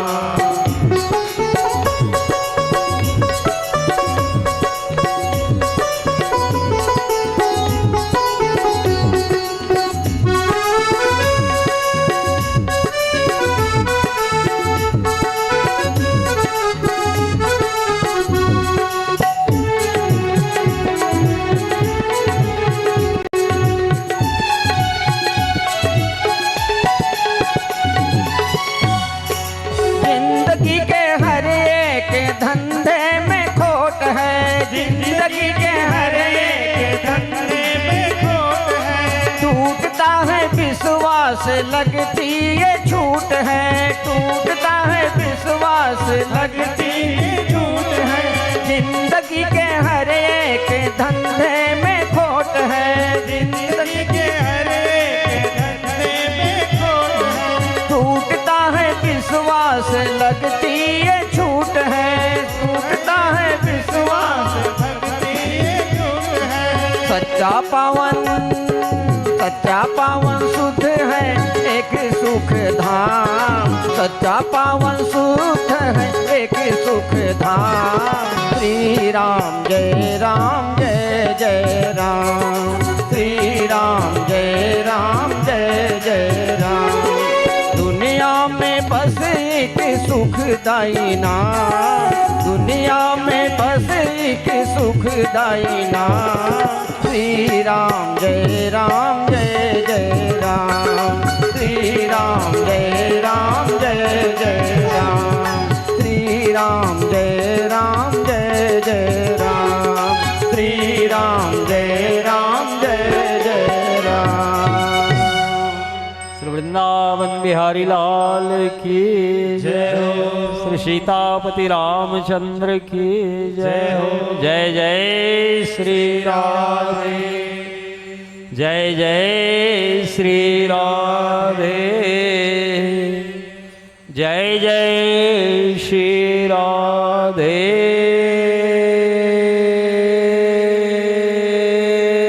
श्याम। सतयुग का दैत्य हिरण्यकश्यप कठोर तप किया। ओम ब्रह्मणे नमः, ओम ब्रह्मणे नमः, ओम ब्रह्मणे नमः। शरीर के मांस को चींटियां खा गई, रक्त को पी गई है, हड्डी में प्राण अटका हुआ है। बांस के बड़े बड़े वृक्ष उगाए हैं उनके शरीर के आसपास, चींटियों की बांबी बन गई है। ब्रह्मा जी हंस के वाहन पर आरूढ़ होकर के आए गंधमादन पर्वत पर। वे तो सृष्टि करता है, विधाता सृजन करता है। अपने कमंडल से जल लिए और हिरण्यकश्यप के ऊपर छींटा मारे तो शरीर सोने के समान चमकने लगा, जैसे अभी अभी भवन से आकर के बैठा है तपस्या करने के लिए। पितामह विधाता ब्रह्मा जी की भूरी भूरी स्तुति किया भक्ति भाव से। हिरण्यकश्यप अविरल अश्रु धाराएं निकल रही हैं भक्ति के कारण हिरण्यकश्यप के नेत्रों से। स्तुति करके वे मौन हो गए। पितामह ब्रह्मा जी ने कहा, बेटा सारा शरीर सुखा डाला था, तेरे शरीर के मांस को चींटियां खा गई थी, रक्त को पी गई थी, हड्डी में ही प्राण अटका हुआ था। तेरी भक्ति से मैं प्रसन्न हूं, बोल क्या वर चाहता है तू। हिरण्यकश्यप ने कहा, पितामह यदि आप प्रसन्न हैं मेरे से तो अजर अमर होने का वर मेरे को दीजिए, मैं अजर अमर हो जाऊं। ब्रह्मा जी ने कहा, अजर अमर तो हम ही नहीं है तो तेरे को कैसे अजर अमर कर दें। गीता के 8वें अध्याय में भगवान ने कहा है अर्जुन से, आ ब्रह्म भुवना लोका पुनरावर्ति नोर्जुना मामो पैति तो कौन्तेय पुनर्जन्म विद्यते। ब्रह्मादि लोग परिवर्तनशील हैं, काल के द्वारा सीमित हैं और मैं कालातीत हूँ। मामो पैति तो कौन्तेय पुनर्जन्म विद्यते, मेरे को प्राप्त होकर के उस भक्त का पुनर्जन्म नहीं होता। ब्रह्मा की एक निश्चित आयु है, आयु पूरी होती है ब्रह्मा बदल जाते हैं, दूसरे ब्रह्मा आ जाते हैं, तो अजर अमर हम ही नहीं, हमारी भी एक निश्चित आयु है बेटा। जब ऐसा ब्रह्मा जी कहे तो मन में विचार किया, हो सकता है पितामह मेरे को अजर अमर होने का वर न देना चाहते हो। यदि ऐसी बात है पितामह तो आपके बनाए हुए सृष्टि के किसी जीव से मेरी मृत्यु ना हो। हाँ ये हो सकता है, मेरे बनाए हुए सृष्टि के किसी जीव से तेरी मृत्यु नहीं होगी, ये मेरे क्षेत्राधिकार में है, ये वर तेरे को दे सकता हूँ। पितामह इसके अतिरिक्त अंतर लेकर के जो जो वर मैं आपसे मांग रहा हूँ वो सब मेरे को प्रदान कर दीजिए। ब्रह्मा जी ने कहा, अजर अमर को छोड़ करके जो तू अंतर लेके वरदान मांगेगा, जो मेरे क्षेत्राधिकार में, सब वर तेरे को दूंगा। तो हिरण्यकश्यप बहुत चतुराई से वर मांगने लगा, पितामह न मैं घर के भीतर मरूं, न बाहर मरूं, न जल में मरूं, न थल में मरूं, न अंतरिक्ष में मरूं, न दिन में मरूं, न रात में मरूं। ऐसा अंतर ले लेकर के वर मांग रहा है। आपके बनाए हुए सृष्टि के किसी जीव से मेरी मृत्यु ना हो, 12वें मास में मेरी मृत्यु ना हो। अब तो पितामह ब्रह्मा जी हृदय देश में भगवान नारायण का ध्यान करने लगे। भगवान ये तो बहुत चतुराई से अंतर ले लेकर के वर मेरे से मांग रहा है, ये जो कह रहा है दे दूं। भगवान ने हृदय देश में प्रेरणा दी है ब्रह्मा जी को, मेरे सामने किसी की चतुराई चलने वाली नहीं है, और जो कहता है सब आप दे दीजिए। ब्रह्मा जी ने तथास्तु कहा। अब तो अपने आप को अजर अमर मान लिया, अब मेरी मृत्यु होने वाली नहीं है। अधर्ममय आंदोलन चलाया, जहां जहां भगवान का कथा कीर्तन उत्सव महोत्सव हो रहा था सब बंद करवा दिया। केवल मैं ही ईश्वर हूं। देवताओं के भाग को स्वयं ग्रहण करने लगा, पितरों के भाग को स्वयं ग्रहण करने लगा। देवताओं को, पितरों को, यम को, सबको बंदी बना लिया था। जैसे रावण सबको बंदी बना लिया था, कंस सबको बंदी बना लिया था। अपने को ही ईश्वर कहता था वो, मेरे छोड़ जगत में और कोई ईश्वर नहीं है, मैं ही ईश्वर हूं। माँ नहीं मातु पिता नहीं देवा, साधु सन करवा वही सेवा, जिनके या आचरण भवानी ते जानो निश्चर सब प्राणी। शंकर जी ने पार्वती जी से कहा, जो माता पिता गुरुजनों को नहीं मानता, संतों से जो सेवा कराता है, जिनके यहाँ आचरण भवानी ते जानो निश्चर सब प्राणी। अधर्ममय आंदोलन चला रहा है। इसके ठीक विपरीत प्रहलाद जी सद्गुणों के खजाना थे। जब ये वापस आया राजमहल में तो राजरानी कयाधु को प्रहलाद जी को सौंप दिए, हिरण्यकश्यप को देवर्षि नारद जी। दिव्य सद्गुणों के खजाना थे प्रहलाद जी। जब ये 5 वर्ष के हुए तो इनके गुरुदेव शुक्राचार्य जी तपस्या में रत थे उस समय। तब उनके पुत्र संडमर्क को सौंपे कि हमारे पुत्र प्रहलाद जी को भौतिक शास्त्र, राजनीति शास्त्र, अर्थशास्त्र की शिक्षा दीजिएगा। गुरुपुत्रों, इन्हें धर्म शास्त्रों की शिक्षा नहीं देना। तो अर्थशास्त्र, राजनीति शास्त्र, भौतिक शास्त्र की शिक्षा देने लगे। प्रहलाद जी केवल सुन लेते थे, गुणते नहीं थे। दोपहर को भोजन अवकाश होता तो असुर बालकों को धर्म का उपदेश देते प्रहलाद जी। बाल्यकाल में माता के गर्भ में ही सारा ज्ञान प्रहलाद जी को प्राप्त हो गया था। असुर बालकों को उपदेश देते हुए प्रहलाद जी कह रहे हैं भागवत जी में, कौमाराचरेत प्राज्ञो धर्मान भागवतम निहा, दुर्लभो मानुषो जन्मा तथा विद्रोमर्थदम। हे असुर बालको, बाल्यकाल से जीव को भगवान की प्राप्ति कराने वाले श्रेष्ठ साधन की ओर अग्रसर हो जाना चाहिए। जवानी या बुढ़ापे के भरोसे में नहीं रहना चाहिए, क्योंकि ये शरीर क्षणभंगुर है, पानी के बुलबुले की तरह है, कब नष्ट हो जाएगा इसका कोई भरोसा नहीं है। बाल्यकाल को श्वेत वस्त्र के समान माना गया है। जैसे श्वेत वस्त्र को जिस रंग में रंग दिया जाता है उसी रंग में रंग जाता है। श्वेत वस्त्र में पीला रंग रंगेंगे तो पीला रंग को ही पकड़ लेगा, काला रंग में रंगोगे श्वेत वस्त्र को तो काला रंग को ही धारण कर लेगा। बाद में फिर और दूसरा रंग चढ़ाना चाहोगे तो रंग पकड़ेगा नहीं। इसी प्रकार से पालकों का यह परम कर्तव्य है अपने बालक बालिकाओं के ऊपर बाल्यकाल से ही धार्मिक रंग छोड़े ताकि वो धर्मात्मा बने। इस प्रकार से भागवत धर्म का उपदेश प्रहलाद जी असुर बालकों को दे रहे हैं और सुंदर भजन संकीर्तन कराते थे असुर बालकों को मिल करके। मिलता है सच्चा सुख केवल भगवान तुम्हारे चरणों में, भगवान तुम्हारे चरणों में। मिलता है सच्चा सुख केवल भगवान तुम्हारे चरणों में, भगवान तुम्हारे चरणों में।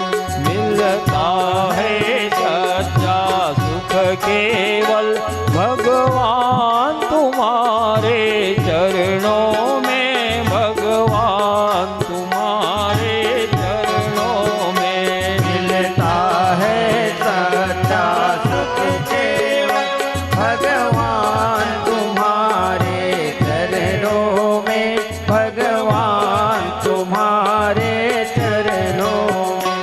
मिलता है सच्चा सुख केवल भगवान तुम्हारे चरणों में, भगवान तुम्हारे चरणों में। मिलता है सच्चा सुख केवल भगवान तुम्हारे चरणों में, भगवान तुम्हारे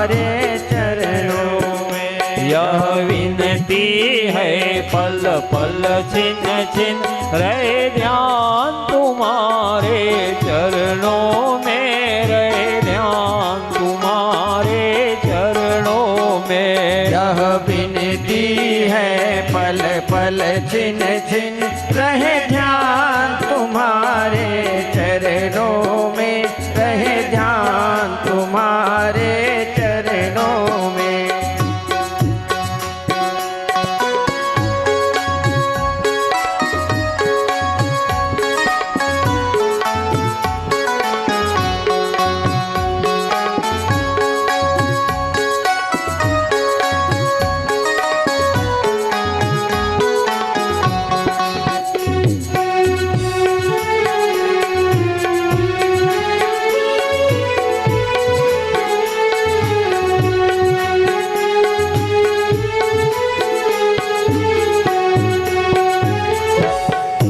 चाहे बैरी सब संसार बने, चाहे जीवन मुझ पर भार बने, चाहे मौत गले का हार बने, रहे ध्यान तुम्हारे चरणों में। चाहे बैरी सब संसार बने, चाहे जीवन मुझ पर भार बने, चाहे मौत गले का हार बने, रहे ध्यान तुम्हारे चरणों में। चाहे बैरी सब संसार बने, चाहे जीवन मुझ पर भार बने, चाहे मौत गले का हार बने, रहे ध्यान तुम्हारे चरणों में। चाहे बैरी सब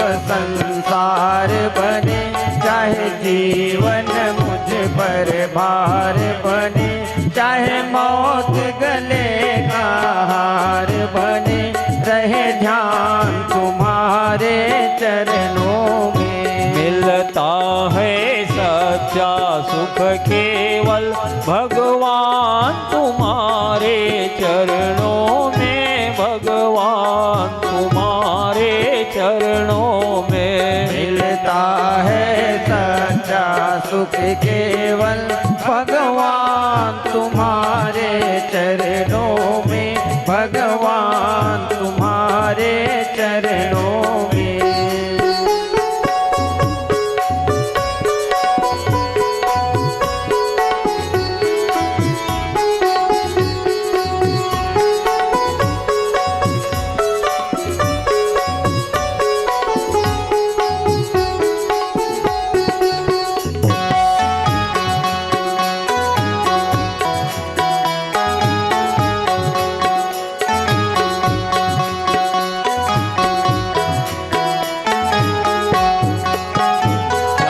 अग्नि में मुझे जलना हो, चाहे कांटों पर मुझे चलना हो, चाहे छोड़ के देश निकलना हो, रहे ध्यान तुम्हारे चरणों में। चाहे अग्नि में मुझे जलना हो, चाहे कांटों पर मुझे चलना हो, चाहे छोड़ के देश निकलना हो, रहे ध्यान तुम्हारे चरणों में। मिलता है सच्चा सुख केवल भगवान तुम्हारे चरणों में, भगवान तुम्हारे चरणों में। मिलता है सच्चा सुख केवल भगवान तुम्हारे चरणों में, भगवान तुम्हारे चरणों में।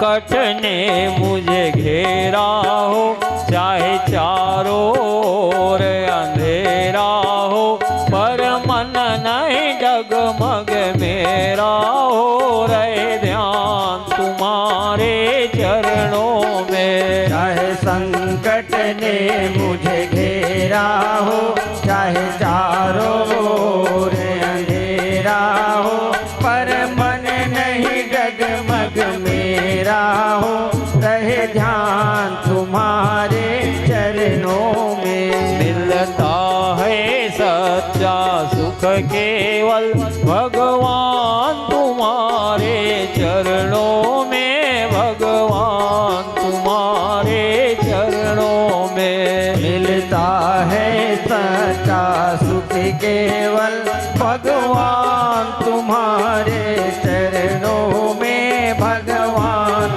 तुम्हारे चरणों में।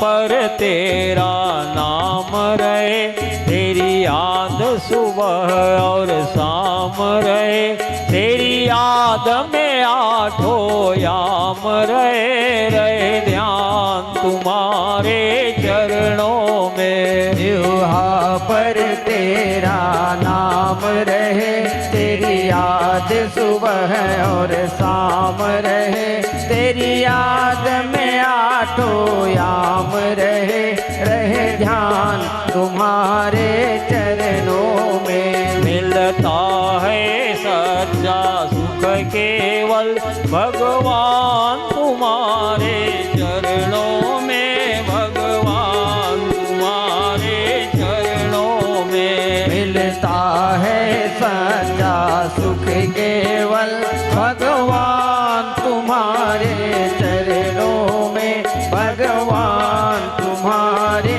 चरणों में। मिलता है सच्चा सुख केवल भगवान तुम्हारे चरणों में, भगवान तुम्हारे चरणों में। मिलता है सच्चा सुख केवल भगवान तुम्हारे चरणों में, भगवान तुम्हारे चरणों में। वृंदावन बिहारी लाल की जय, सर्वेश्वरेश्वर युगल सरकार की जय।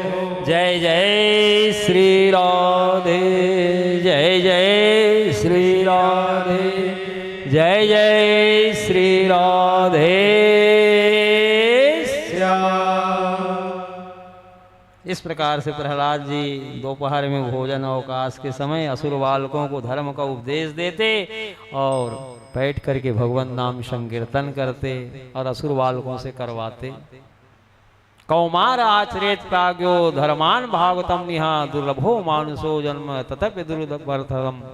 हे असुर बालकों, बचपन से इस जीव को भगवान की प्राप्ति कराने वाले श्रेष्ठ साधन की ओर अग्रसर होना चाहिए। जवानी या बुढ़ापे के भरोसे में नहीं रहना चाहिए, क्योंकि शरीर क्षणभंगुर है, पानी के बुलबुले की तरह है, कब नष्ट हो जाएगा इसका कोई भरोसा नहीं है। इसलिए ध्रुव जी प्रहलाद जी बाल्यकाल से भगवान में अपना मन लगाए और भगवान को प्राप्त कर लिए। ध्रुव जी तो 5 वर्ष की अवस्था में 5 माह में ही भगवान को प्राप्त कर लिए। प्रहलाद जी जब अपनी माता के गर्भ में थे कयाधु के, तो देवर्षि नारद जी की कृपा से सारा भागवत धर्म का ज्ञान गर्भ में ही प्रहलाद जी को प्राप्त हो गया था। 3 माह हो गया गुरुकुल में रहते हुए हिरण्यकश्यप स्मरण किया अपने पुत्र प्रहलाद का। संडमार्ग के पास संदेश भिजवाए हिरण्यकश्यप कि 3 माह हो गया गुरुकुल में रहते हुए राजकुमार प्रहलाद का हम दर्शन करना चाहते, मिलना चाहते हैं अपने पुत्र से। ला करके राजमहल में छोड़ दिए संडमार्ग। राजरानी कयाधु इनकी माता अपने पुत्र का बड़ा सुंदर श्रृंगार करके अमृतमय भोजन आदि करा करके पिता के पास राज दरबार में भिजवाई। गोद में लिया हुआ हिरण्यकश्यप राजकुमार प्रहलाद को अंक में भर लिया, हृदय से लगाया हुआ है, लाड़ कर रहा है, सिर को सूंघ रहा है, गालों को चूम रहा है और प्रेम से पूछने लगा, बेटा 3 माह हो गया तेरे को गुरुकुल में रहते हुए, 3 माह बाद आज तुम पहली बार आए हो गुरुकुल से, तो जो श्लोक तुम्हें याद हो गुरुकुल में सिखाया गया हो तो एक आध श्लोक मेरे को सुनाओ तो। प्रहलाद जी पिता की बात को सुन करके कहने लगे, तत्साधु मन्ये सुरवर्य देहिनां सदा समोद्विग्न धियाम सद्गृहात् हित्वात्मपातं गृहमन्धकूपं वनं गतो यद हरिमाश्रयेत। पिताजी, संसार के प्राणी मैं और मेरेपन के अभिमान के कारण सदैव उद्विग्न रहा करते हैं। ऐसे प्राणियों के हित के लिए तो मैं यही कहूँगा, घास फूस से ढके हुए अंधकूप के समान इस गृहस्थ आश्रम से बाहर निकल करके वन में जाकर के भगवान हरि का भजन करे। वनम गतो यद हरिमाश्रयेत, वन में जाकर के भगवान हरि का आश्रय ग्रहण कर ले, भगवत आश्रित हो जाए जीव। जब ऐसा धर्ममय श्लोक सुनाया पिता को तो स्वर्णमर्क को कहने लगे, जो राज दरबार में उपस्थित हैं, शुक्राचार्य जी के पुत्र, आप लोगों को मैं कहा था कि धर्मशास्त्र की शिक्षा ना देना, नैतिक शिक्षा ना देना, अर्थशास्त्र, राजनीति शास्त्र, भौतिक शास्त्र की शिक्षा देने के लिए कहा था मैं, और ये धर्मशास्त्र का श्लोक सुना रहा है हमारा पुत्र। अब तो घबराने लगे स्वर्णमर्क, हाथ जोड़ करके कहने लगे, महाराज ये श्लोक तो हम आपके पुत्र को सिखाए ही नहीं है, सुनाए ही नहीं है, पता ही नहीं कहाँ से यह श्लोक याद कर लिया, कंठस्थ कर लिया। तो स्वर्णमर्क की बातों पर विश्वास करके हिरण्यकश्यप ने कहा कि फिर गुरुकुल में और कौन सिखाया है आप लोगों के छोड़ के? यदि आप लोग ये शिक्षा नहीं दिए धर्मशास्त्र की तो फिर क्या ऐसा तो नहीं कि देवता लोग छिप करके आपके गुरुकुल में आते हैं, उनको मालूम है कि मेरे बाद आगे चल करके राजा प्रहलाद बनेगा, तो क्यों ना बाल्यकाल से ही हमारे पुत्र को देवता लोग मिला ले, धर्मशास्त्र की शिक्षा देंगे तो हम देवताओं का मित्र बनेगा, साथी बनेगा। ऐसा विचार करके देवता लोग अपनी ओर मिलाने के लिए मेरे पुत्र को धर्मशास्त्र की शिक्षा तो नहीं दे रहे। आप लोग कड़ी निगरानी रखिएगा, कहीं देवता लोग छिप करके मिलते तो नहीं हमारे पुत्र से। ठीक है महाराज, हम ख्याल रखेंगे। जाइए, ले जाइए प्रहलाद जी को। स्वर्णमर्क फिर गुरुकुल में ले आए। अब तो झिड़कने लगे, प्रहलाद जी जो श्लोक अपने पिता को राज दरबार में सुनाए हो, किसने तुमको सिखाया है बताओ तो?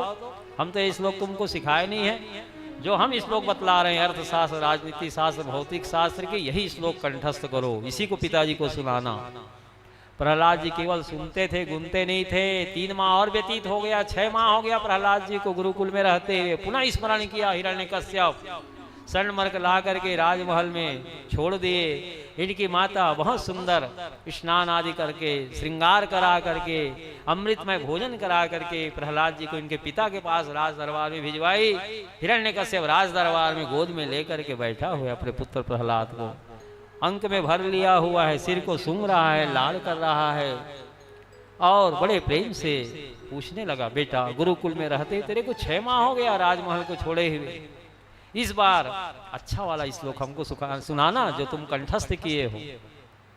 तो प्रहलाद जी मन में विचार किए कि पिताजी जब अच्छा वाला श्लोक सुनाने कह रहे हैं तो अच्छा ही वाला श्लोक सुनाए, खराब श्लोक क्यों सुनाए। नवदा भक्ति का श्लोक सुनाने लगे प्रहलाद जी पिताजी को। श्रवणम कीर्तनम विष्णु स्मरणम पाद सेवनम अर्चनम वंदनम दास्यम सख्यमात्मा निवेदनम। पिताजी मैं भगवान विष्णु का कथा श्रवण करना जानता हूँ। भगवान की कथा श्रवण करना पहली भक्ति है, कीर्तन करना दूसरी भक्ति है। श्रवणम कीर्तनम विष्णु, बहुवचन शब्द का प्रयोग हुआ है। देहली दीपक अलंकार है इस श्लोक में और नवधा भक्ति का उल्लेख किया गया है। श्रवणम कीर्तनम विष्णु स्मरणम पाद सेवनम, भगवान विष्णु का स्मरण करना जानता हूँ पिताजी, उनके चरणों की सेवा करना जानता हूँ, स्मरणम पाद सेवनम। अर्चनम वंदनम दास्यम, भगवान की अर्चना करना जानता हूँ, वंदना स्तुति करना जानता हूँ। अर्चनम वंदनम दास्यम, अपने को दास और भगवान को स्वामी मानता हूँ।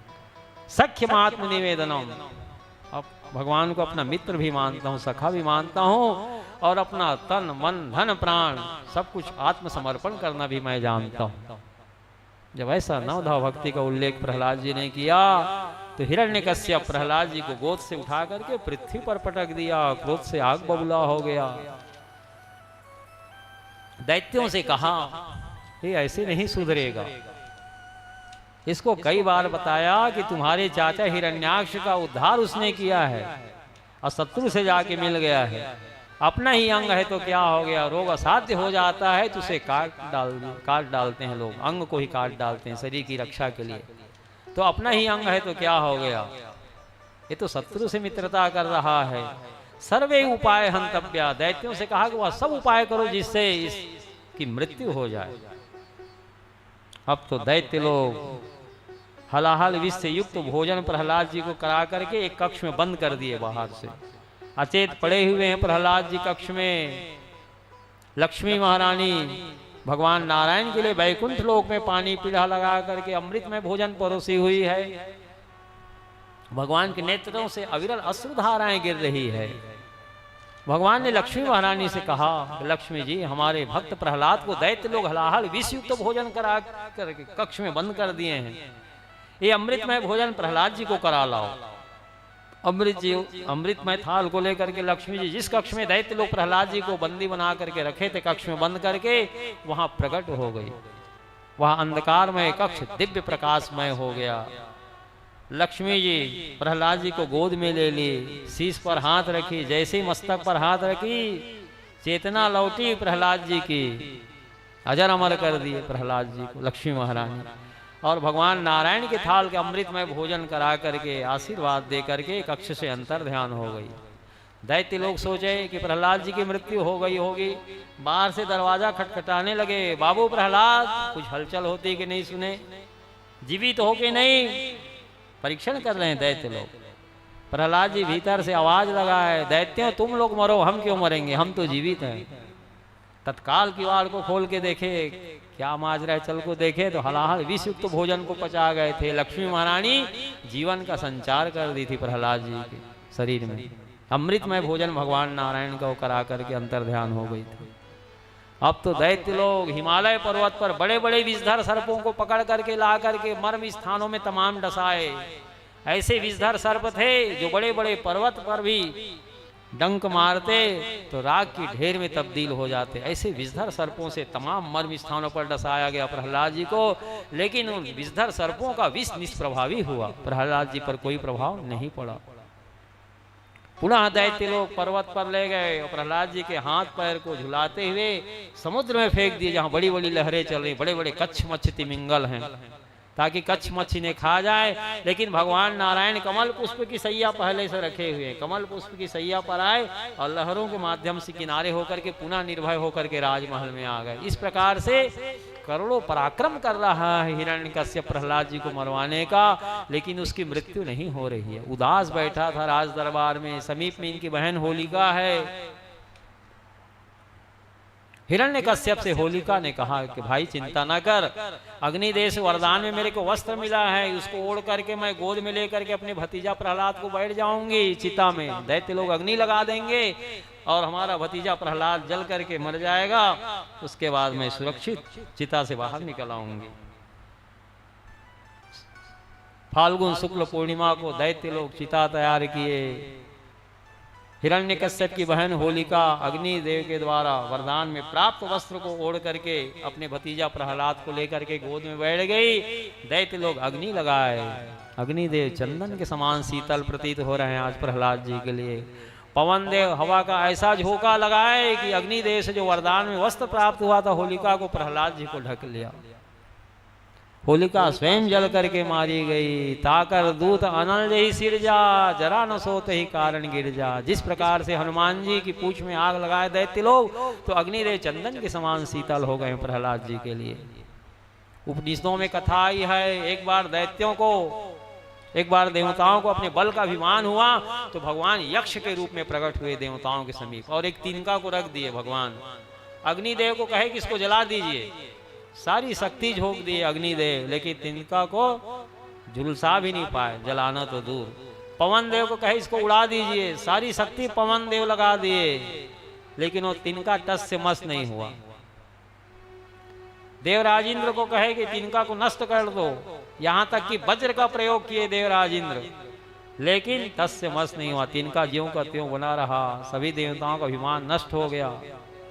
अग्नि को दाहकता शक्ति किसने दिया है? भगवान ने दिया है। हनुमान जी के पूछ में आग लगाए दैत्य लोग, तो वह अग्निदेव हनुमान जी के लिए चंदन के समान शीतल हो गए हैं। शंकर जी पार्वती जी को राम कथा श्रवण कराते हुए कह रहे हैं, ताकर दूत अनल जही सिरजा। अनल का निर्माण दाहकता शक्ति किसने दिया है? भगवान ने, और उन्हीं के दूत हैं हनुमान जी महाराज। जरा न सोते ही कारण गिर जा, इसलिए अग्निदेव हनुमान जी के पूछ को जला नहीं पाए, चंदन के समान शीतल प्रतीत हो रहे हैं। उसी प्रकार से भक्त प्रहलाद के लिए अग्निदेवा चंदन के समान शीतल हो गए हैं। पवन देव हवा का ऐसा झोंका लगाए, अग्निदेव जो वरदान में बस दिए हुए थे वो प्रहलाद जी को ढक लिए, होलिका स्वयं जल करके मारी गई। जो अपराध भगत कर करई, राम रोष पावक सो जरई। जो भगवान के भक्तों का अपराध करता है वो राम के रोष का शिकार होता है। देवता लोग परम प्रसन्न होकर के सुंदर मंगल गीत गा रहे हैं, एक दूसरे के ऊपर अबीर लगा रहे हैं, गुलाल लगा रहे हैं, सहनाइयाँ बज रही है, दुंदुभिया बज रही है, शंख नगारे बज रहे हैं। संत शिरोमणि भक्त प्रहलाद के प्राणों की रक्षा आज भगवान ने किया। तब से सतयुग से फाल्गुन शुक्ल पूर्णिमा को होलिका महोत्सव हम सनातन धर्मावलंबी मनाते चले आ रहे हैं। बोलो वृंदावन बिहारी लाल की जय। हाँ चल बिरज माँ दे दे बुलौआ राधे को, बिरज माँ दे दे बुलौआ राधे को। चल हाँ बिरज माँ दे दे बुलौआ राधे को, हाँ बिरज माँ दे दे बुलौआ राधे को। चल हाँ बिरज माँ दे दे बुलौआ राधे को, हाँ बिरज माँ दे दे बुलौआ राधे को। अरे दे दे बुलौआ राधे को, बिरज माँ दे दे बुलौआ राधे को। अरे दे दे बुलौआ राधे को, बिरज में दे दे बुलौआ राधे को। अरे दे दे बुलौआ राधे को, बिरज माँ दे दे बुलौआ राधे को। अरे दे दे बुलौआ राधे को, बिरज में दे दे बुलौआ राधे को। राधे बिना होरी न हो, राधे बिना होरी न हो, बिरज माँ दे दे बुलौआ राधे को। राधे बिना होली न हो, राधे बिना होली न हो, बिरज में दे दे बुलौआ राधे को। राधे बिना होरी न हो, राधे बिना होरी न हो, बिरज माँ दे दे बुलौआ राधे को। राधे बिना होली न हो, राधे बिना होरी न हो, बिरज में दे दे बुलौआ राधे को। अरे दे दे बुलौआ राधे को, बिरज माँ दे दे बुलौआ राधे को। अरे दे दे बुलौआ राधे को, बिरज में दे दे बुलौआ राधे को। अरे दे दे बुलौआ राधे को, बिरज माँ दे दे बुलौआ राधे को। अरे दे दे बुलौआ राधे को, बिरज में दे दे बुलौआ राधे को। राधे बिना होरी न हो, राधे बिना होरी न हो, बिरज माँ दे दे बुलौआ राधे को। राधे बिना होरी न हो, राधे बिना होरी न हो बिरज में दे दे बुलौआ राधे को।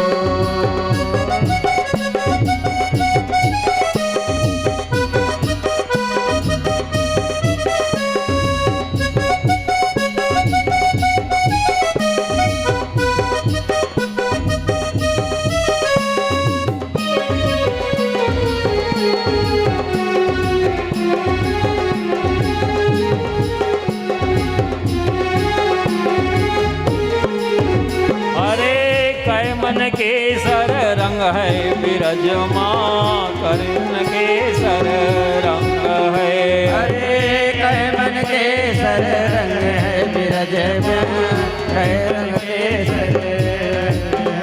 अरे कैमन केसर रंग है बिरज माओ कैमन केसर रंग है। अरे कैमन केसर रंग है बिरज में कैमन केसर रंग। अरे कैमन केसर रंग भुले बिरज माओ कैमन केसर रंग है। अरे कैमन केसर रंग बिरज में कैमन केसर रंग। अरे कैमन उड़ाए रे गुलाल। अरे कैमन उड़ाए रे गुलाल बिरज माँ दे दे बुलौआ राधे को। अरे कैमन उड़े रे गुलाल। अरे कैमन उड़े रे गुलाल बिरज में दे दे बुलौआ राधे को। अरे कैमन उड़ाए रे गुलाल। हाँ कैमन उड़ाए रे गुलाल बिरज माँ दे दे बुलौआ राधे को। अरे कैमन उड़े रे गुलाल। अरे कैमन उड़े रे गुलाल बिरज में दे दे बुलौआ राधे को। राधे बिना होरी न हो राधे बिना होरी न हो बिरज माँ दे दे बुलौआ राधे को। राधे बिना होरी न हो राधे बिना होरी न हो बिरज में दे दे बुलौआ राधे को। अरे दे दे बुलौआ राधे को बिरज माँ दे दे बुलौआ राधे को। अरे दे दे बुलौआ राधे को बिरज में दे दे बुलौआ राधे को। अरे दे दे बुलौआ राधे को बिरज माँ दे दे बुलौआ राधे को। अरे दे दे बुलौआ राधे को बिरज में दे दे बुलौआ राधे को। राधे बिना होरी न हो राधे बिना होरी न हो बिरज माँ दे दे बुलौआ राधे को।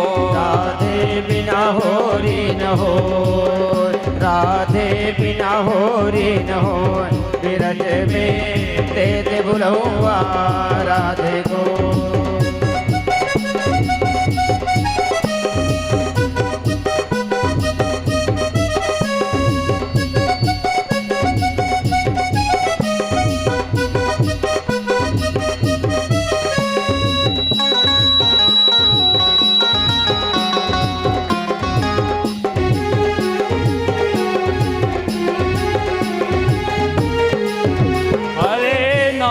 केसर रंग है बिरज माँ नौ रंग केसर रंग है। अरे नौ रंग केसर है बिरज माँ नौ रंग केसर रंग है।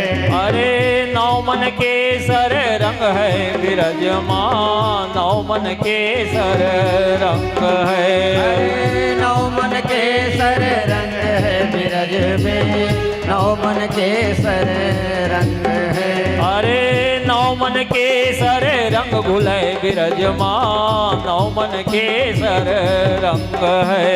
अरे नौ मन केसर रंग बिरज में नौ रंग केसर रंग है। अरे 10 मन उड़े रे गुलाल। अरे दस मन उड़े रे गुलाल बिरज माँ दे दे बुलौआ राधे को।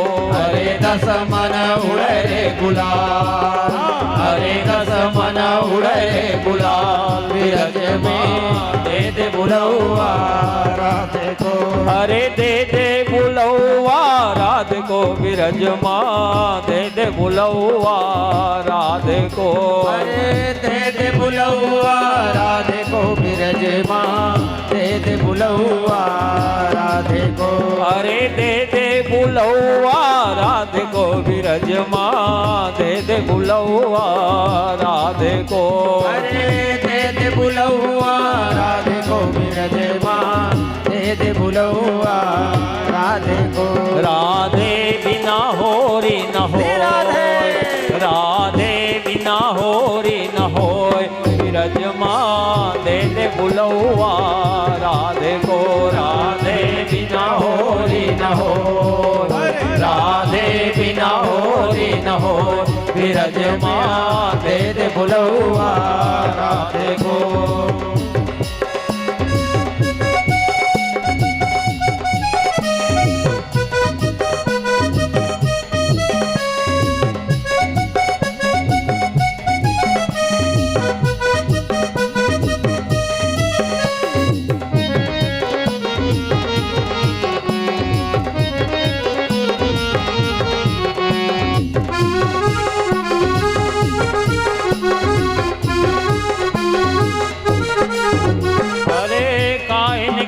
पालकी सजे बिरज महो कायन के हवे पालकी।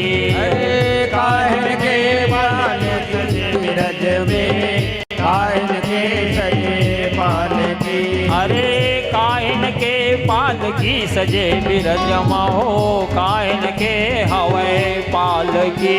अरे कायन के सजे पालकी बिरज में कायन हवे पालकी।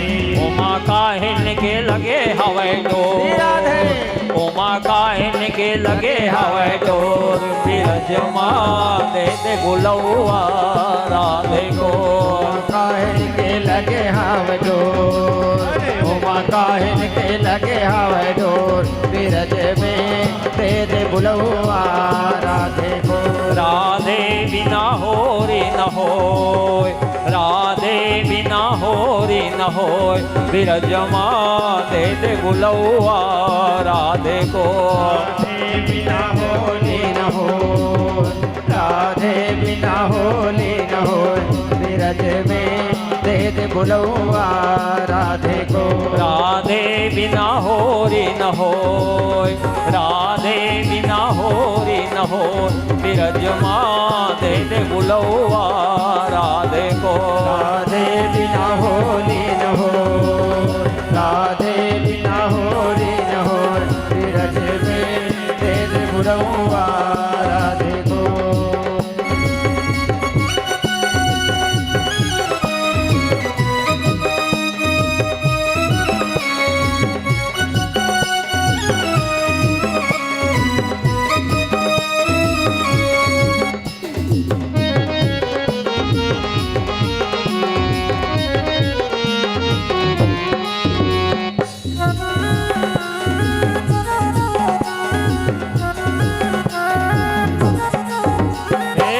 चंदन काठ पालकी सजे बिरज महो चंदन काठ के पालकी।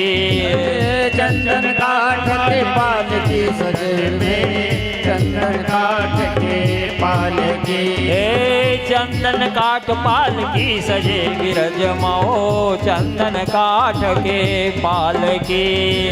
चंदन काठ के पालकी सजे में चंदन काठ के पालकी। चंदन काठ पालकी सजे बिरज महो चंदन काठ के पालकी।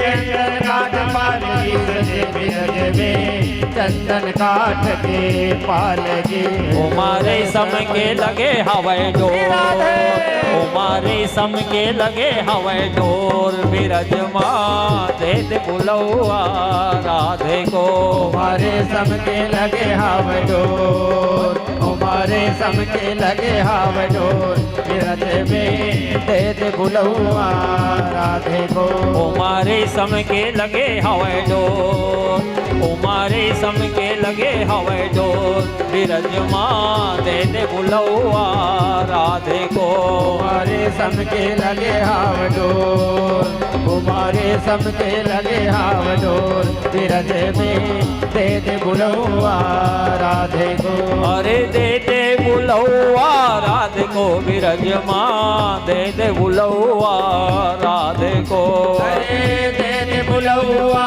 राधे को विरज में दे दे बुलौआ राधे को अरे दे दे बुलौआ राधे को विराजमान दे दे बुलौआ राधे को अरे दे दे बुलौआ राधे को विरज में दे दे बुलौआ राधे को राधे बिना होरी न हो राधे बिना होरी न हो विराजमान दे दे बुलौआ राधे को राधे बिना होरी न हो राधे बिना होरी न हो विरज में दे दे बुलौआ राधे को राधे बिना होरी न हो राधे बिना होरी न हो विराजमान दे दे बुलौआ राधे को राधे बिना होरी न हो राधे बिना होरी न हो विरज में दे दे बुलौआ राधे को श्री वृंदावन बिहारी लाल की जय मोर मदन गोपाल मोर मदन गोपाल नाचते वृंदावन में मोर मदन गोपाल मोर मदन गोपाल नाचते वृंदावन में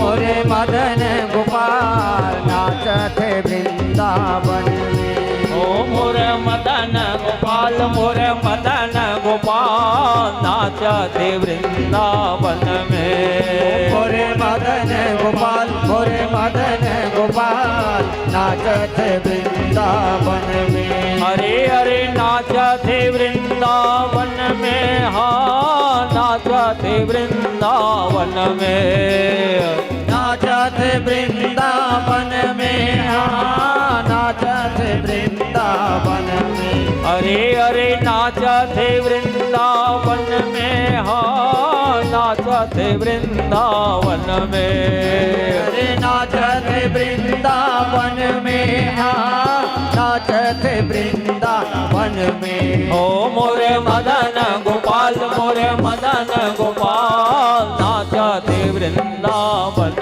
में मोरे मदन गोपाल मोरे मदन गोपाल नाचते वृंदावन में ओ मोरे मदन गोपाल मोरे मदन गोपाल नाचते वृंदावन में मोरे मदन गोपाल मोरे मदन गोपाल नाचते वृंदावन में अरे मोर मुकुट मकराकृत मोर मुकुट मकराकृत अरे मोर मुकुट मकराकृत मोर मुकुट मकराकृत कान कुंडल श्याम कान कुंडल श्याम गले वैजंती के माला कुंडल श्याम कान कुंडल श्याम गले वैजंती के माला ओ कान कुंडल श्याम कान कुंडल श्याम गले वैजंती के माला काले कुंडल श्याम काले कुंडल श्याम गले वैजंती के माला पहिरे घन श्याम